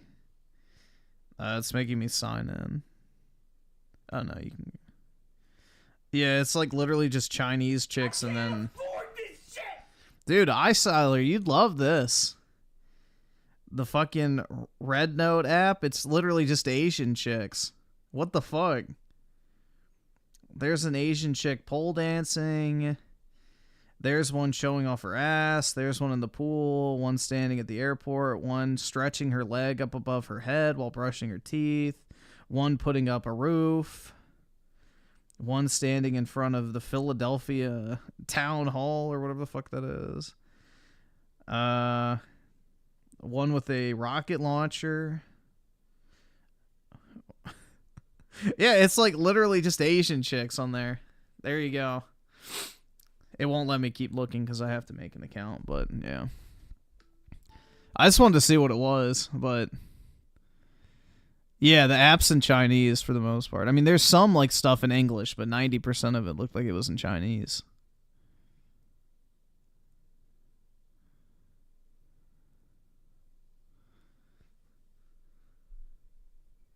Was nice enough to repost kind of the big chunks of it, but the major question But yeah, I saw like the thing where it's like basically guys are uploading their picture on the app, and like wealthy Chinese women are like, you know, offering to fly them out to China to hook up with them. So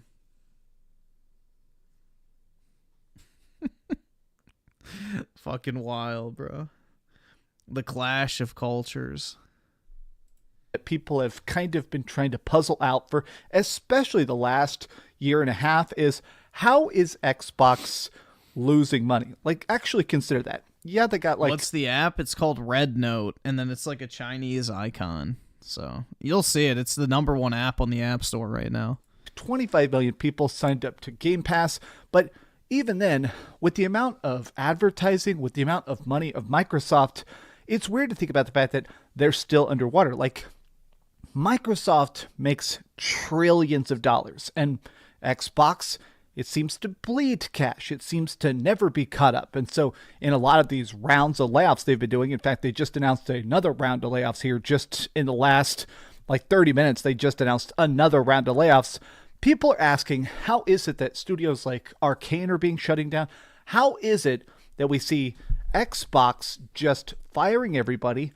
Because these companies aren't making as much money as people think. Not putting out games, and yet... Get a rich wife? Microsoft is so profitable. It seems like there's a disconnect. I do not want a Chinese wife. I think it goes beyond just console sales. Like, yeah, it's crazy to think that, honestly, the PlayStation 5 is crushing the Xbox so much, but I don't think this really comes down to hardware. In a lot of ways, I think this comes down to, honestly, the acquisitions. So a major stockholder, and we're going to look at the full context of this, said, I think a majority of the game market does not want Game Pass. This is a damning thing. So this guy who said this is a dude. Well, it's factually correct. Because if people actually wanted Game Pass, 100 million fucking PC players would have it. 100 million fucking mobile users would have it. You know, everyone who has an Xbox would have it. That's not the case. Dude who has $800 million in stock for the company. So when he's saying this, he's not some console warrior. It's not some guy trying to act. Run a dog with the 5. My last profile picture was an Asian porn girl. My woman, so I have restraint. The code is never cheat. I take that seriously. That's good, man. But, you know, I guess you can take in the view at the very least. Act like Microsoft sucks. This is a dude on a yacht paying Microsoft bills, hoping it buys him a second yacht. This is some dude actually saying, okay, nobody wants Game Pass, especially not the gamers. And I know it's funny to hear that because if you listen to a lot of people that have Game Pass, it's the best deal in gaming. It's got hundreds of games. Really. It's got new big AAA releases by Microsoft. Yeah, it's got hundreds of games you don't want to play or you already own or can buy for like $3. But we're going to go more into that. I think it's interesting that a lot of people are pointing up the fact that the big problem with Xbox... Yeah, Apple, Dell, like, I'm trying to think, Samsung. There's very few tech companies that actually make, like, hardware anymore. It's almost all, like, computing or fucking social media or digital products. Very few tech companies actually make, like, physical technology anymore, unless you count, like, server farms, but... I'm talking about like consumer grade shit. Like very few companies actually make like physical products anymore. Isn't Game Pass straight up. This isn't the fact that there's not enough to play. It's that honestly, Xbox games, they're just not very good, you know? I keep seeing people post stuff like this, and I feel like this is such a great point. Look at the game of the year for the last 5 years. It's all PlayStation. God of War, Final Fantasy, Astrobot. There's a bunch of Nintendo games in here. We can see Spider-Man. We can see Mario. you don't hear people talk about Xbox games. Like maybe occasionally they give best racing game for Forza or best simulation game. They give it to frickin' Microsoft Flight Sim, but nobody is out there championing Xbox games saying, yeah, it's worth $70. Yeah, I've pre-ordered it. Yeah, I'm ready for it day one. Everybody just says, try it on Game Pass if you're bored. Now, this whole thing is crazy to me because it turns out that a lot of developers don't actually trust Game Pass. This to me is insane. Several reports say that several leading game developers have turned down Microsoft's offer to put their games on Xbox Game Pass after Microsoft acquired Activision. Now, well, apparently from what I heard is the fucking money for those deals has dried up, apparently. I remember seeing like some article or something a while back where essentially it was saying like, oh yeah, the money for these Game Pass deals has been dramatically reduced. They were getting like 40% of what they were being offered beforehand. And so it seems like the money's running dry on this whole Game Pass experiment. There has been some rumors circulating that apparently it seems like one of the deals... The Quartering is defending... Wait, did he make a video on it? Hold on. We may have to watch that.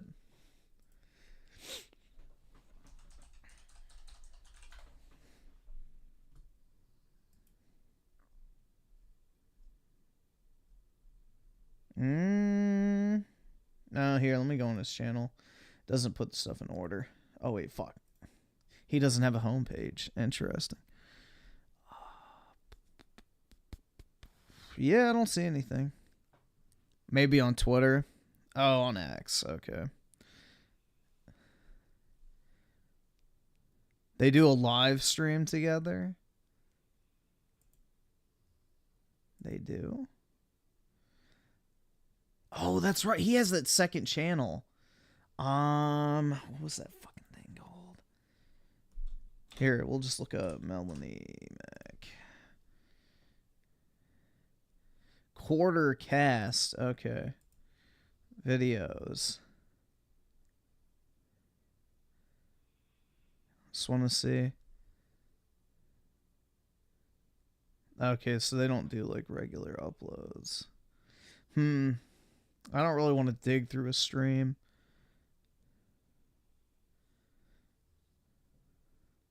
See if he talks about it.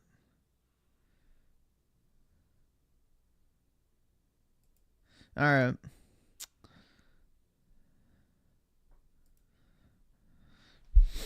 Quartering's wife is way more attractive than Melanie. That would be a downgrade. The Quartering's wife is way more attractive than her. Wait, actually, he may have... I think he posted... Let's see. Just for reference, I think he did post a picture of his wife on this community post. Let's see. I remember seeing it recently. Yeah, see, she looks normal, dude. Way better than Melanie. Like, that's not even close.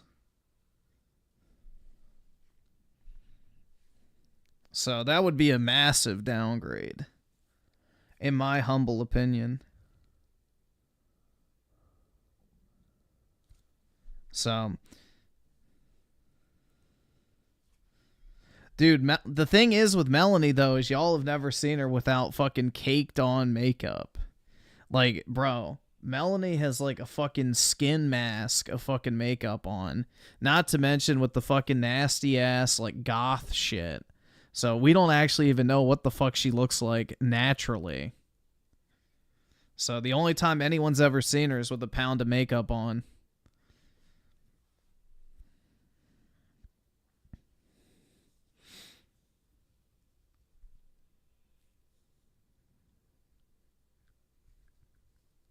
Oh, I have? She's old. Well, yeah, she's like 40, dude.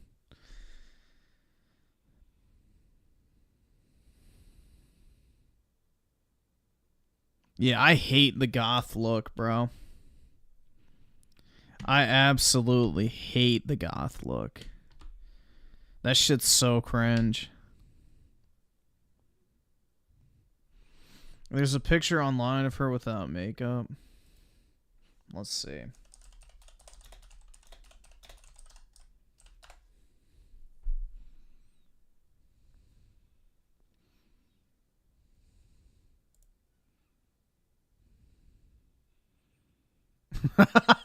Yeah.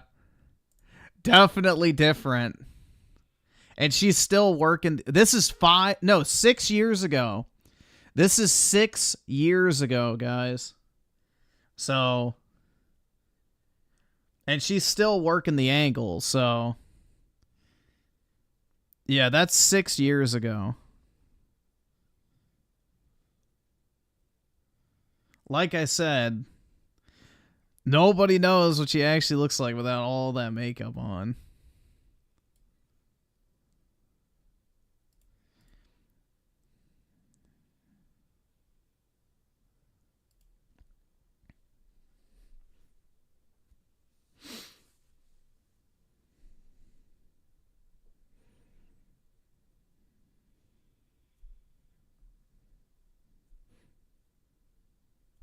Still looks like she has some makeup on there. Yeah, she probably still does. That's the other thing, too, is when women say, oh, I'm not wearing makeup. They still are.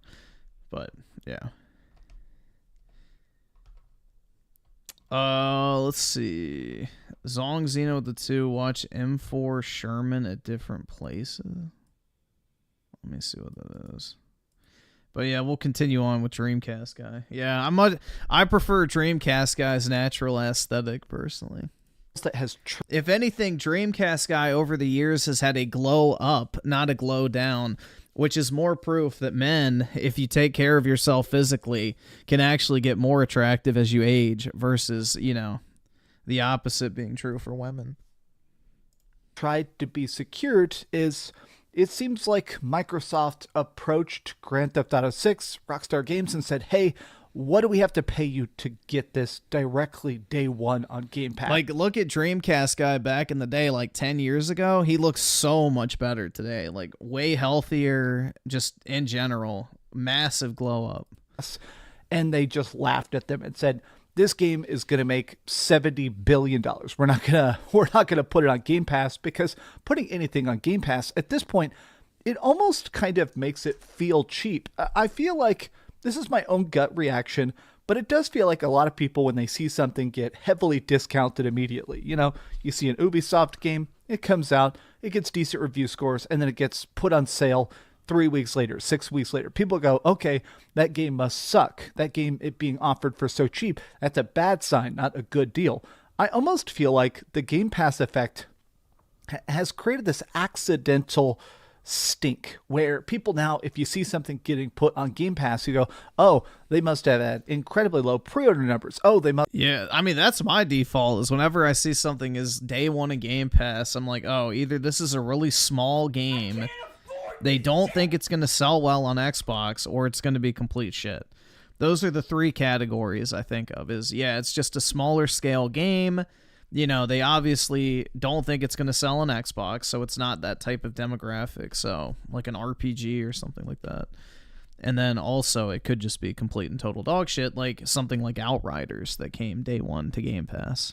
Must have been very afraid of not selling if they're willing to give it away for free, if they're willing to take the Microsoft money. Yeah, because the whole reason Game Pass exists is because Microsoft couldn't sell their first-party games, so they're like, oh, well, we'll just make people pay monthly, and then, you know, they get the game, essentially, whether they like it or not. So, that's the thing, is they're paying for games, whether they like the games or not. And that was the idea behind Game Pass. Now, some indie devs have talked about the fact that used to, I don't know what they're offering today, but used to, if you were trying to put an indie game into Game Pass, a lot of times Microsoft would give you a $500,000 check, which for game dev is a significant amount. I mean, hell, to me, that's a significant amount. But the point is that if you made your game for $1 million, $500,000, that's a huge chunk of your dev costs on a platform where people don't buy a lot of games. Basically, it's a free chance to almost completely catch up and get closer to breaking even before the game is even technically out, right? But it's weirder than that. I see a lot of people basically talking about the fact that the weirdness of Xbox is the fact that they're not putting out games at the same speed, especially not the same quality. But let me actually go through the report, because the quotes in here are kind of insane. So in 2021, Microsoft CEO said they had a choice before them. The company could either... Yeah, I thought Outriders had potential. The problem was I literally could not get the HUD to display. There was like a glitch or something where the HUD would disappear and you had to like toggle settings and it would come back. Well, instead of actually fixing the fucking issue, they fixed the workaround.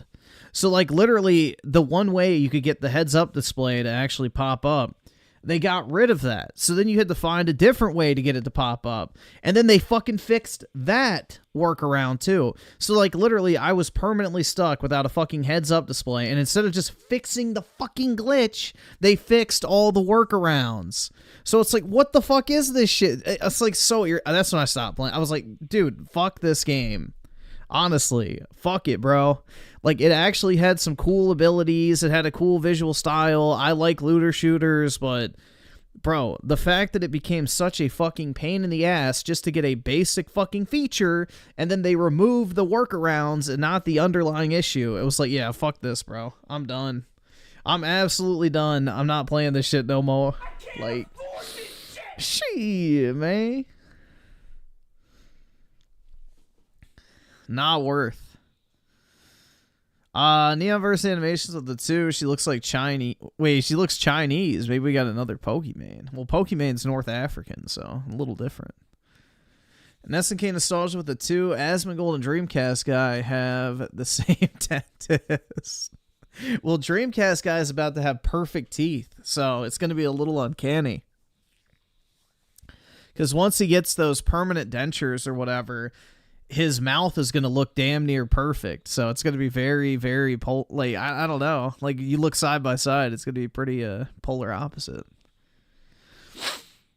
Renadog with the two. Melanie is gorgeous, but I agree.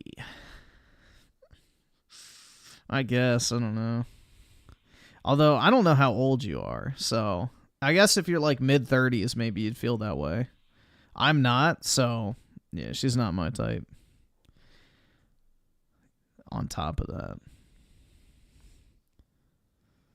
33, dog, she's still too old for you. She's 38, so nah, 35 would be about the only thing I'd go to at 33.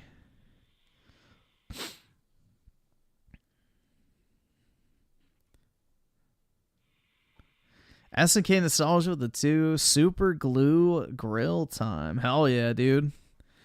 He should get a grill that says "What's up, gamers" across the teeth and diamonds. Acquire a bunch of game studios to drive more subscriptions to Game Pass, or they could... That, or he should get the Kanye teeth that are just pure titanium. That shit would be fire.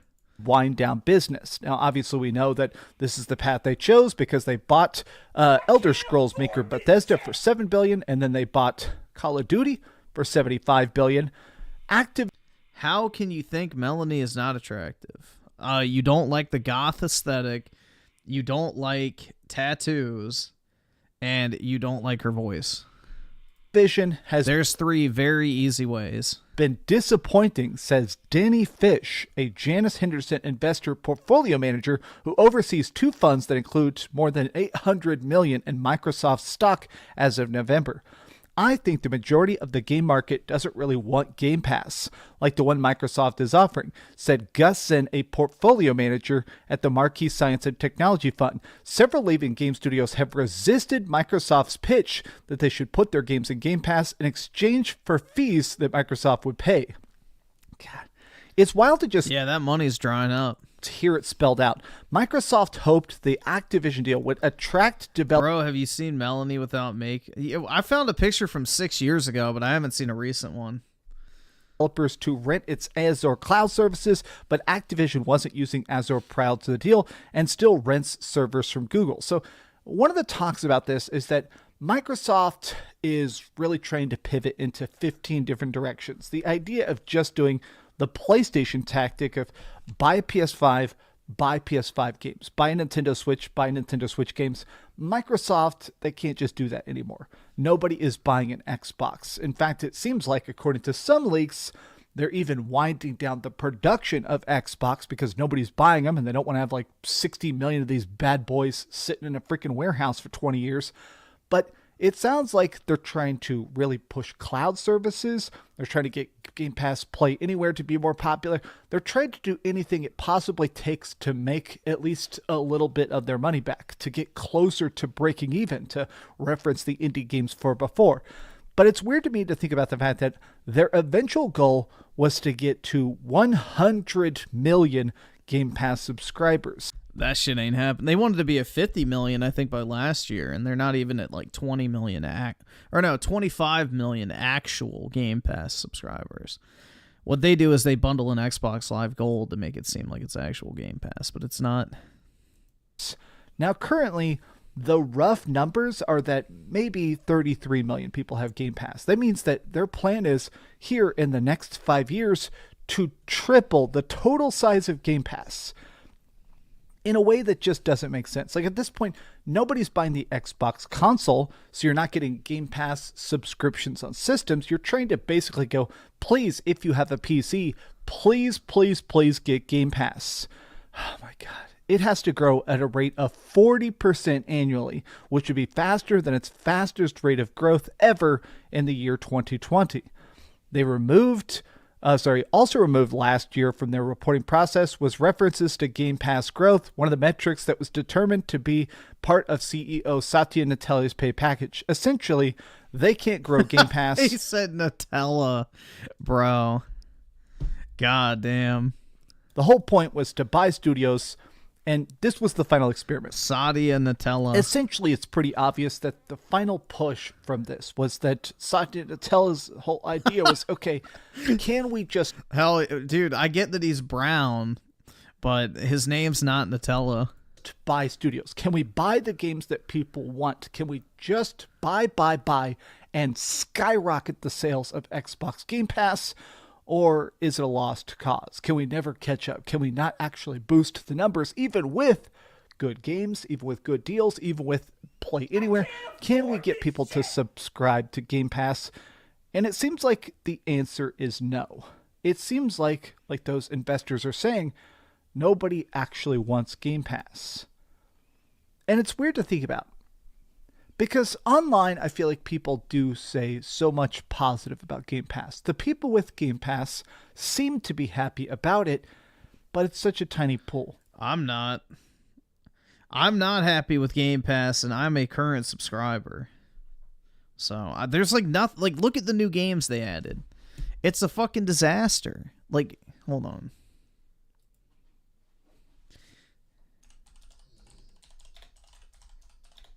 Tell me this shit's worth $20.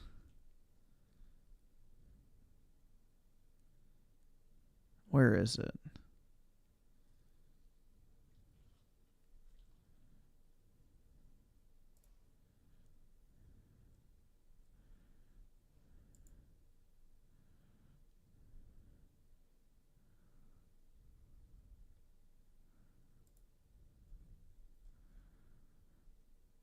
Yeah, so these are the games coming to Game Pass.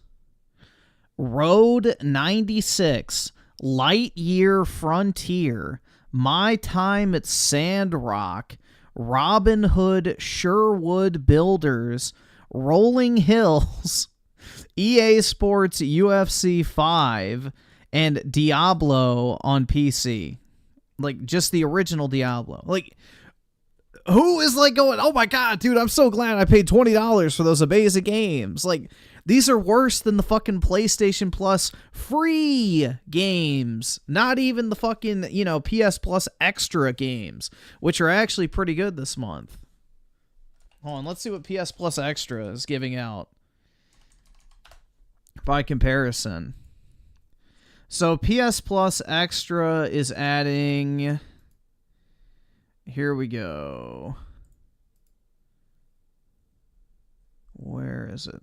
God of War Ragnarok, Like a Dragon Gaiden, The Man Who Erased His Name, Atlas Fallen, Reign of Sands, SD Gundam, Battle Alliance, Sayonara Wild Hearts, Anno Mutationum, I don't know what the fuck that is, Orcs Must Die 3. That's actually a good game. That was on Stadia. That's actually kind of a fun game. If you just want a slop game to play in your free time, that's actually pretty good. Citizen Sleeper, no idea what the fuck that is. Poker Club. So yeah, just like the games are way higher quality. And then if you have premium, they're adding Indiana Jones and the Staff of Kings and Medieval 2. And then yeah, the free games are what? Sushi Squad, Need for Speed Hot Pursuit Remastered, which is good. And then what's that other one? The fucking puzzle game. I don't know. But yeah, way better lineup. And PlayStation Plus Extras $10 versus $20. So half price and you're getting better games. It's not even close. So I'm not a happy Game Pass subscriber. The problem is I have a stacked membership, so. But these have just been some off-the-cuff thoughts. I'm about to have to do a 5-hour meeting right after this, so I hope you guys have a great day. Hopefully, whenever you watch a 5-hour meeting, this, you're chilling out. And then did he get a job? Enjoying life. But I love you very much. Be sure to like the video and subscribe if you haven't already. And please keep dreaming. Thanks so much for watching that video. If you want to see some PS Plus Extra is not $15. How much is it? PS Plus Extra annual cost $135 a year. Divide that by 12. That's like literally $11 or something. It's like $11. Like 11 and some change. So, still closer to 10 than 15.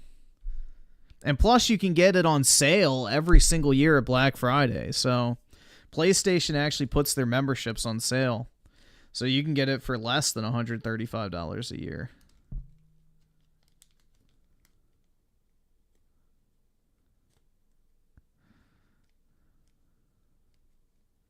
$11.23. Yeah, that's nothing.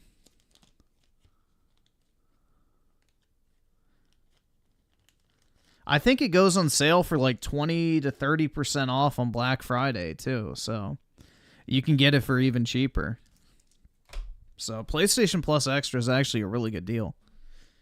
It's half the price of Game Pass, and in my opinion, because I like Japanese games, you get a better selection. But again, that depends on what you're looking for out of the sub.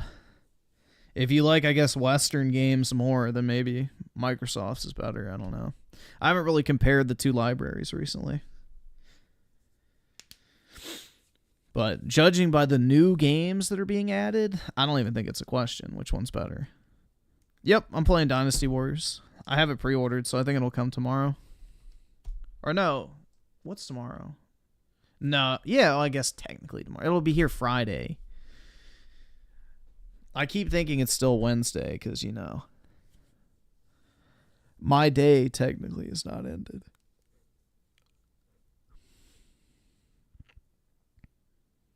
Game Pass is cheaper. Bruh. No, it's not.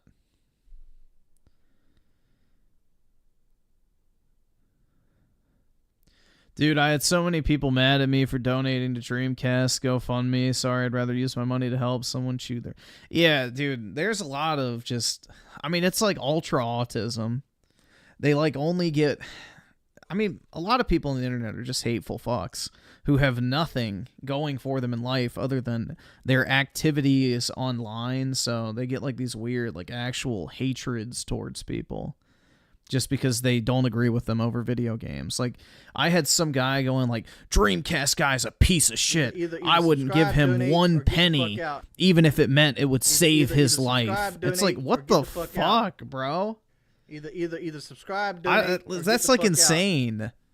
You wouldn't give someone a fucking penny to save their life because you don't fucking like the fact they don't like Xbox. That's just fucking insane. But yeah, he literally said, I wouldn't give DreamcastGuy a fucking penny even if it meant saving his life because he talked shit about Xbox. I'm like, oh my fucking god. It's like insane. Like that is an insane level of just like terminal online behavior. Like those are the type of people that we would just be better off without, to put it frankly.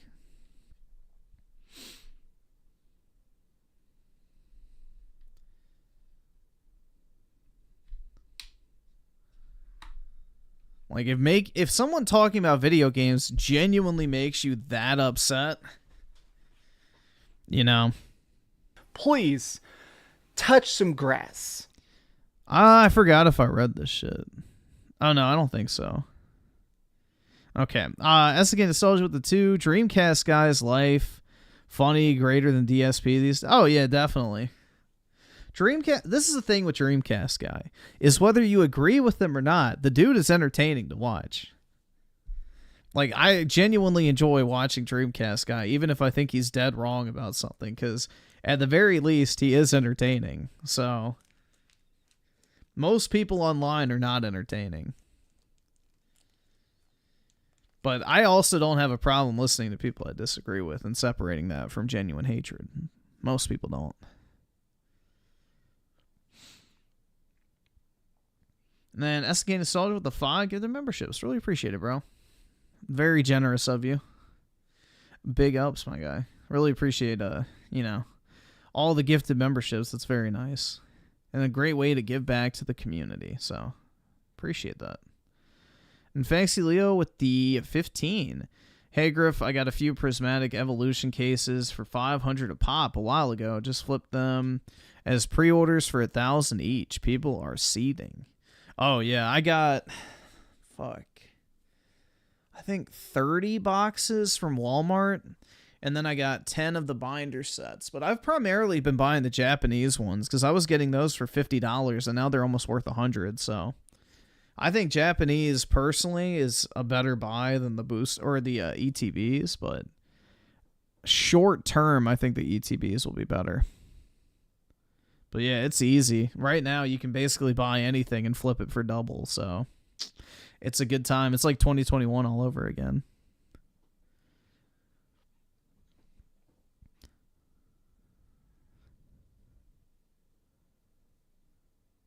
I'm literally frothing at the mouth because people donated to help DreamcastGuy. No, that's just your rabies, bro. Did you get your shot? Yeah, I don't find DSP entertaining in his regular streams. He's way funnier when people make videos of him getting trolled. Yeah, DSP needs to be edgy again. He needs to start making the racist jokes and shit. I miss that, DSP. The Xbox rumors are out of control. This is hype. Salutations, everybody. It is Maddie here today, and we're finally catching up on Developer Direct. Now, the great thing about being late to this news is so many rumors have swirled, and we've gotten additional details on what's going on with this Developer Direct that it's actually a good time to really sit down and talk about it now as we're very close to the actual reveal of a potentially brand new game. It's really about... Would I insult people who donate to Neil Cuckman if he opened a GoFundMe? No, I don't care. If you want to throw away your money to a fucking literal multimillionaire, feel free. I don't care. It's not my money at the end of the day. I would say you're probably better off using it for something more worthwhile, but, I don't really care. Format and how Xbox has chosen to unveil this year's Developer Direct. You go back to the first ever one, that's where we got Redfall, Forza Motorsport, Minecraft Legends, and Elder Scrolls Online. I remember seeing that and trash. Going, okay, this is really about what's the format for a yearly Xbox show at the top of the year. What's that kind of looking like? And the surprise was Hi-Fi Rush, which is arguably the best Xbox game we've seen this generation and in potentially multiple generations. But point being is that was the format. There's going to be this mysterious... Isn't that fucking sad that Hi-Fi Rush is the best Xbox game? And it's literally a game they had nothing to do with whatsoever. And it's literally a game that flopped so hard they shut the studio down. Like, it's crazy, bro.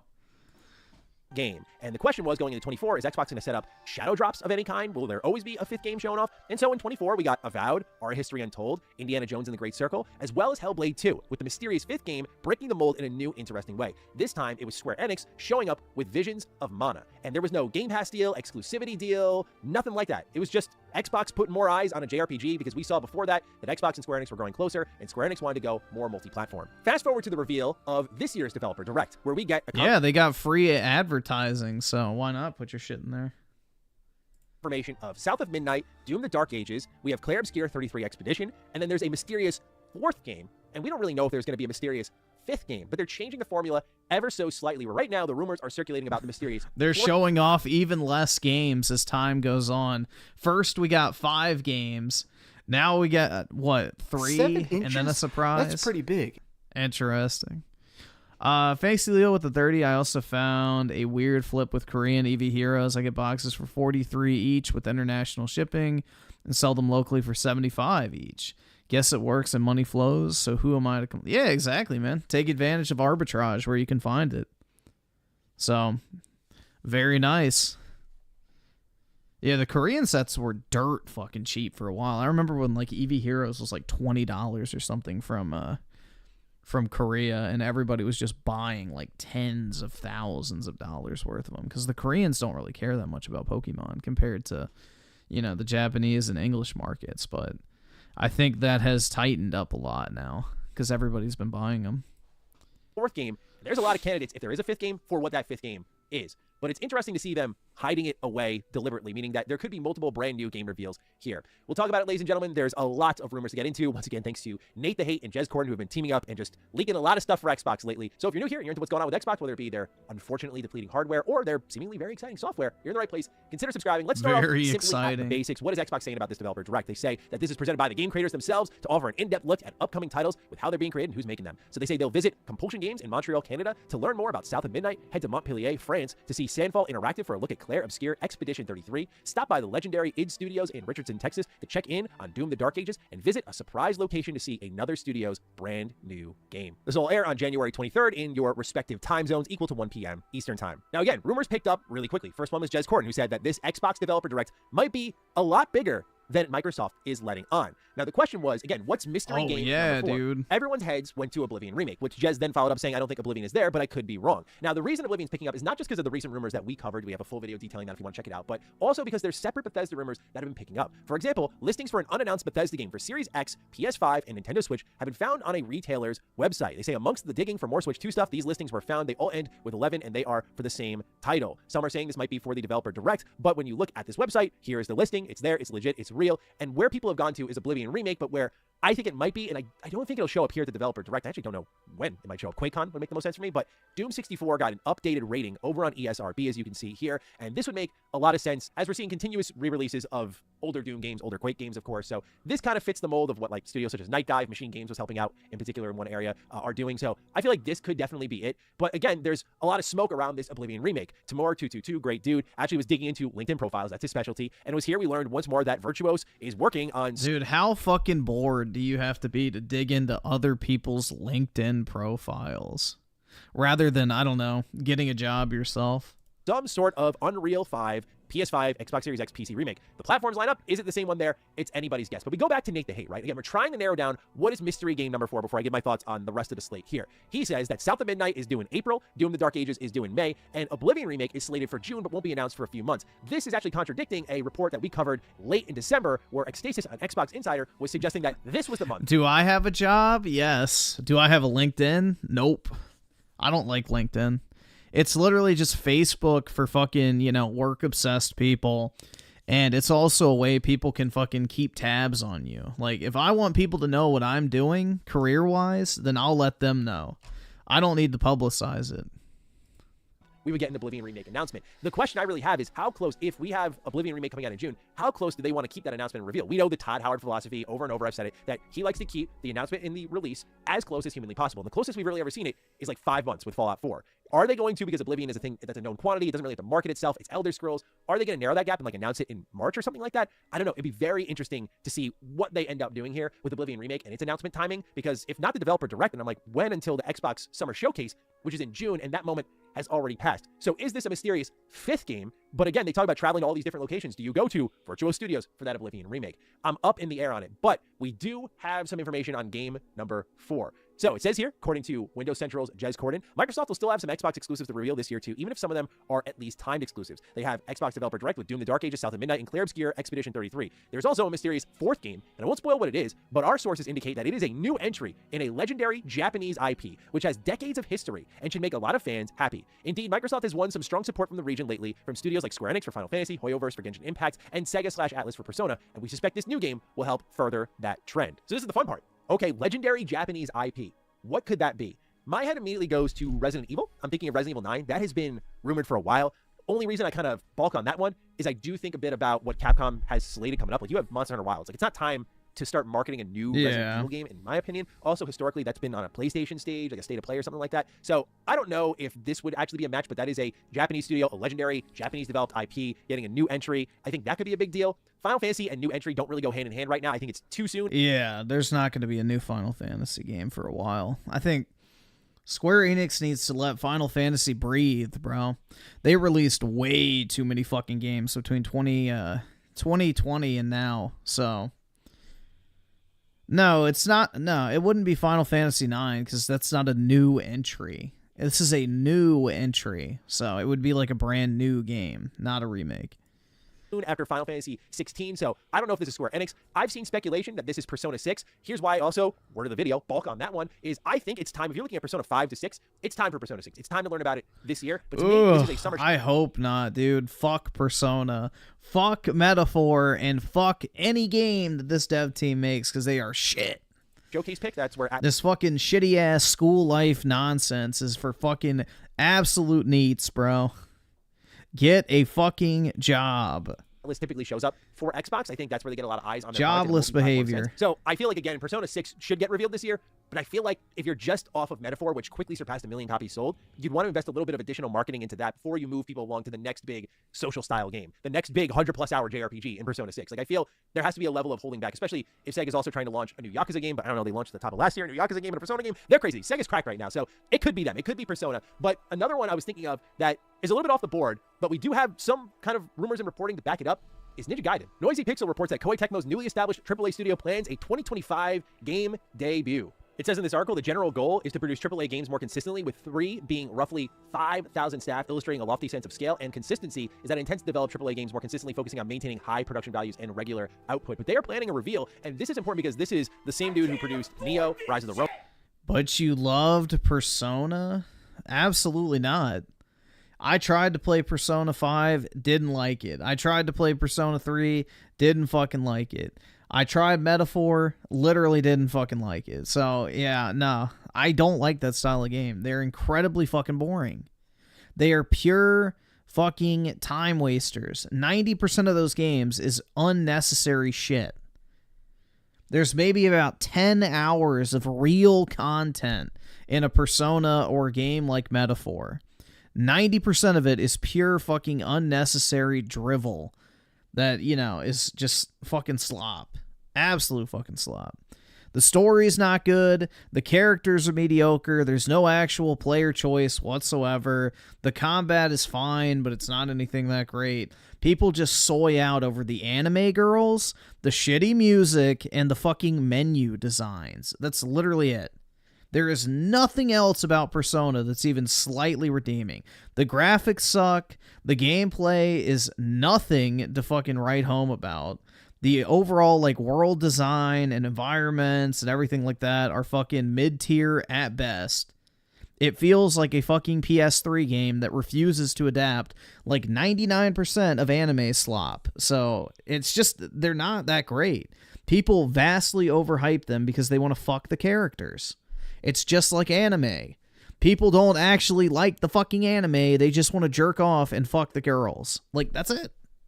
That's it, dude. People who watch, like, those fucking shitty-ass schoolgirl animes and stuff have literal no interest in the actual plot of the show. They're just fucking horny.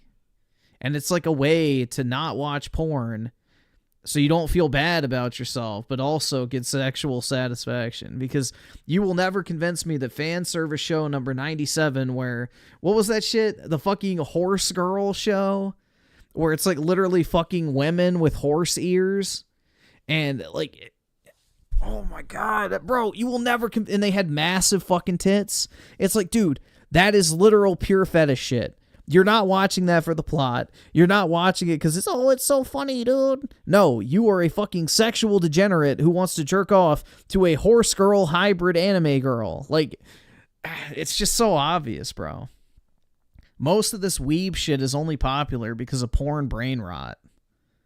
And they refuse to accept the fact that they don't actually like the game or the anime or whatever. They like looking at the girls, which, whatever. But be honest about it. It's not a well-made game. It's mediocre at best. And that's just the facts. And that's most Japanese media. So most Japanese media is not this masterpiece level shit that people hype it up to be. Very few titles earn that actual label. People who act like anime is like God's gift to the entertainment industry. It's like, bro, it is the most copy-pasted, regurgitated slop. And the same people who say, oh, Marvel movies are all the same. Have you watched fucking anime? Like, it's the exact same fucking thing over and over and over again. It's just slightly different bangable anime girls that keeps people interested. And that's a fucking fact. So be honest with yourself. You don't actually like the story. You don't care about the characters outside about how jerk-offable they are. This is not some masterpiece level media product. It's literally fucking gooner bait, which, whatever. That's how the anime industry operates. They make all their money selling merchandise and titty figures. They don't make money off the anime. They don't make money off the fucking books most of the time. They make the money on the downslope, essentially, of selling people merchandise. So it's like the Star Wars business model. The movies act is basically a way to sell a bunch of fucking merchandise. That's how George Lucas made all of his money. Not from the actual movies themselves, which, yeah, made a lot of money, but all the fucking merchandise and toys and figures and fucking t-shirts and all that type of shit. That's what made the real money. So that is literally how the anime industry operates. And the way they make money is by selling big titty anime figures to a bunch of fucking sad, lonely dudes sitting in their room with a desk full of fucking figures. So, yeah, it's just, I don't understand why people refuse to accept the fact that Japanese media, by default, is not like this god-tier level fucking entertainment product. People think like, oh, it's anime, dude, it's amazing. It's like, not really when you look at it. But that's also because most people want to fuck the anime girls, so they ignore a bunch of shit. Just like when you want to fuck a woman in real life, you ignore all of her negative attributes. So, you're thinking with the wrong head, basically. Ronin, Ninja Gaiden, Dead or Alive. So, it could be any one of those last two. It could be Dead or Alive. It could be Ninja Gaiden. But I just wanted to throw that one into the mix there. My head goes a million ways, but I feel like it's either whatever Koei Tecmo is working on. I think that would be interesting. And if it's a legendary IP, I feel like Xbox Heritage and Ninja Gaiden, these go hand in hand. That would make me really excited. I love that series so much. I've replayed each of those games multiple times. Like, it's so good. So if you haven't played them, even nowadays, totally worth it. Especially Ninja Gaiden 2 is just so amazing action game. Strong Sekiro vibes if you're interested in that sort of thing. But I think this could be the team that reveals their next new game. But that leaves the lingering question of if there is a secret fifth game then, or is it just a secret fourth game? Because again, if you go to first party, this could easily be Double Fine, who's been secretly working on something for a while now. And I feel like it's been enough time since Psychonauts 2 for them to show up. It was, August of this year, 4 years since Psychonauts 2 came out. And I feel like with all of Xbox's backing and the amount of staff that Double Fine has, game was might be time for them. So that was another I didn't prediction. like it. But I want to start with Doom: The Dark Ages. This game, like pretty much a guaranteed banger. Like that is just like there's no I can't conceive a world where this game just fails. Like I loved Doom 2016, but I thought it had like a problem with progression and sort of how they handled giving you weapons. By the end of the game, it was a little bit boring, which I hate to use that word, but if you go from Doom 2016 to Eternal, you'll know the difference. It's huge. It's tremendous. Doom Eternal is like one of the best first-person shooters ever. Incredible campaign, really meaty, great collectibles, great side content, an amazing weapon wheel, tons of combos, tons of enemy diversity. The post-launch support was excellent. Like, this is the Doom game in my... I've heard mixed things about... I've never played the DLCs for Doom Eternal, but I've heard mixed things about them. I've heard the DLCs are not that good. opinion. So to top that is going to be difficult, but when I see you're riding dragons, it's a prequel, I see a shield on his arm, I see it, they're kind of going this more, they define this game as a monster truck versus Doom Eternal, which was a race car. I'm like, dude, sign me up. So I know this game's going to excite me a ton, and especially after the DLC, it feels like Doom the Dark Ages should be due in the first half of this year, like it's been leaked. But the game I'm most excited about in this showing is Claire Obscure Expedition 33, because we really haven't gotten this style of game since Final Fantasy 13, which I'm a defender of. And by that I mean... Yes, we have. You just played Metaphor.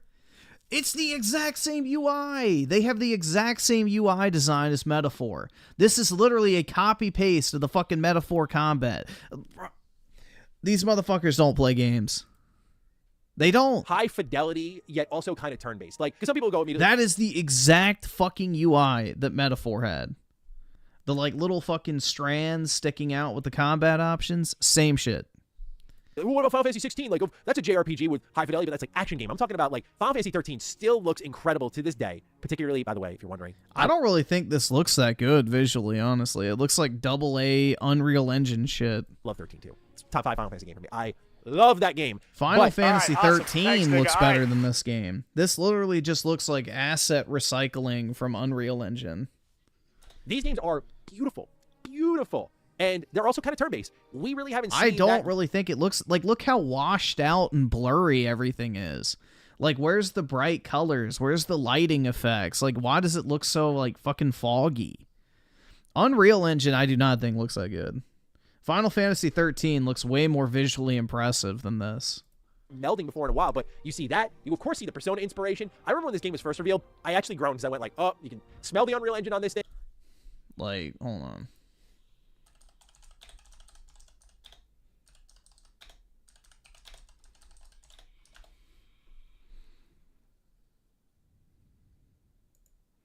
This is...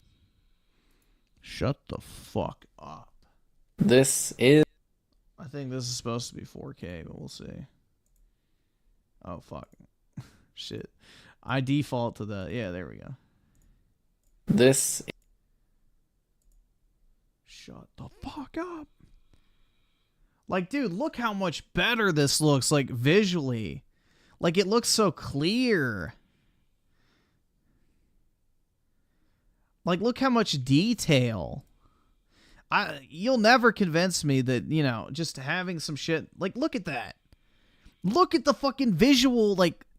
Dude, it's so much more sharp, clear. You can actually see what the fuck's happening. Like, look at that. The clarity is night and fucking day. Give me Final Fantasy 13 style visuals over this any day of the week. Also, Final Fantasy 13 is not a true turn-based game, which I also find humorous that people think it is, because it's not. Final Fantasy 13 is a real-time combat game that you just cannot stand, like, you can't move around in. There is no turn-based structure to Final Fantasy 13. It is all real-time combat. So, this is not real-time combat. You can't fucking sit there and do nothing in Final Fantasy 13. You will die. So, it's not even a turn-based game, which I always thought was funny that people think it is. But, yeah, nah. You'll never convince me that that type of game looks better. This just looks like Unreal Engine slop. It's going to be like the generic action game. And it turns out it's turn-based. It's got a lot of style, flair. The gameplay has been released for this thing. I'm so in. I think this game should line up to be awesome. So I cannot wait to check this one out, get a deeper dive on it. It's the one I'm looking closest at. With that mysterious fourth game, legendary Japanese IP, speaking my language. So this should shape up to be a great developer direct. We do have South of Midnight as well. This one we've been gradually getting more and more gameplay on. I like the style of this game because it does remind me a lot of original Xbox exclusives. Like, I do think of... Yes, Black Girl Magic is definitely what reminds me of original Xbox exclusives. Bit of Voodoo Vince, that sort of strange, different 3D platformer style Xbox exclusive, where for me as someone who grew up, like my first real console after the N64 was an Xbox, and these weird exclusives I was playing like Oddworld Munch's Odyssey, again Voodoo Vince, Blinks the Time Sweeper, to me Xbox was the home of the unoriginal, really visually strange 3D platformers. And so while I understand and see that South of Midnight is a controversial game for many online, for me looking at it as someone who like grew up with this type of game, I'm very interested to see what South of Midnight brings to the table and if it can really deliver. Yeah, I'm never going to support a game made by people that openly hate me, so fuck this game. I'll be watching that one closely as well. But it's shaping up to be a very interesting developer direct. Excited to see what Xbox puts out and if there's a mysterious 5th game at the end of all of this. But now it's time to speculate. Only a little bit of time left to go. Let me know your thoughts down below, ladies and gentlemen. Other than that, take excellent care of yourselves, and I'll see you in the next one. Stay sexy, stay active. Am I denying the new indie game was super praised by everyone? Yeah, just like The Last of Us 2. Games journalists have no fucking taste. Checkmate, libtard. I love you all. Peace.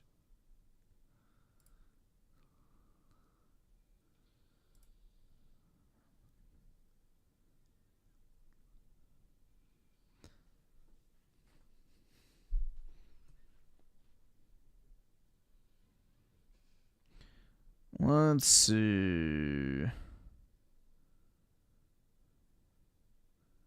Renadog with the 2. RE4 thoughts beyond. It's fine. I don't think it's that good. I'm not a fan of the combat. I don't like how clunky the game is. I don't like the tight camera angle. It's fine. It just needs to be faster, and it needs to not like make you feel like your fucking shoes are cemented to the floor. I can't afford this shit!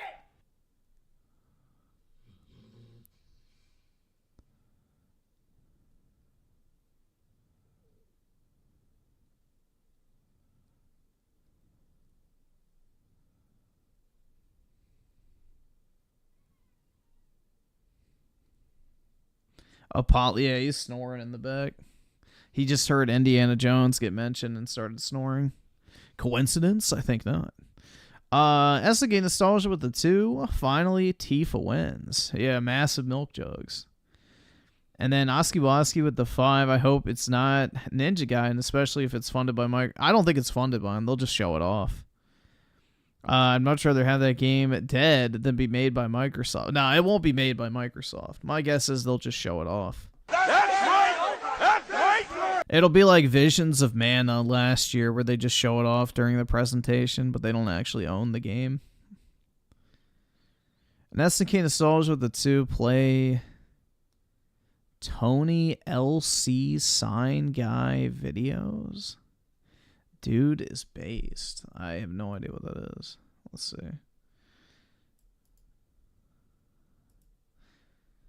Apollo Goat. He's alright. Not my favorite dog, but you know. Make do with what we have.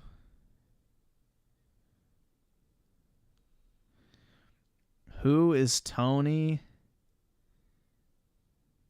Okay, here we go. Magnetic Neon Light.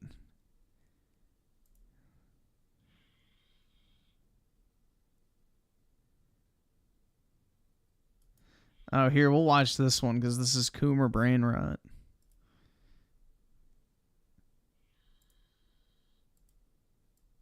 $13, there's no way. Yes, there is. And if you don't know how to take your business to the next level, come see us with this ultra-thin light box. This is the biggest I've ever seen in real life, but this is fine.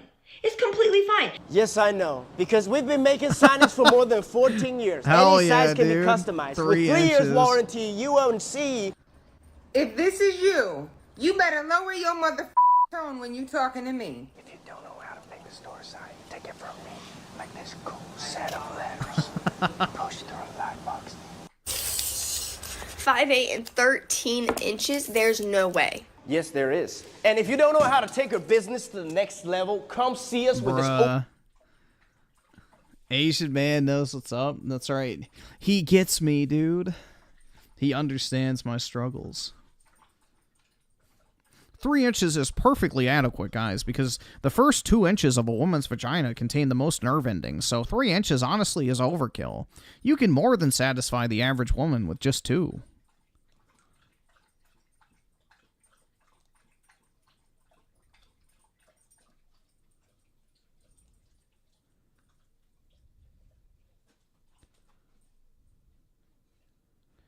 This chat is coping the new indie game isn't any more lefty propaganda than Baldur's Gate 3. That is a terrible fucking example. Baldur's Gate 3 is filled with left-wing propaganda. So, are you trying to, like, defeat yourself with your own argument, bro?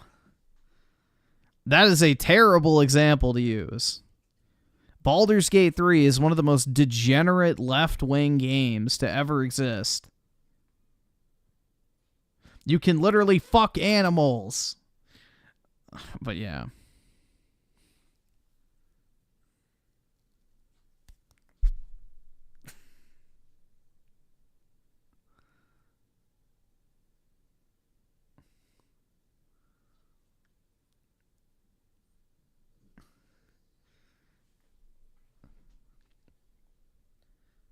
Like, the amount of degenerate shit in Baldur's Gate 3. Not a good example to go off, bud.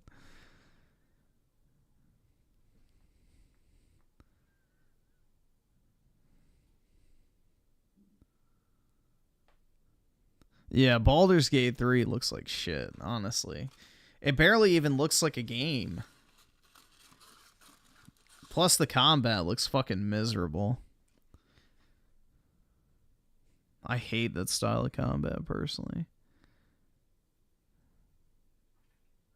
Yeah, it's basically Dungeons and Dragons, which... Nerds! No, thank you. Real life D&D doesn't interest me, much less simulated.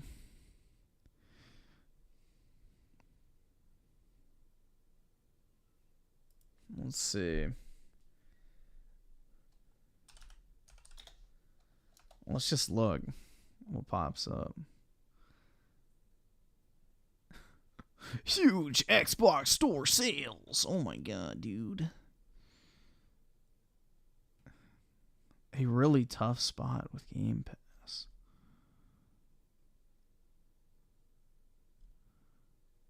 Let's see if Colt's made a video. Nope. Nothing, bro.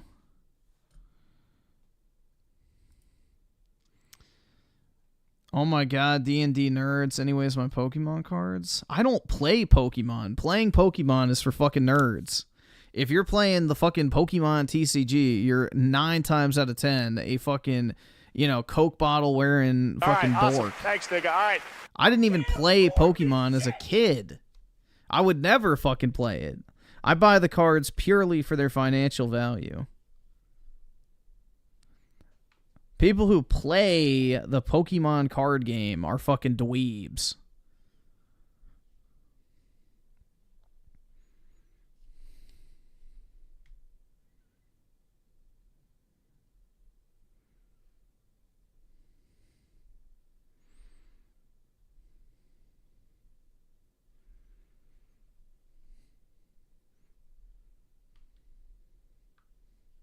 Griffin is a fake Pokemon fan? Not really. I don't fucking like what I don't like. Just like I fucking hate the TV show. I don't watch it. I never watched it. Even as a kid, I fucking could not stand it.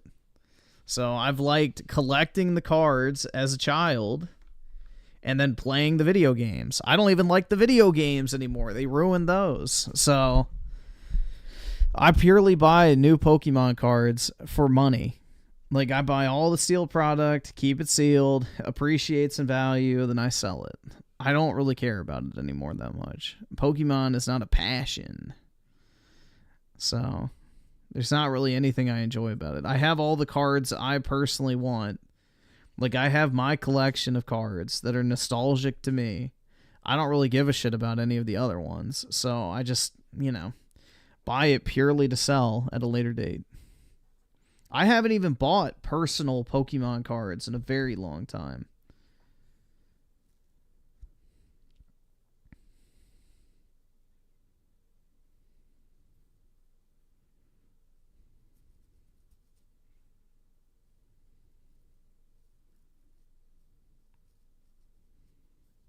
All right, awesome. Thanks, nigga. All right.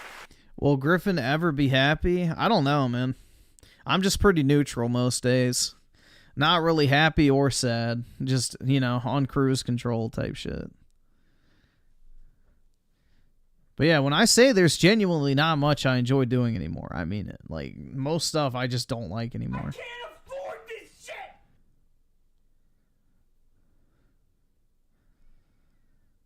Most stuff has gone to absolute shit.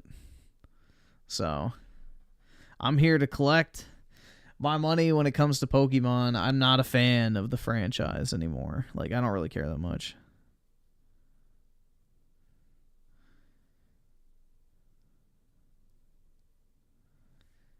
So if the games go back to being linear and not being super gay, then maybe.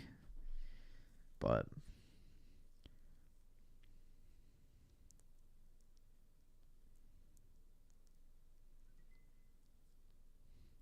the current state of the Pokemon fucking IP is not something I'm a fan of. I don't really like any of the new Pokemon either.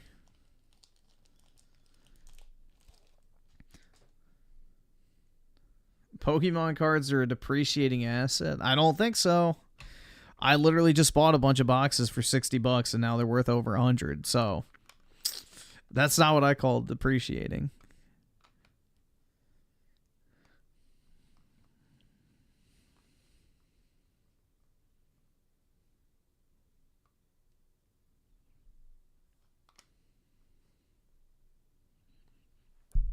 Let's see. Ryan Miller with the 5. Watch Pam Bondi Adams shit. Alright. Can watch it. Yeah, I have not been watching the confirmation stuff because I've heard it's just a shit show.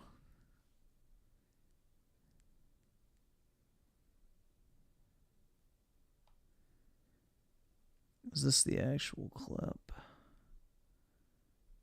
I guess that is just the clip. Thank you, Mr. Chairman.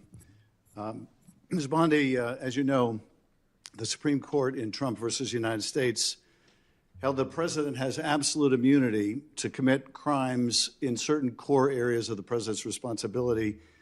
One of those core areas is the Justice Department. So in a breathtakingly dangerous and irresponsible decision, oh my God, I can't fucking stand this guy.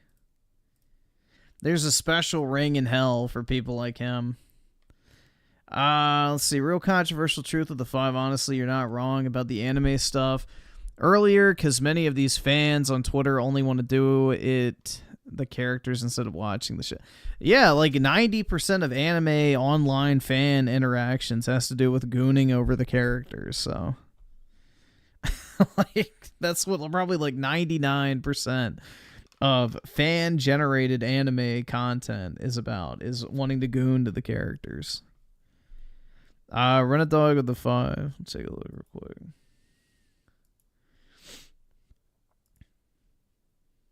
Four years ago, in the middle of a pandemic, we needed a leader with the character to put politics aside and do what's right. That's what Joe Biden did. So he did nothing.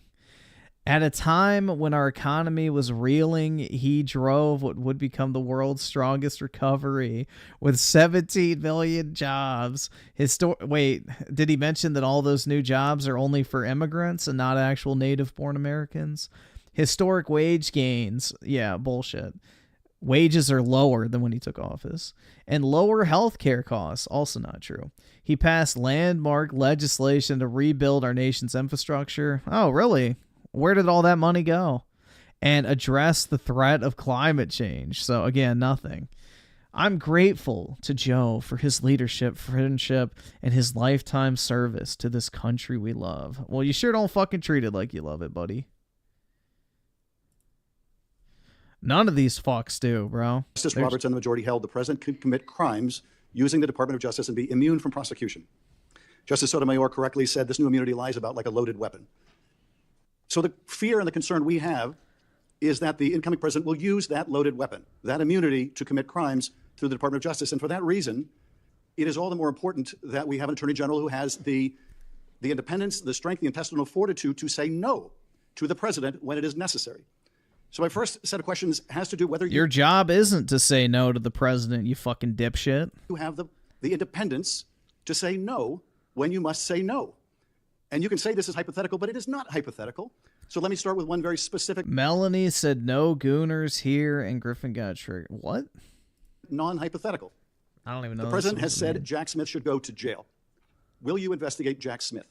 Senator, I haven't seen the file. I haven't seen the investigation. I haven't looked at anything. It would be irresponsible of me to make a commitment regarding anything without, you're a long practicing attorney, without looking at a file. So you would need a factual predicate to open an investigation of Jack Smith, is that right? Not a summary by you sitting here. Yes, sir. And not a summary by the president either, right? Absolutely.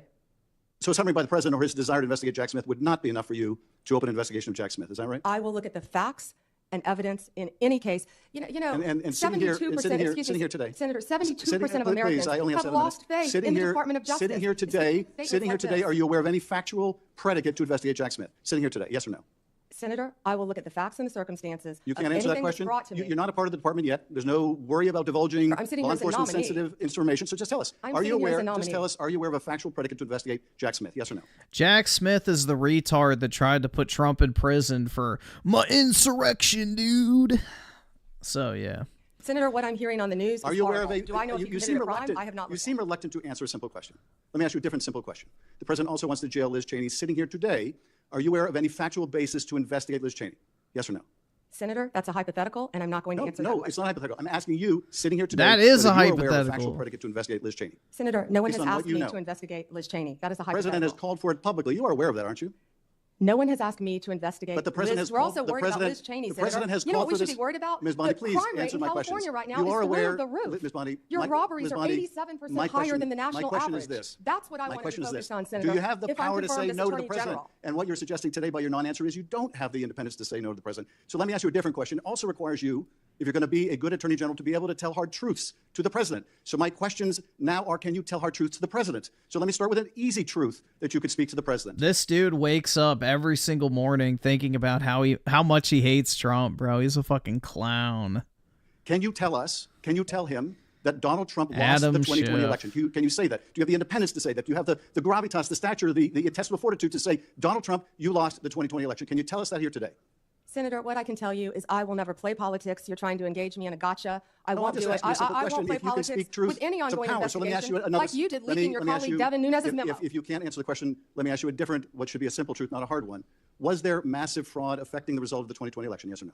Senator, I'm glad you asked that question. If you'll let me answer what I saw in Pennsylvania. No, I asked a simple question about massive fraud. I can only tell you what I saw in Pennsylvania. I know you want to answer a different question, but my question is, can you tell us whether there was massive fraud affecting the results of the 2020 election? Yes or no? Was there? I can tell you what I saw when I went. That's not my question. So you can't answer that question. You can't speak that even easy truth to us, let alone to the president. So let me ask you a different question.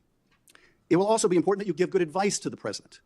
Are you prepared to advise the president not to pardon people who beat police officers? Senator, as I said, the pardons are at the direction of the president. We will look and we will advise. I will look at every case on a case. Let me finish. On a case-by-case basis. Okay, good. And I abhor violence to police officers. Follow up with that. So will it be your advice to the president, Mr. President? I know you said you want to issue hundreds of pardons on day one. Will it be your advice to the president? No, Mr. President, I need to go over them on a case-by-case basis. Do not issue. She just said that, you fucking dumbass. Senator, I have not looked at any of those files. If confirmed, I will look at the files. And will you be able to do? Will you be able to review hundreds of cases on day one? I will look at every Holy fuck, dude!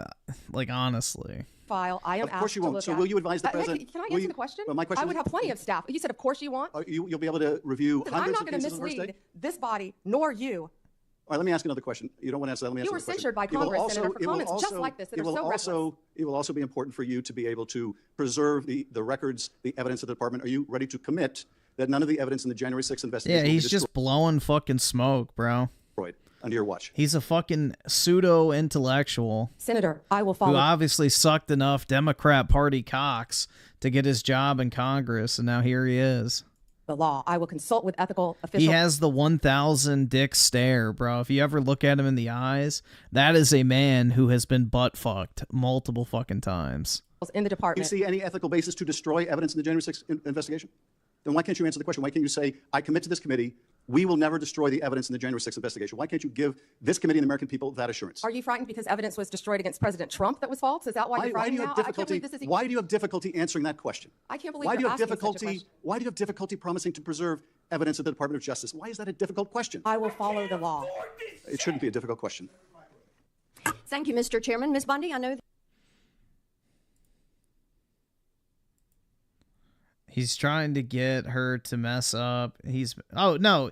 Dude, he has a massive hate boner for Trump. Like, his entire identity is hating Trump. That's it.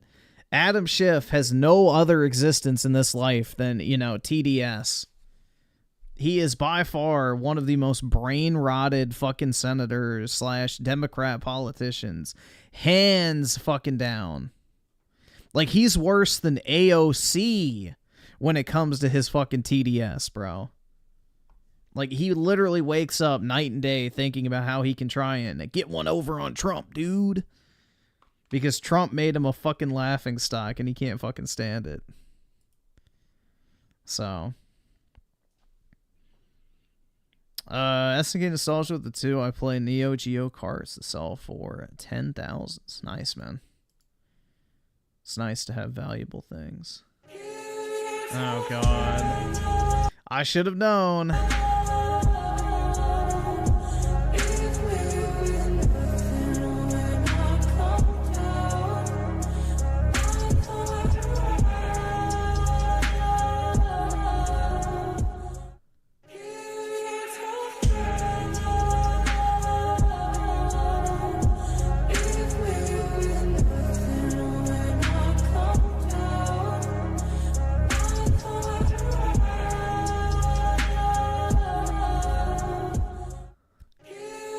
There we go.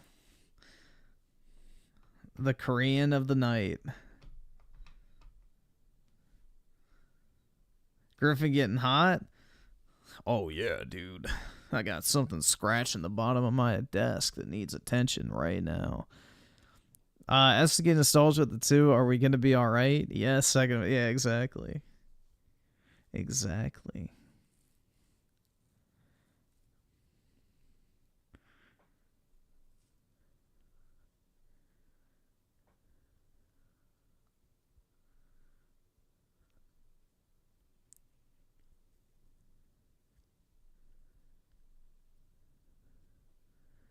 Griffin's in heat? That's right, dude. Definitely. That's a good thing I've been pheromone maxing, bro. If I walk within 10 feet of a woman, she's gonna immediately start ovulating, bro.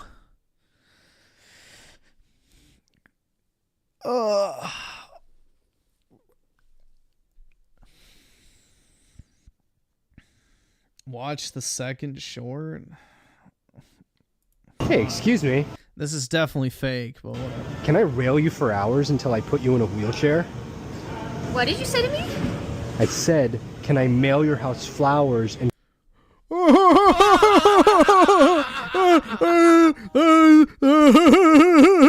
Get it? That's not what he said the first time. Jesus fucking Christ, dude. How fucking retarded do you have to be to actually laugh at that? And cook you a meal there. Oh. I'm Alana. Hey. It's pretty funny. Hey, excuse me. Whoa, dude, I'm gonna try that in real life, man. Dude, he got her to go out with him, dude. No way. I'm gonna try that tomorrow, guys.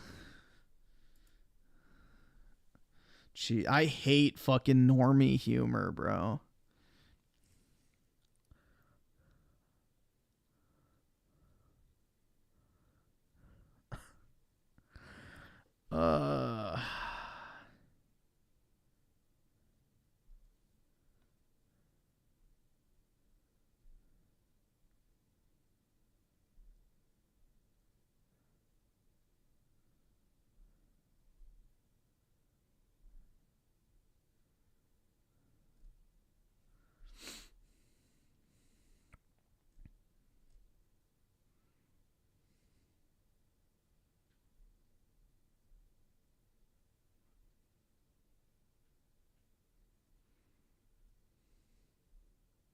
Jesus Christ, bro.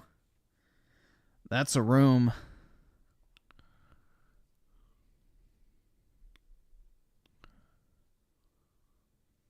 You're broke! You're fucking poor! Let's see. Facebook with the 2. What's this? It's probably gonna be slop. Emotional damage! Oh my god! Yeah, this is the gayest fucking meme ever. When people unironically use this thinking it was funny, like, you actually are a fucking Redditor if you watch this and go, oh my god, that's so funny, dude! He said emotional damage because, like, oh my god. Like, you literally have to be a subhuman to laugh at that. You actually have to be a subhuman to laugh at this type of shit. If your first reaction as a man is not, this is fucking disgusting, or, oh my god, it's physically making me cringe, you are literally a woman. Like, this is woman humor at the highest degree. That is pure women's humor.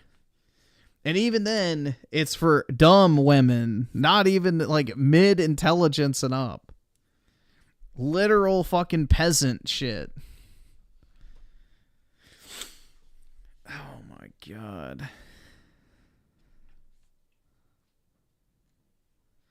I don't know, dude. I would sooner die than actually be able to laugh at that type of shit, bro.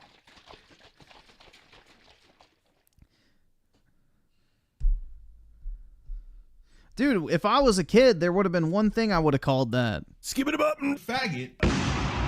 That's exactly what I would have said about that shit back in the day. Dude. When I was a kid, memes were actually good.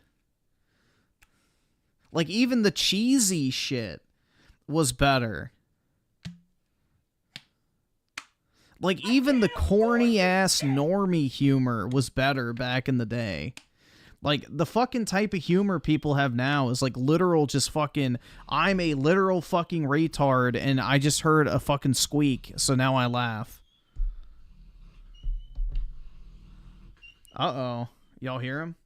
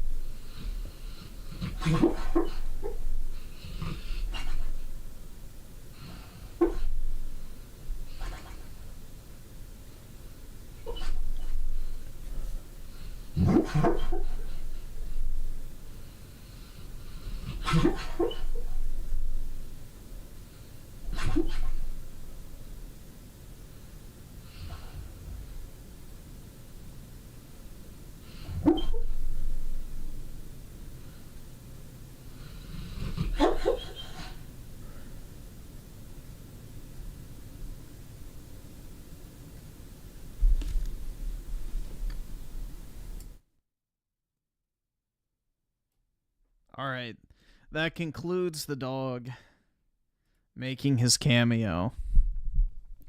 There you guys go. Hopefully everyone enjoyed.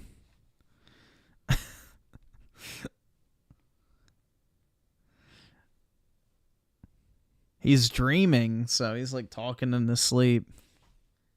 All dogs do it.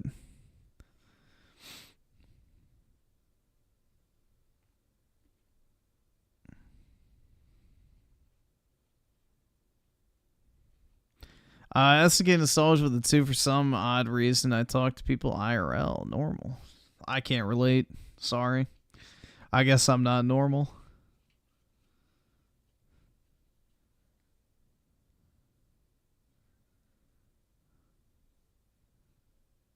Dreaming about me giving him a treat? That rarely happens.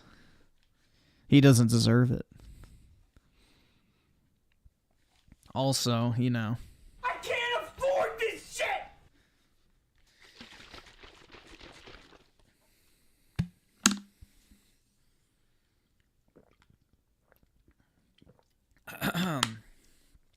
Damn.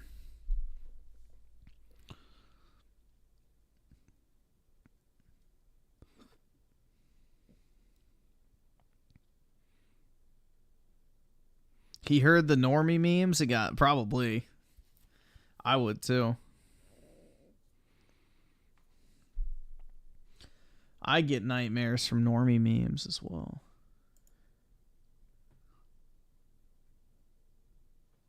Oh, that was a bad decision. Why I switched to Xbox from PlayStation? Yeah, that didn't age well.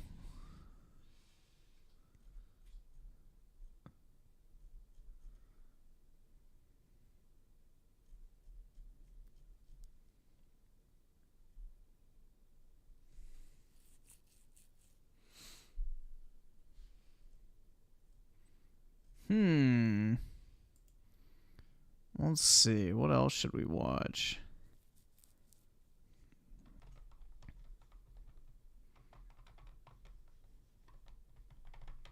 I can't afford this shit!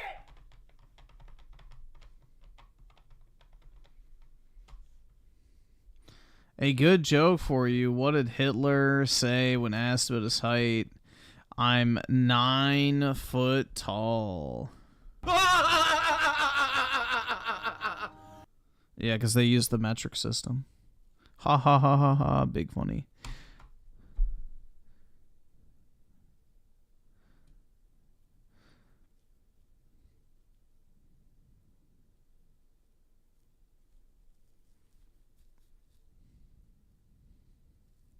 Estimating souls with autism song. Alright.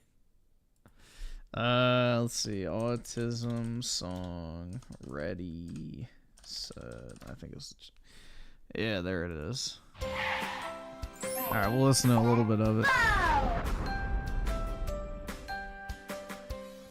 Hey kids, it's time to have fun. This song had the complete fucking opposite, you know, outcome that I think they were hoping for. Ready, set, go! I have AUT, ISM. I have AUT, ISM, autism. Don't be scared of me. Don't be scared of me. I've always wondered why his ears are like fucking orange. 'Cause we're the same, you and me. I have AUT, ISM. I have AUT, ISM, autism. Let's be friends and play a game. I might seem different, but we're... No, dude, Bo is a fucking... That's a boy's name. No, so the mom has him wearing like a woman's haircut and shit. Like, he's probably trooned out by now. the same. We both have eyes and a nose. We have hands we can wave to our friends. We both have ears and feet. We can stomp, stomp, stomp to the beat. We can play happily. Take my hand and best friends we'll be. I have AUT, ISM. I have AUT, ISM, autism. Don't be scared of me. Don't be scared of me. 'Cause we're the same, you and me. I have AUT, ISM. I have AUT, ISM, autism. Let's be friends and play a game. I might seem different, but we're the same. All right, awesome. Thanks, nigga. All right. Let's see. So, ready, set, Bo.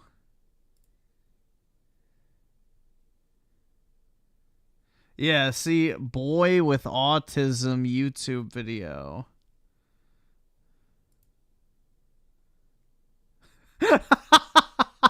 Bo is 5. Bo has autism. Bo is a vegan. Yeah, definitely trooned out by now. It's Jover, dude. Oh my god.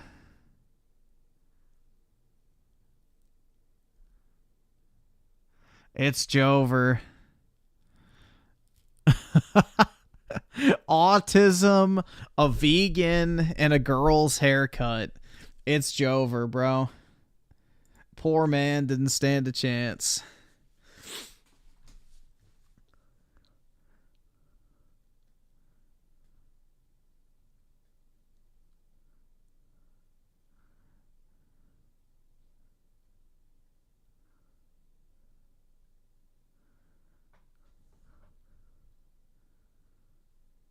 Oh my god. Run a dog with a 5. How do you throw a party in outer space? You plan it.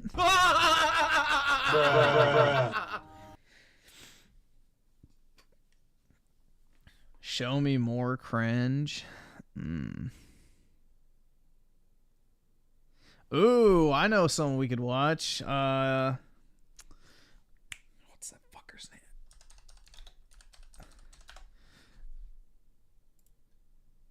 If we want cringe, hold on, he did another reaction.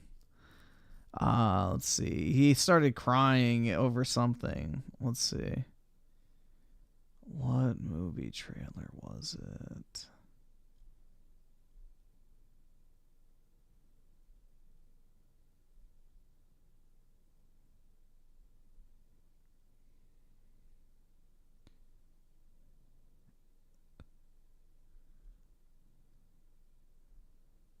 What? Dude, I saw one where he started like sobbing again. I think it was a superhero one. I was about to say maybe it's Sonic, but oh, that's Superman. There we go. There we go. Hey everybody, welcome back. Trailer reaction time, and I have a feeling this is going to be a doozy. Dude, not only is he wearing a Superman shirt, he's wearing a Superman Funko Pop shirt. No. Fuck.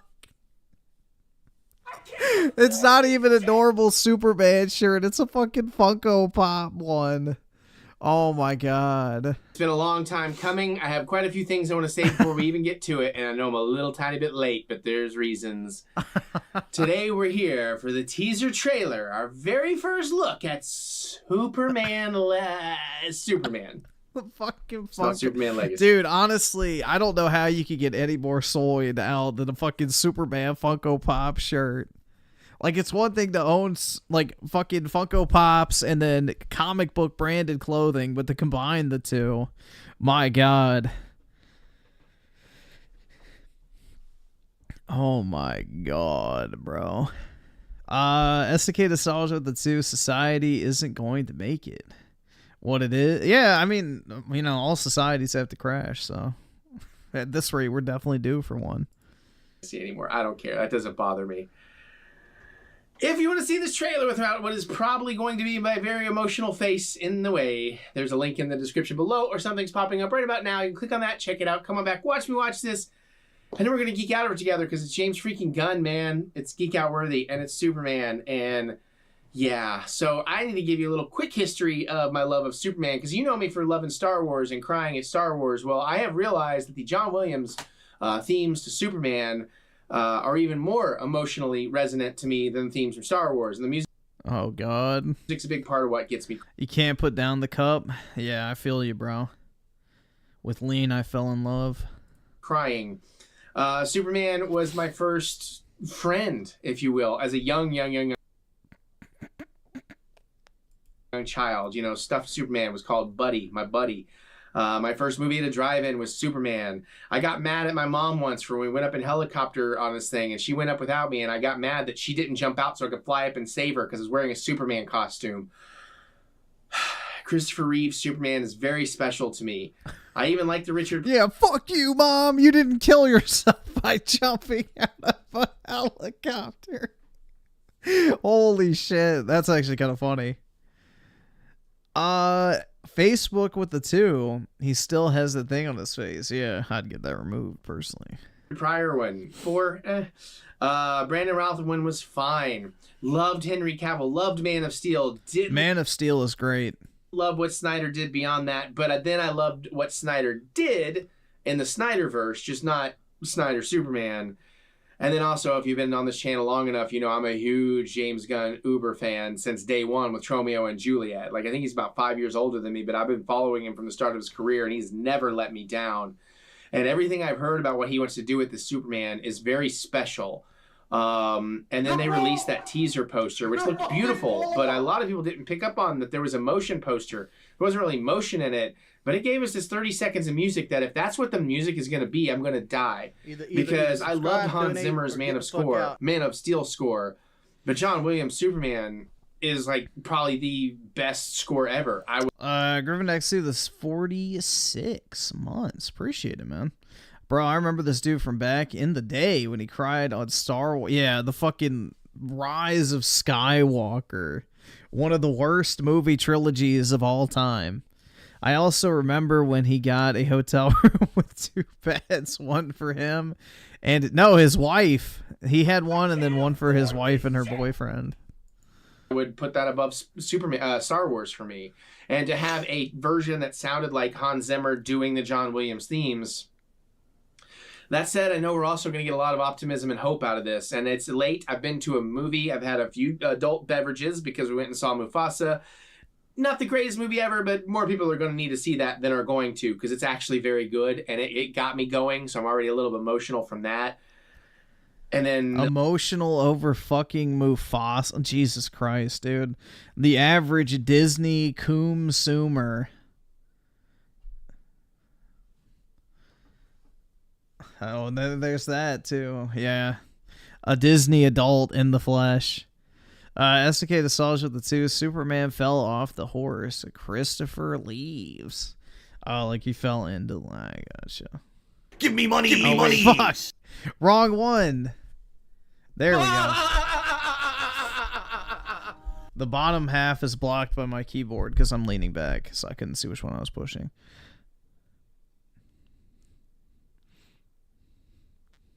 Yeah, like all the DSP ones, which I probably shouldn't have done that way, they're all labeled DSP. So if I lean back in my chair, all I can read because of the angle is DSP, DSP, DSP, DSP, DSP, DSP, DSP. So it's kind of hard to see which one I click on if I'm not like lean forward. Like I did with that famous Star Wars reaction, as I was getting set up here, I was playing the John Williams music, and I'm so just ready. It's 2.5 minutes. I don't know what to expect, except I've seen so many pictures on all the social media sites. I kept trying to avoid them, be like, nah. But there's just some things I couldn't avoid.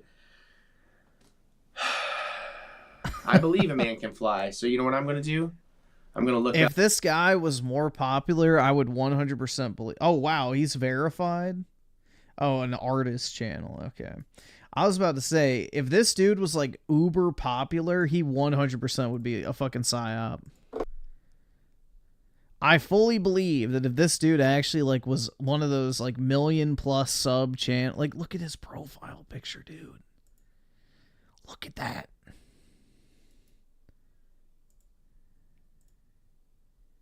Like, bruh. Can you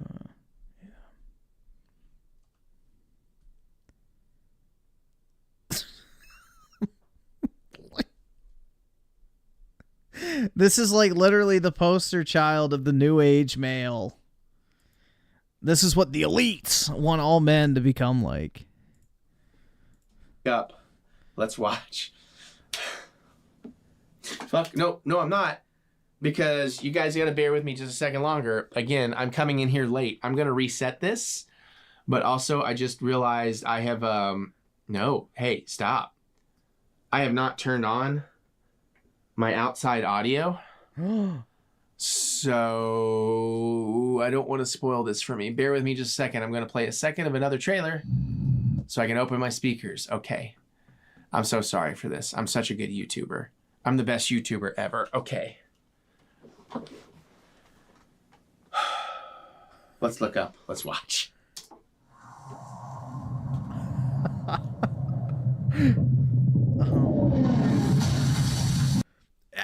How is he getting excited by nothing? There's literally nothing happening.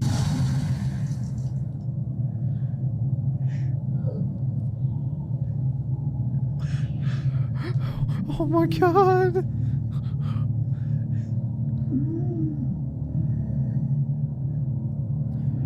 Dude, why did they give him the fucking broccoli cut?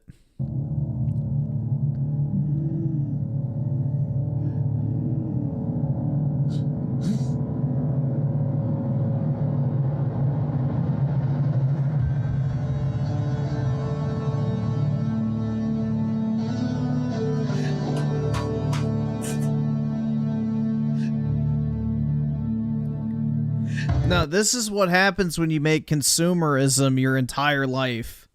What we're looking at here is a man whose consumer spending has defined his entire existence.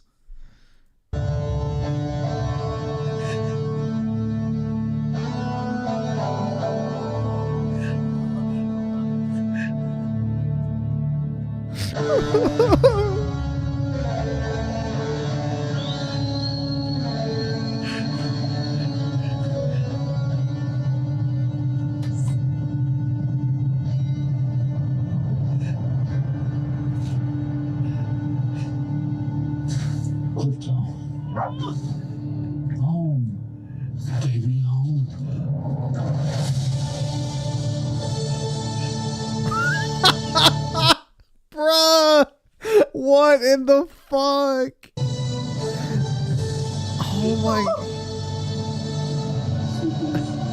Dude, most people don't even get excited to this extent when they have their first child. This is like insane, bruh. Nah, this is like pure consumer brain rot. Pure fucking consumer brain rot.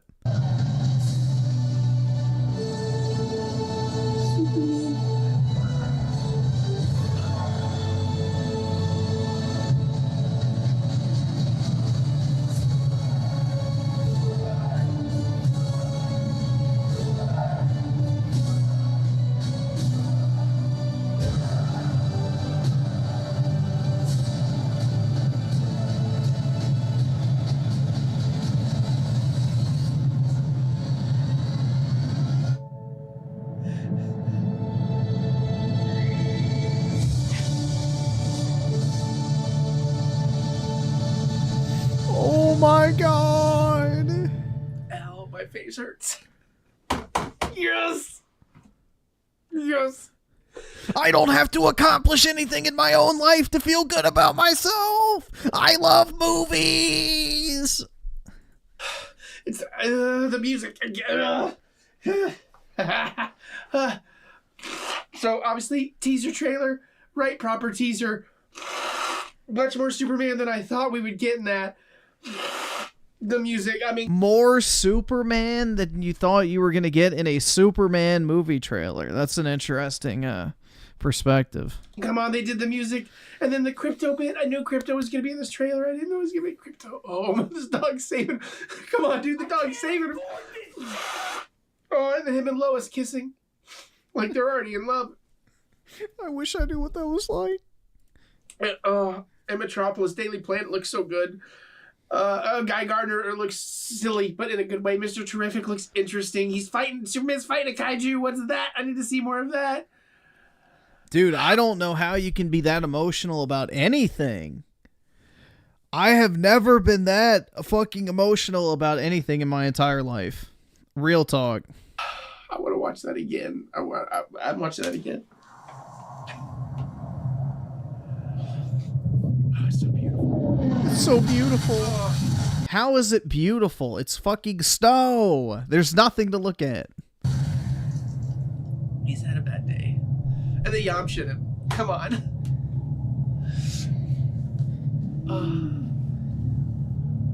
Oh, the wheezing. The suit looks so good. The colors, the trunks, the nerdy kid. He very much doesn't look like Superman. It might be the best dichotomy of kid to Superman we've seen yet. I don't know. It's too little to go off it. From that, I'm already sold. He's my new Superman. How do they hit these notes, man? And Lois looks like a right proper Lois. Like, I would fall in love with that woman. I would fall in love with that woman. Oh my god, dude, this is so sad. This is so fucking sad. They hit these notes, man. And Lois looks like a right proper Lois. Like, I would fall in love with that woman. Yeah, I saw her for 3 seconds, dude. I'm already in love. Oh my god, bro. She was probably my earliest crush in life. Her and Princess Leia. Strong women. What do you know? Yeah. Well, buddy, I think anything by comparison's a strong woman. And Pa Kid, is it Kyle Glass?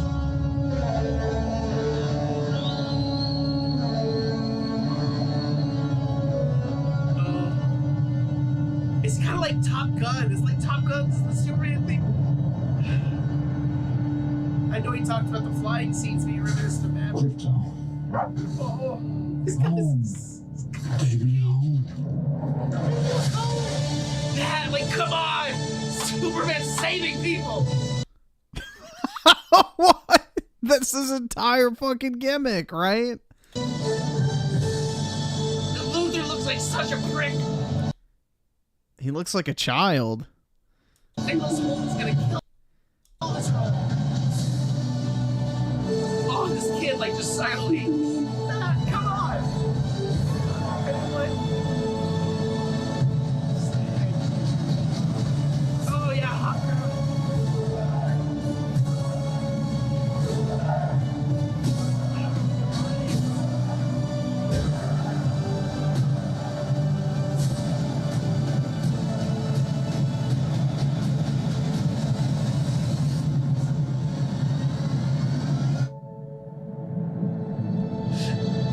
I just wish he was holding his hand, I think. But Yeah, I really wish you, bro. Listen to that.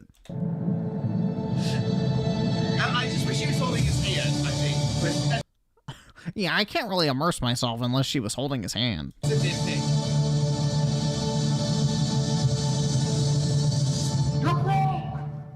Oh man. Dang you, James Gunn. Dang you. Dang you for being so good. Oh.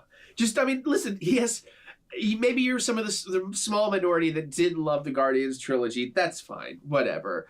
If you're just a gun hater, get out of here. I don't care. You can say whatever you're going to say. You're just going to be ignored. You're shouting into the void. And it's fine if you're not a super fan. But I mean, with the goodwill he's garnered from the Guardians universe into doing this Superman, this right, proper, hopeful Superman. And again, I'm not trying to knock, because I loved Henry Cavill. I wish he had gotten more good stuff to work with. But, you know, he was a broody, dark Superman, and this, like, hopeful. But, I mean, clearly he's going to go through some stuff here, but he's going to be the Boy Scout, the guy that lets it roll off his shoulder, whether it bothers him or not. He's just going to be like, I get it, I understand, but I got to keep moving forward and doing the best I can and helping everyone I can help, because I can do that. Just wow. Wow. Obviously, I'm seated day one. Jesus, man. Also, fun story. Imagine having to sit next to him in the movie theater. Oh, Superman. Bro, imagine that shit. Oh my god. And then he screeches and squeals in joy, like, oh my god! Like, holy shit, dude. This type of person should not be allowed in public. Real talk. Let's see. Facebook with the 2. Lex looks like a chemo patient. He looks like a child with a shaved head. He's that fucking weird ass guy from that fucking crappy Bates Motel show. You're broke. And Fancy Leo with the 6. All right, awesome. Thanks, nigga. All right. I'd rather worship Ben Shapiro than worship Disney. Well, yeah. I mean, that's not really a hard decision. That's a pretty stark contrast between the two. And Ryan Miller with the 5. I'm not going to watch this slop after they fired my boy Henry Cavill, unlike the shield that consume product 24/7. Yeah, I mean, this is the Disney adult. No kids, pure consumer spending, gets excited for every shitty modern media product. I wore this shirt to dinner. We went to a Japanese restaurant. Oh, God. He wore his Funko Pop Superman shirt in public. And the very nice Japanese lady who was serving us, after she came to say hello, she immediately noticed my shirt, and it was so cute. She's like, "Oh, hi, Superman! I love your shirt." And she's like waving at it, and she probably thought you were retarded. Oh, I love Superman. Oh, hello, Superman. Yeah, she probably thought you were like a special needs kid, so she was trying to, and it's like when you walk up to a kid and you're like, "Oh, nice shirt, bud. I love that. Like, that's so cool. Oh, hi, Superman." Holy shit. It's like when you see a kid walking with your toy and like, "Oh, what's that you got?" And they're like, "Oh, it's a fucking, Fortnite, whatever thing." And you're like, "Oh, yeah, that's cool. I played Fortnite." Like, that's literally the same energy, bro. Even as we were leaving, she was saying goodbye and thank you, like, as servers do. She also turned to my shirt like it was his own person and waved and said, "Bye, Superman."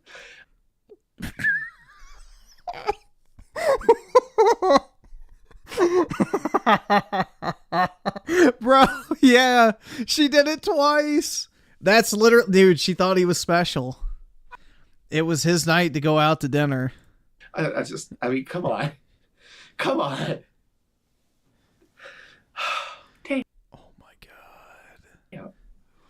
I figured I would get emotional. This almost, if I had aspirated, if I had choked on my own saliva while like laughing out of excitement, this would have been on par with my famous Star Wars reaction. Oh, God. All right. Well, obviously, what do you think? Are you excited? Does it look good? How do you feel about the way he's doing the music? In the teaser poster, they did Hans Zimmer does the theme. Now they're doing Top Gun Maverick does the theme. What's next? Is it Eric Butts does the theme? I said that as a joke, and now I'm like, oh my God, I need to do that. But seriously, like, yeah, Superman's a huge, he's as huge a deal in my life as Star Wars. He's as hugely formative to me as the original Star Wars trilogy. The Donner films. Even the Lester version, obviously, that's what I grew up with, part 2. Yeah. What do y'all think? I don't know. Just comment, okay? I look forward to hearing what you have to say. Vast majority of you, anyway. And it's fine if you don't like it. As long as you're polite and be like, well, I don't know about this or that. That's fine. I'm not going to be mad at you for that. I'm not going to be mad at anybody. I'm just saying, like, if you're just going to poo-poo on it and be a, one of those people, it's like, I don't care. You're not going to get a rise out of me. I don't care. I want to celebrate the things I love with other people that love what I do. So if you love it, definitely share that love in the comments. I look forward to hearing what you have to say. Other than that, and click the thumbs up button. Give me the good old thumb of encouragement, as I do love to be encouraged. If you're the slightest bit interested in Mufasa, lower your expectations, but go see it, because it is very good. It's so much better than the live-action Lion King. So much better. And then, I didn't mean to, like, tie that in here. Since I'm fresh in my brain. And remember that we'll get through this. We will get through this together. What the fuck is he doing? Just know that there are those out there that we still care. We still have your back. Whatever this is, whatever it needs to be for you, that's what we're talking about. You'll always find what the fuck? Your family. And we will always be there for you, and we will always care. Even in your darkest days, someone will care. And that's what this is about. So if you're into it, let's say it together. We will get through this. We will get through this together. Sorry, I'm having thoughts of my mom. What the fuck is... Dude, stop. There are just some people who should not be on camera. Holy fuck, bro. This is embarrassing. Good thoughts. Just, check out my music. I don't even know if I can do my promotional spiel. Check. Good thing tissues are on standby, right? Check out my music. Anywhere you listen to music, look up Eric Butts. Try a couple songs. Maybe the Mira EP Part 1. Get excited for the Mira EP Part 2 finally coming this year. We're going to do more cooking, short films, music videos, lots of video game Let's Plays. All that and more coming to this channel. Follow that right here. Or go to ericbutts.com for all your Funky Butts fun. New stuff on the membership side. New stuff on the Patreon side when the new year starts. And, of course, there's more at the links in the description below. So click that See More button. Let's see. I'm not looking it up on fucking Spotify. Yeah, here we go. Here's his music. Let's hear. You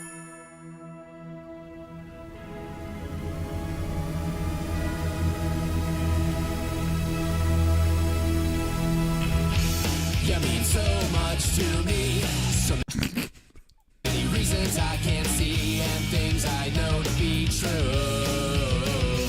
And I cannot believe that you actually love me. And these are the 12 things that I love about you. 1, 2, 3, a precious to me. You're always so happy and you are so free. 4, 5, 6, they are a mix of your spirits, passions, and your tricks. Well, 7, 8, 9, you make me feel like you're mine. You're so curious. This is like high school talent show type energy. And you are so fine. But 10 through 12 stay with myself. They mean too much for anyone else. How lucky can I be? You feel the same way about me. Yes, I know that you do. You make. Oh my god. Alright, that's enough. That's enough. I'm finished. I'm done with you. Goodbye. Holy shit, bro.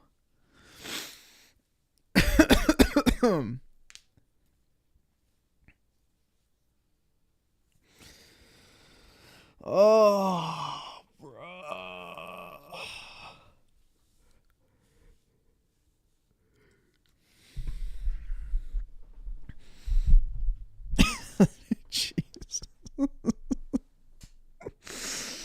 Oh, guys, I don't know. I fear for the future generations of mankind. This shit's spooky. Oh my god. SK installs with the 2 new Daredevil show. Hopefully it'll be like the trailer. I don't know, bro. I wouldn't have any faith in anything Marvel related personally, because Disney will get their grubby hands on it eventually and find a way to fuck it up. And real controversial truth with the 2. I can't believe this shit is real. God, that fucking loser. Ryan Miller with the 5. Watch his star. Wait. For again? Well, I already watched the movie trailer and I have the copyright warning, so I can't do that again. It'll get taken down. One trailer is really all you can do. I still have the little yellow thingy saying copyright video. So, unfortunately, you can't watch movie trailers on stream. For whatever, I don't understand that. It's like, it's a fucking trailer. Shouldn't you want people watching it? Like, it's free I don't know. Movie studios. SK Nostalgia with the 2. Lonely as fuck. I feel sad for this guy. Well, I think he's married. That's the thing, bro. But this is what happens with these fucking, like, dank couples. The dual income, no kids. You know, they basically make their consumerism their entire fucking, existence. They make consumerism and getting excited for shitty fucking movies and TV shows and video games and their annual Disney trip and going to fucking Star Wars conventions and all that type of shit, their entire identity. It's just pure consumerism. It replaces their religion, their family life, their fucking, and anything. Like, all they do is just consume 24/7. They get excited to spend money on fucking, like, Funko Pop t-shirts. It's sad, honestly. It's very fucking sad. And then, also at the 2, no need to fear. It's all doomed. Yeah. Bro, he's going to be one of the first ones to go. That's the thing. If shit hits the fan, these people will not survive.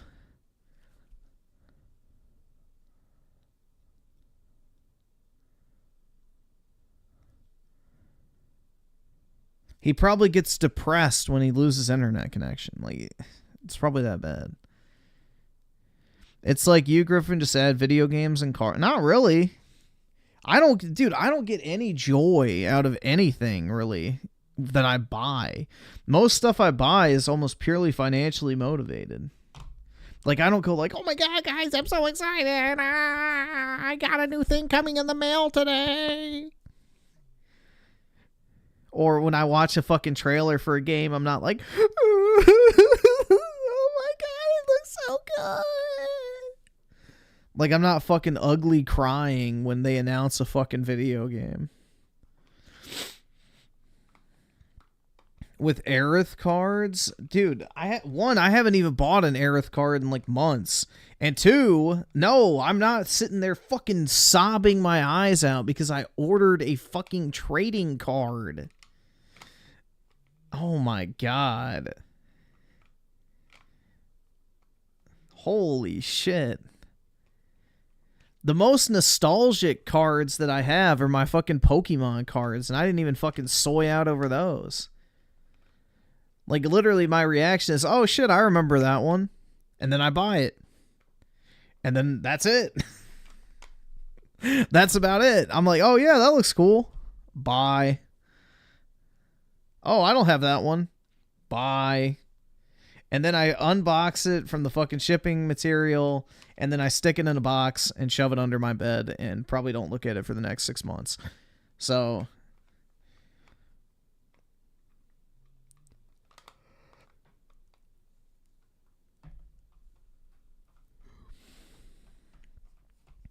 Mundane Matt play. Oh yeah, dude. That is a fucking sad thing. Crying over a shitty YouTube play button. I don't even know where mine is, so. Yeah, like, don't get me wrong. I like buying cool stuff. That's not what I'm saying. But fucking, like, soying the fuck out over some dumb shit is just stupid. Like, I have never been that emotional in my life about anything. Literally nothing in my life has ever made me that fucking emotional. Whether it be friends, family, video games, fucking Aerith cards, Pokemon cards, whatever you want to like point to. I have never in my entire life been even that close to being that fucking emotional over anything. I am not an overly emotional person. I don't get excited by stuff. Let's put it that way.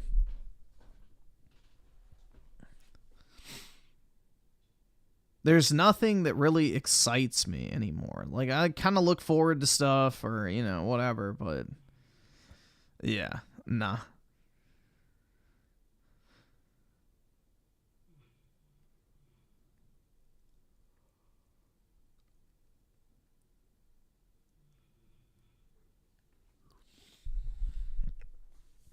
Ascendant with the 8 months, you're going to get in trouble again.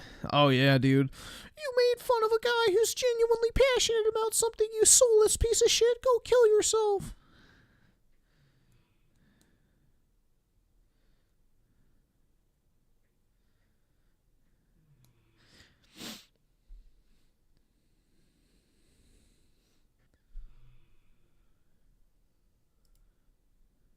Oops.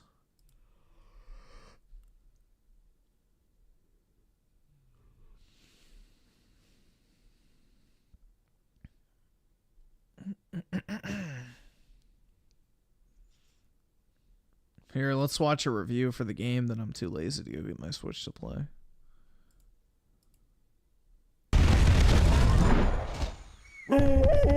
I owe Donkey Kong Country Returns HD an apology. I laughed in disbelief at its initial announcement because it's not only the third time Nintendo has sold us a version of this 2010 Wii platformer, it's also the third Switch re-release Donkey Kong has seen despite not getting a completely new adventure in the last decade. This remaster's reveal felt like... It did. I thought Tropical Freeze got a release on the Switch. The wrong game at the wrong time, but it only took a few minutes of running across a decently spruced up Donkey Kong Island to realize it's still one of the best... How old is Tropical Freeze? I thought that shit came out... Well, I guess if it came out on the Switch, it was close to a decade. 2D platformers Nintendo has made this century. It has all the things I want from this genre. Satisfying movement that demands skill and precision, a large lineup of replayable challenges stuffed with secrets, and a practically unparalleled attention to detail in its superb level design that's pretty much only rivaled by its sequel, Tropical Freeze. Even though the remaster itself feels bare bones and a few elements could have used a slightly more modern touch, this is definitely the best way to play Returns and one of the top bananas in the Switch's impressive platformer lineup.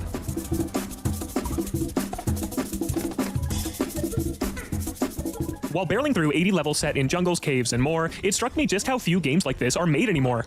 In an era where modern platformers like Super Mario Bros. Wonder and Astro Bot mostly focus on wowing you with spectacle and joyously ushering you through their handcrafted digital theme parks, Return stands out as it doubles down on the platforming itself. It's full of tough levels and nail-biting moments that require you to master its jumping, rolling, and swinging mechanics to overcome its biggest challenges.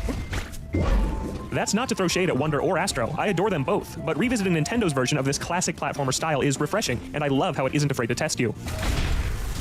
Difficulty-wise, this is several steps above Mario and Kirby, and that's another great differentiating factor from the other platformers. Well, isn't Kirby supposed to be like piss easy? Nintendo's stable. The level design is incredibly impressive. Every stage introduces a new idea and explores it to the fullest as it ramps up the challenge without ever making it unclear what's expected of you. To reclaim Donkey Kong's home, you'll have to outrun these hordes of ape-eating spiders, avoid enormous lethal waves, and make perfect jumps across crumbling platforms. And it's always exciting to see what obstacle will be thrown at you next. The difficulty stays fun rather than frustrating thanks to Donkey Kong's perfect controls and immensely satisfying abilities. There's a distinct weight to the Hefty Ape's movement, resulting in a platformer more focused on momentum, where you'll often have to plan your moves ahead of time and gear up for that next huge leap. The advanced rolling jump mechanic in particular, where Donkey Kong gets a free jump in midair after rolling off a ledge, leads to some of the most rewarding platforming out there when you pull off a crazy move to save yourself or snag a hard-to-reach collectible. Your options open up even more when you break Diddy Kong out of a barrel. He both doubles your max health and adds an extremely helpful hover ability that's a game changer in tougher sections. If testing your metal isn't for you, there's the optional Modern Mode, which is a slightly altered version of the 3DS port's new mode. It adds extra hearts to your health, expands the inventory at Cranky's shop with more useful aids, like this green balloon that saves you after falling into a pit, and lets you take more consumable recovery items into each level. Plus, if there's a stage you just can't clear, Super Kong will eventually show up and offer to automatically beat it for you. I love challenging platformers, so I stuck to classic mode and never looked back, but these are at least great options for people who don't like to get stuck. Me. The one place Returns occasionally gets a little bit too mean is in its on-rails minecart and rocket barrel levels. These areas can suffer from a lot of trial and error. I'd frequently die to sudden enemies or obstacles I had no way of reasonably avoiding on my first attempt. This is worsened if you're going for the hidden collectibles, where you're almost guaranteed to miss at least some of them until you know the level's patterns. It's especially frustrating because everything in these sections is a one-hit kill, a problem Tropical Freeze later solved by introducing vehicle-specific health bars. To be fair, it's not a huge issue. Modern mode adds an item in Cranky's shop that can make these sections less of a pain, and I still really enjoy them for how they break up the pace of these standard stages, but I can't help but feel they could have used a bit of freshening up. Similarly, the boss fights are largely fantastic, but they still suffer from a complete lack of checkpoints, and being forced back to the beginning after dying in the final phase feels more like a waste of time than a meaningful challenge. The absence of any updates to these stumbling points highlights just how bare bones Returns HD is as a remaster. This really is just a combination of the Wii and 3DS versions with a new coat of paint and nothing more. It's a competent update, but it's nowhere near the level of something like Metroid Prime Remastered, the other Retro Studios game that got a shiny updated release on Switch. It certainly doesn't look bad, and it almost always runs at a smooth 60 frames per second, but even Tropical Freeze's 2000... Yeah, I will definitely be playing this on modern mode if I do play it. We'll see. 2018 Switch port looks noticeably nicer. That's most apparent when comparing Donkey Kong's character model across the two games. DK's fur looks amazing in Tropical Freeze, but just a little bit off in Returns. This is very clearly still a Wii game in HD everywhere, from the levels to the cutscenes, which is completely fine, but I would have liked to see the graphics get a bit more love when the movement otherwise aged so well. Still, this is undoubtedly the best way to play Returns. The Wii version had mandatory waggling motion controls that have been mercifully made entirely optional, and the extra 3DS levels have been rescued from that version's downgraded graphics and co-op that required two systems and copies. That makes Returns HD the first time you can play this adventure on your TV with traditional button controls and all of its content intact, and that's great to see. Speaking of multiplayer, Returns HD is fully playable in two-player co-op, but it's not necessarily how I would want to play through the entire campaign. It's different from its contemporary New Super Mario Bros. Wii, which was made with multiplayer in mind from the beginning, but here it feels more like a neat bonus feature tacked onto a single-player game. The camera is so zoomed in that it's easy for someone to fall behind, and these levels are clearly designed around just one player given their abundance of falling platforms and fast-moving obstacles. There's still fun to be found in multiplayer, and it's by no means a it's probably just for sweats. Bad experience, but unless you have a great co-op partner willing to deal with some slight annoyances, or a young child or sibling that's just 7? I'm gonna go with a 9 because they like it. Tend to be along for the ride. Your best bet is either flying solo or passing the controller back and forth, as was also the case back on Wii. I guess, I don't know. That said, it's a testament to the original that almost nothing was changed for this remaster, and the final product is still so great. The attention to detail in its level design is remarkable, with every single platform DK runs across seamlessly built into the landscape, often through its masterful interplay between the foreground and background. This factory world is a big highlight, where conveyor belts and other machinery are your main methods of getting around. Each level is stuffed with secrets to find too, with the classic Kong letters and plenty of puzzle pieces tucked away in seemingly every corner. Sometimes exploration slows down the otherwise furious pace a bit more than I'd like. Blowing air onto all the dandelions and flowers you pass feels clunky and is an outdated mechanic that Tropical Freeze rightfully removed, but I still had a blast spending roughly 15 hours tracking down every letter and bringing my save file to 100% completion, while also tackling tons of worthwhile content that appears after the credits roll. Somehow, Donkey Kong Country Returns returned. Again. But Nintendo's third full release of this 2010 Wii platformer is almost as fresh and fun today as it was 15 years ago. DK's satisfying, weighty movement paves the way for a challenging, momentum-based platformer that demands more skill and precision than the average Nintendo game. But it stays fun rather than frustrating thanks to incredibly impressive level design that explores every clever idea to the fullest and a ton of hidden collectibles worth tracking down. As a remaster specifically, it's no more than a passable update, with graphics that can only really be described as good enough, and some outdated elements that could have used more modern touches, like a lack of checkpoints during boss fights and a few obnoxious sections full of one-hit kill obstacles. But Donkey Kong Country Returns HD is still a competent update and easily the best way to play one of the greatest 2D platformers Nintendo has released this century. Oh, an 8. Interesting. Yeah, I thought they would penalize it a point for being kind of a lazy remake, but I guess whatever. For more DK, check out our reviews of Mario vs. Donkey Kong and Super Mario Party Jamboree. And for everything else Nintendo, stick with IGN. Rather play the original? I wouldn't. Dude, Wii games have not aged well. Plus, you have to use the shitty fucking Wii remote. But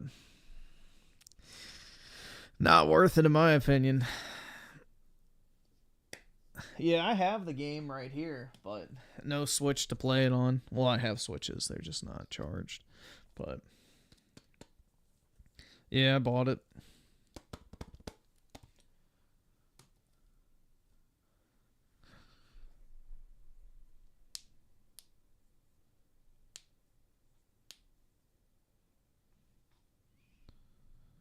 The Wii mode is a good kitchen. No, it's not.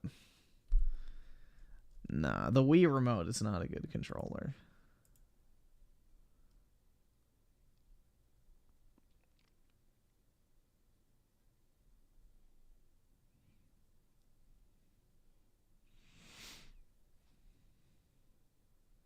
The GameCube was Nintendo's best controller up until the Switch. Pretty much everything in between was like, eh.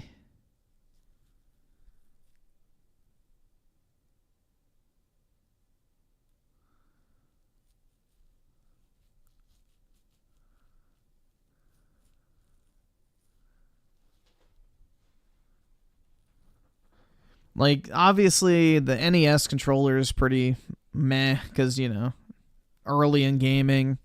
SNES controller, again, meh, early in gaming. N64 controller is fucking terrible. The GameCube controller was good. The Wiimote, bad. The Wii U gamepad, meh. The Switch Pro controller, I think, is probably their best. I mean, the Wii U controller was actually pretty good, too, but, you know, nobody had it.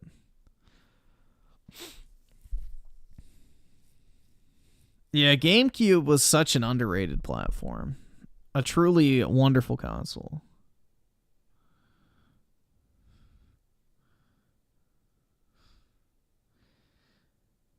Dude, that GameCube startup noise is just like crack. Absolute fucking crack.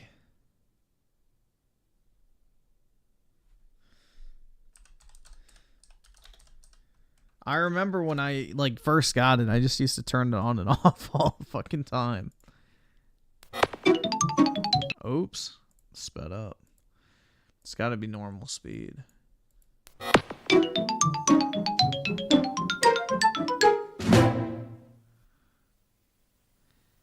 Such a great sound, man.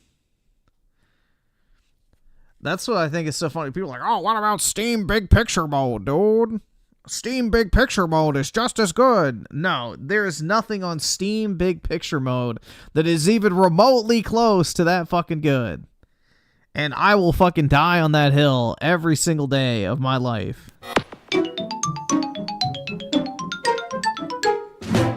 Bro, Steam Big Picture Mode is just as good. It literally has everything you're talking about, dude. Like, are you fucking kidding me? Like, hold on. I don't even know how you launch Big Picture Mode. Nobody fucking uses it. No one uses Big Picture Mode on Steam, and you'll never convince me otherwise. Like, it's literally the most... Okay, there it is. Like, let's see what this shit looks like. Wow. Oh my god, dude, it's literally the same thing. No. Absolutely not. There is no soul in this, bruh. No soul. It's literally just a reskinned Steam. There's like no difference, basically. And plus...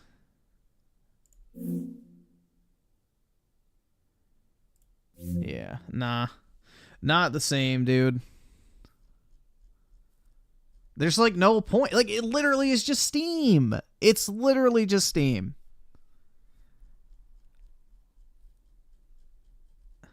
I don't like people comparing this to like a console UI. I really question. Like, this is basically just the Steam's, like, all it does is partitions your library page. That's it.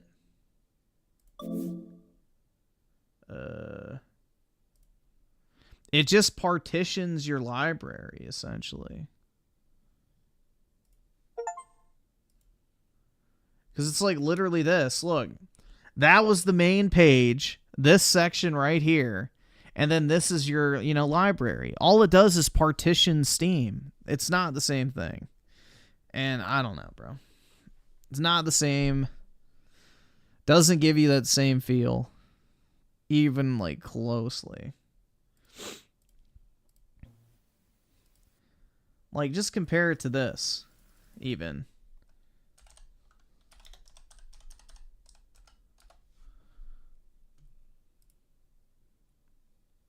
This is modern, so this is a direct comparison.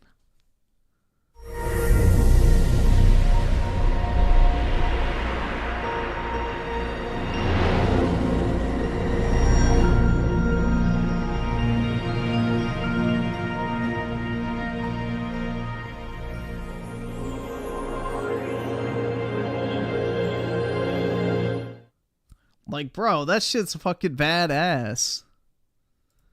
That is sweet. Or even, bro, even Xbox's is better. And that's saying something.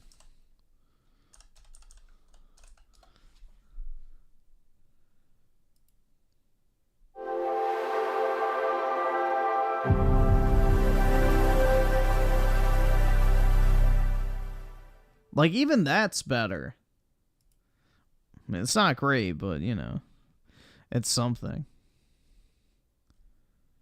You're broke! You're fucking poor! There used to be another Xbox one, too.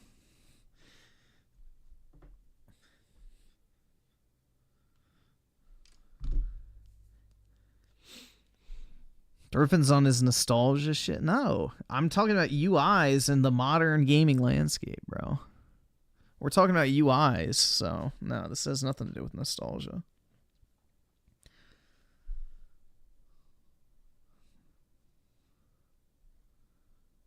They used to have, maybe it was the 1X. I don't remember. They had a cool one at one point. No, not that one. Oh, this one. This is it.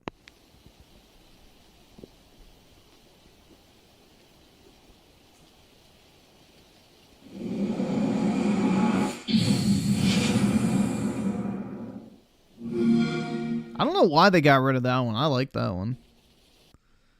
That was a cool one. That reminds me of the dashboard image on...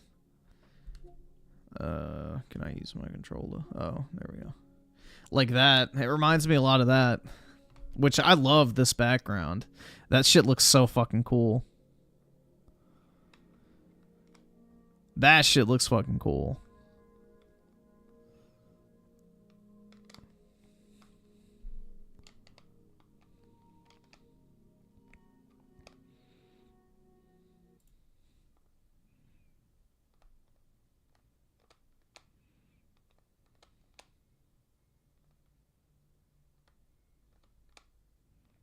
I don't like Half-Life, so I don't give a shit about that.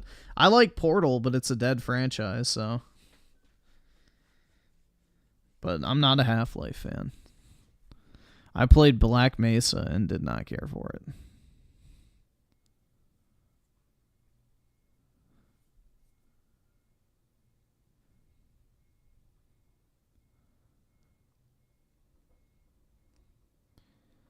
Let's see. Oh, dude, it's 7:15. Damn. I gotta get my ass off. Let's see. Where are we? So, Ascendant with the 8 months. You're going to get... Oh, wait, no, I read that. We're good. SNK Nostalgia with the 2. Nintendo Switch 2 will be 30 FPS machine again. Well, actually, a lot of Nintendo first-party stuff actually does run at 60 on the Switch. But as long as the CPU is not terrible this time around, it might have more 60 FPS stuff. Because Nintendo doesn't make like realistic-looking games, so theoretically their stuff could run at 60. But we'll have to wait and see. And also with the 2, Neo Geo intro better. Oh, we'll look it up real quick. I've never seen that one. Let's see. Guessing this one.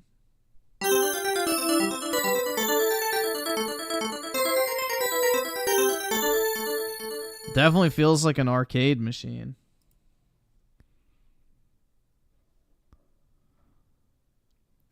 And Tim Code, the 279 Morning Griffin, talk about gaming hours. I know, it's about to be work hours, bro. I got to get ready for work, so I'm probably going to go ahead and hop off, guys. I hope you'll have a wonderful not Tuesday, fuck, it's Thursday. A great Thursday, everybody. And I will talk to everybody, I guess, later today. So, have a wonderful day, everyone. Appreciate everybody coming out. Yeah, I got to get back to the wage cage. So, it do be like that sometimes. So, everybody, enjoy your day. Hopefully you have a job.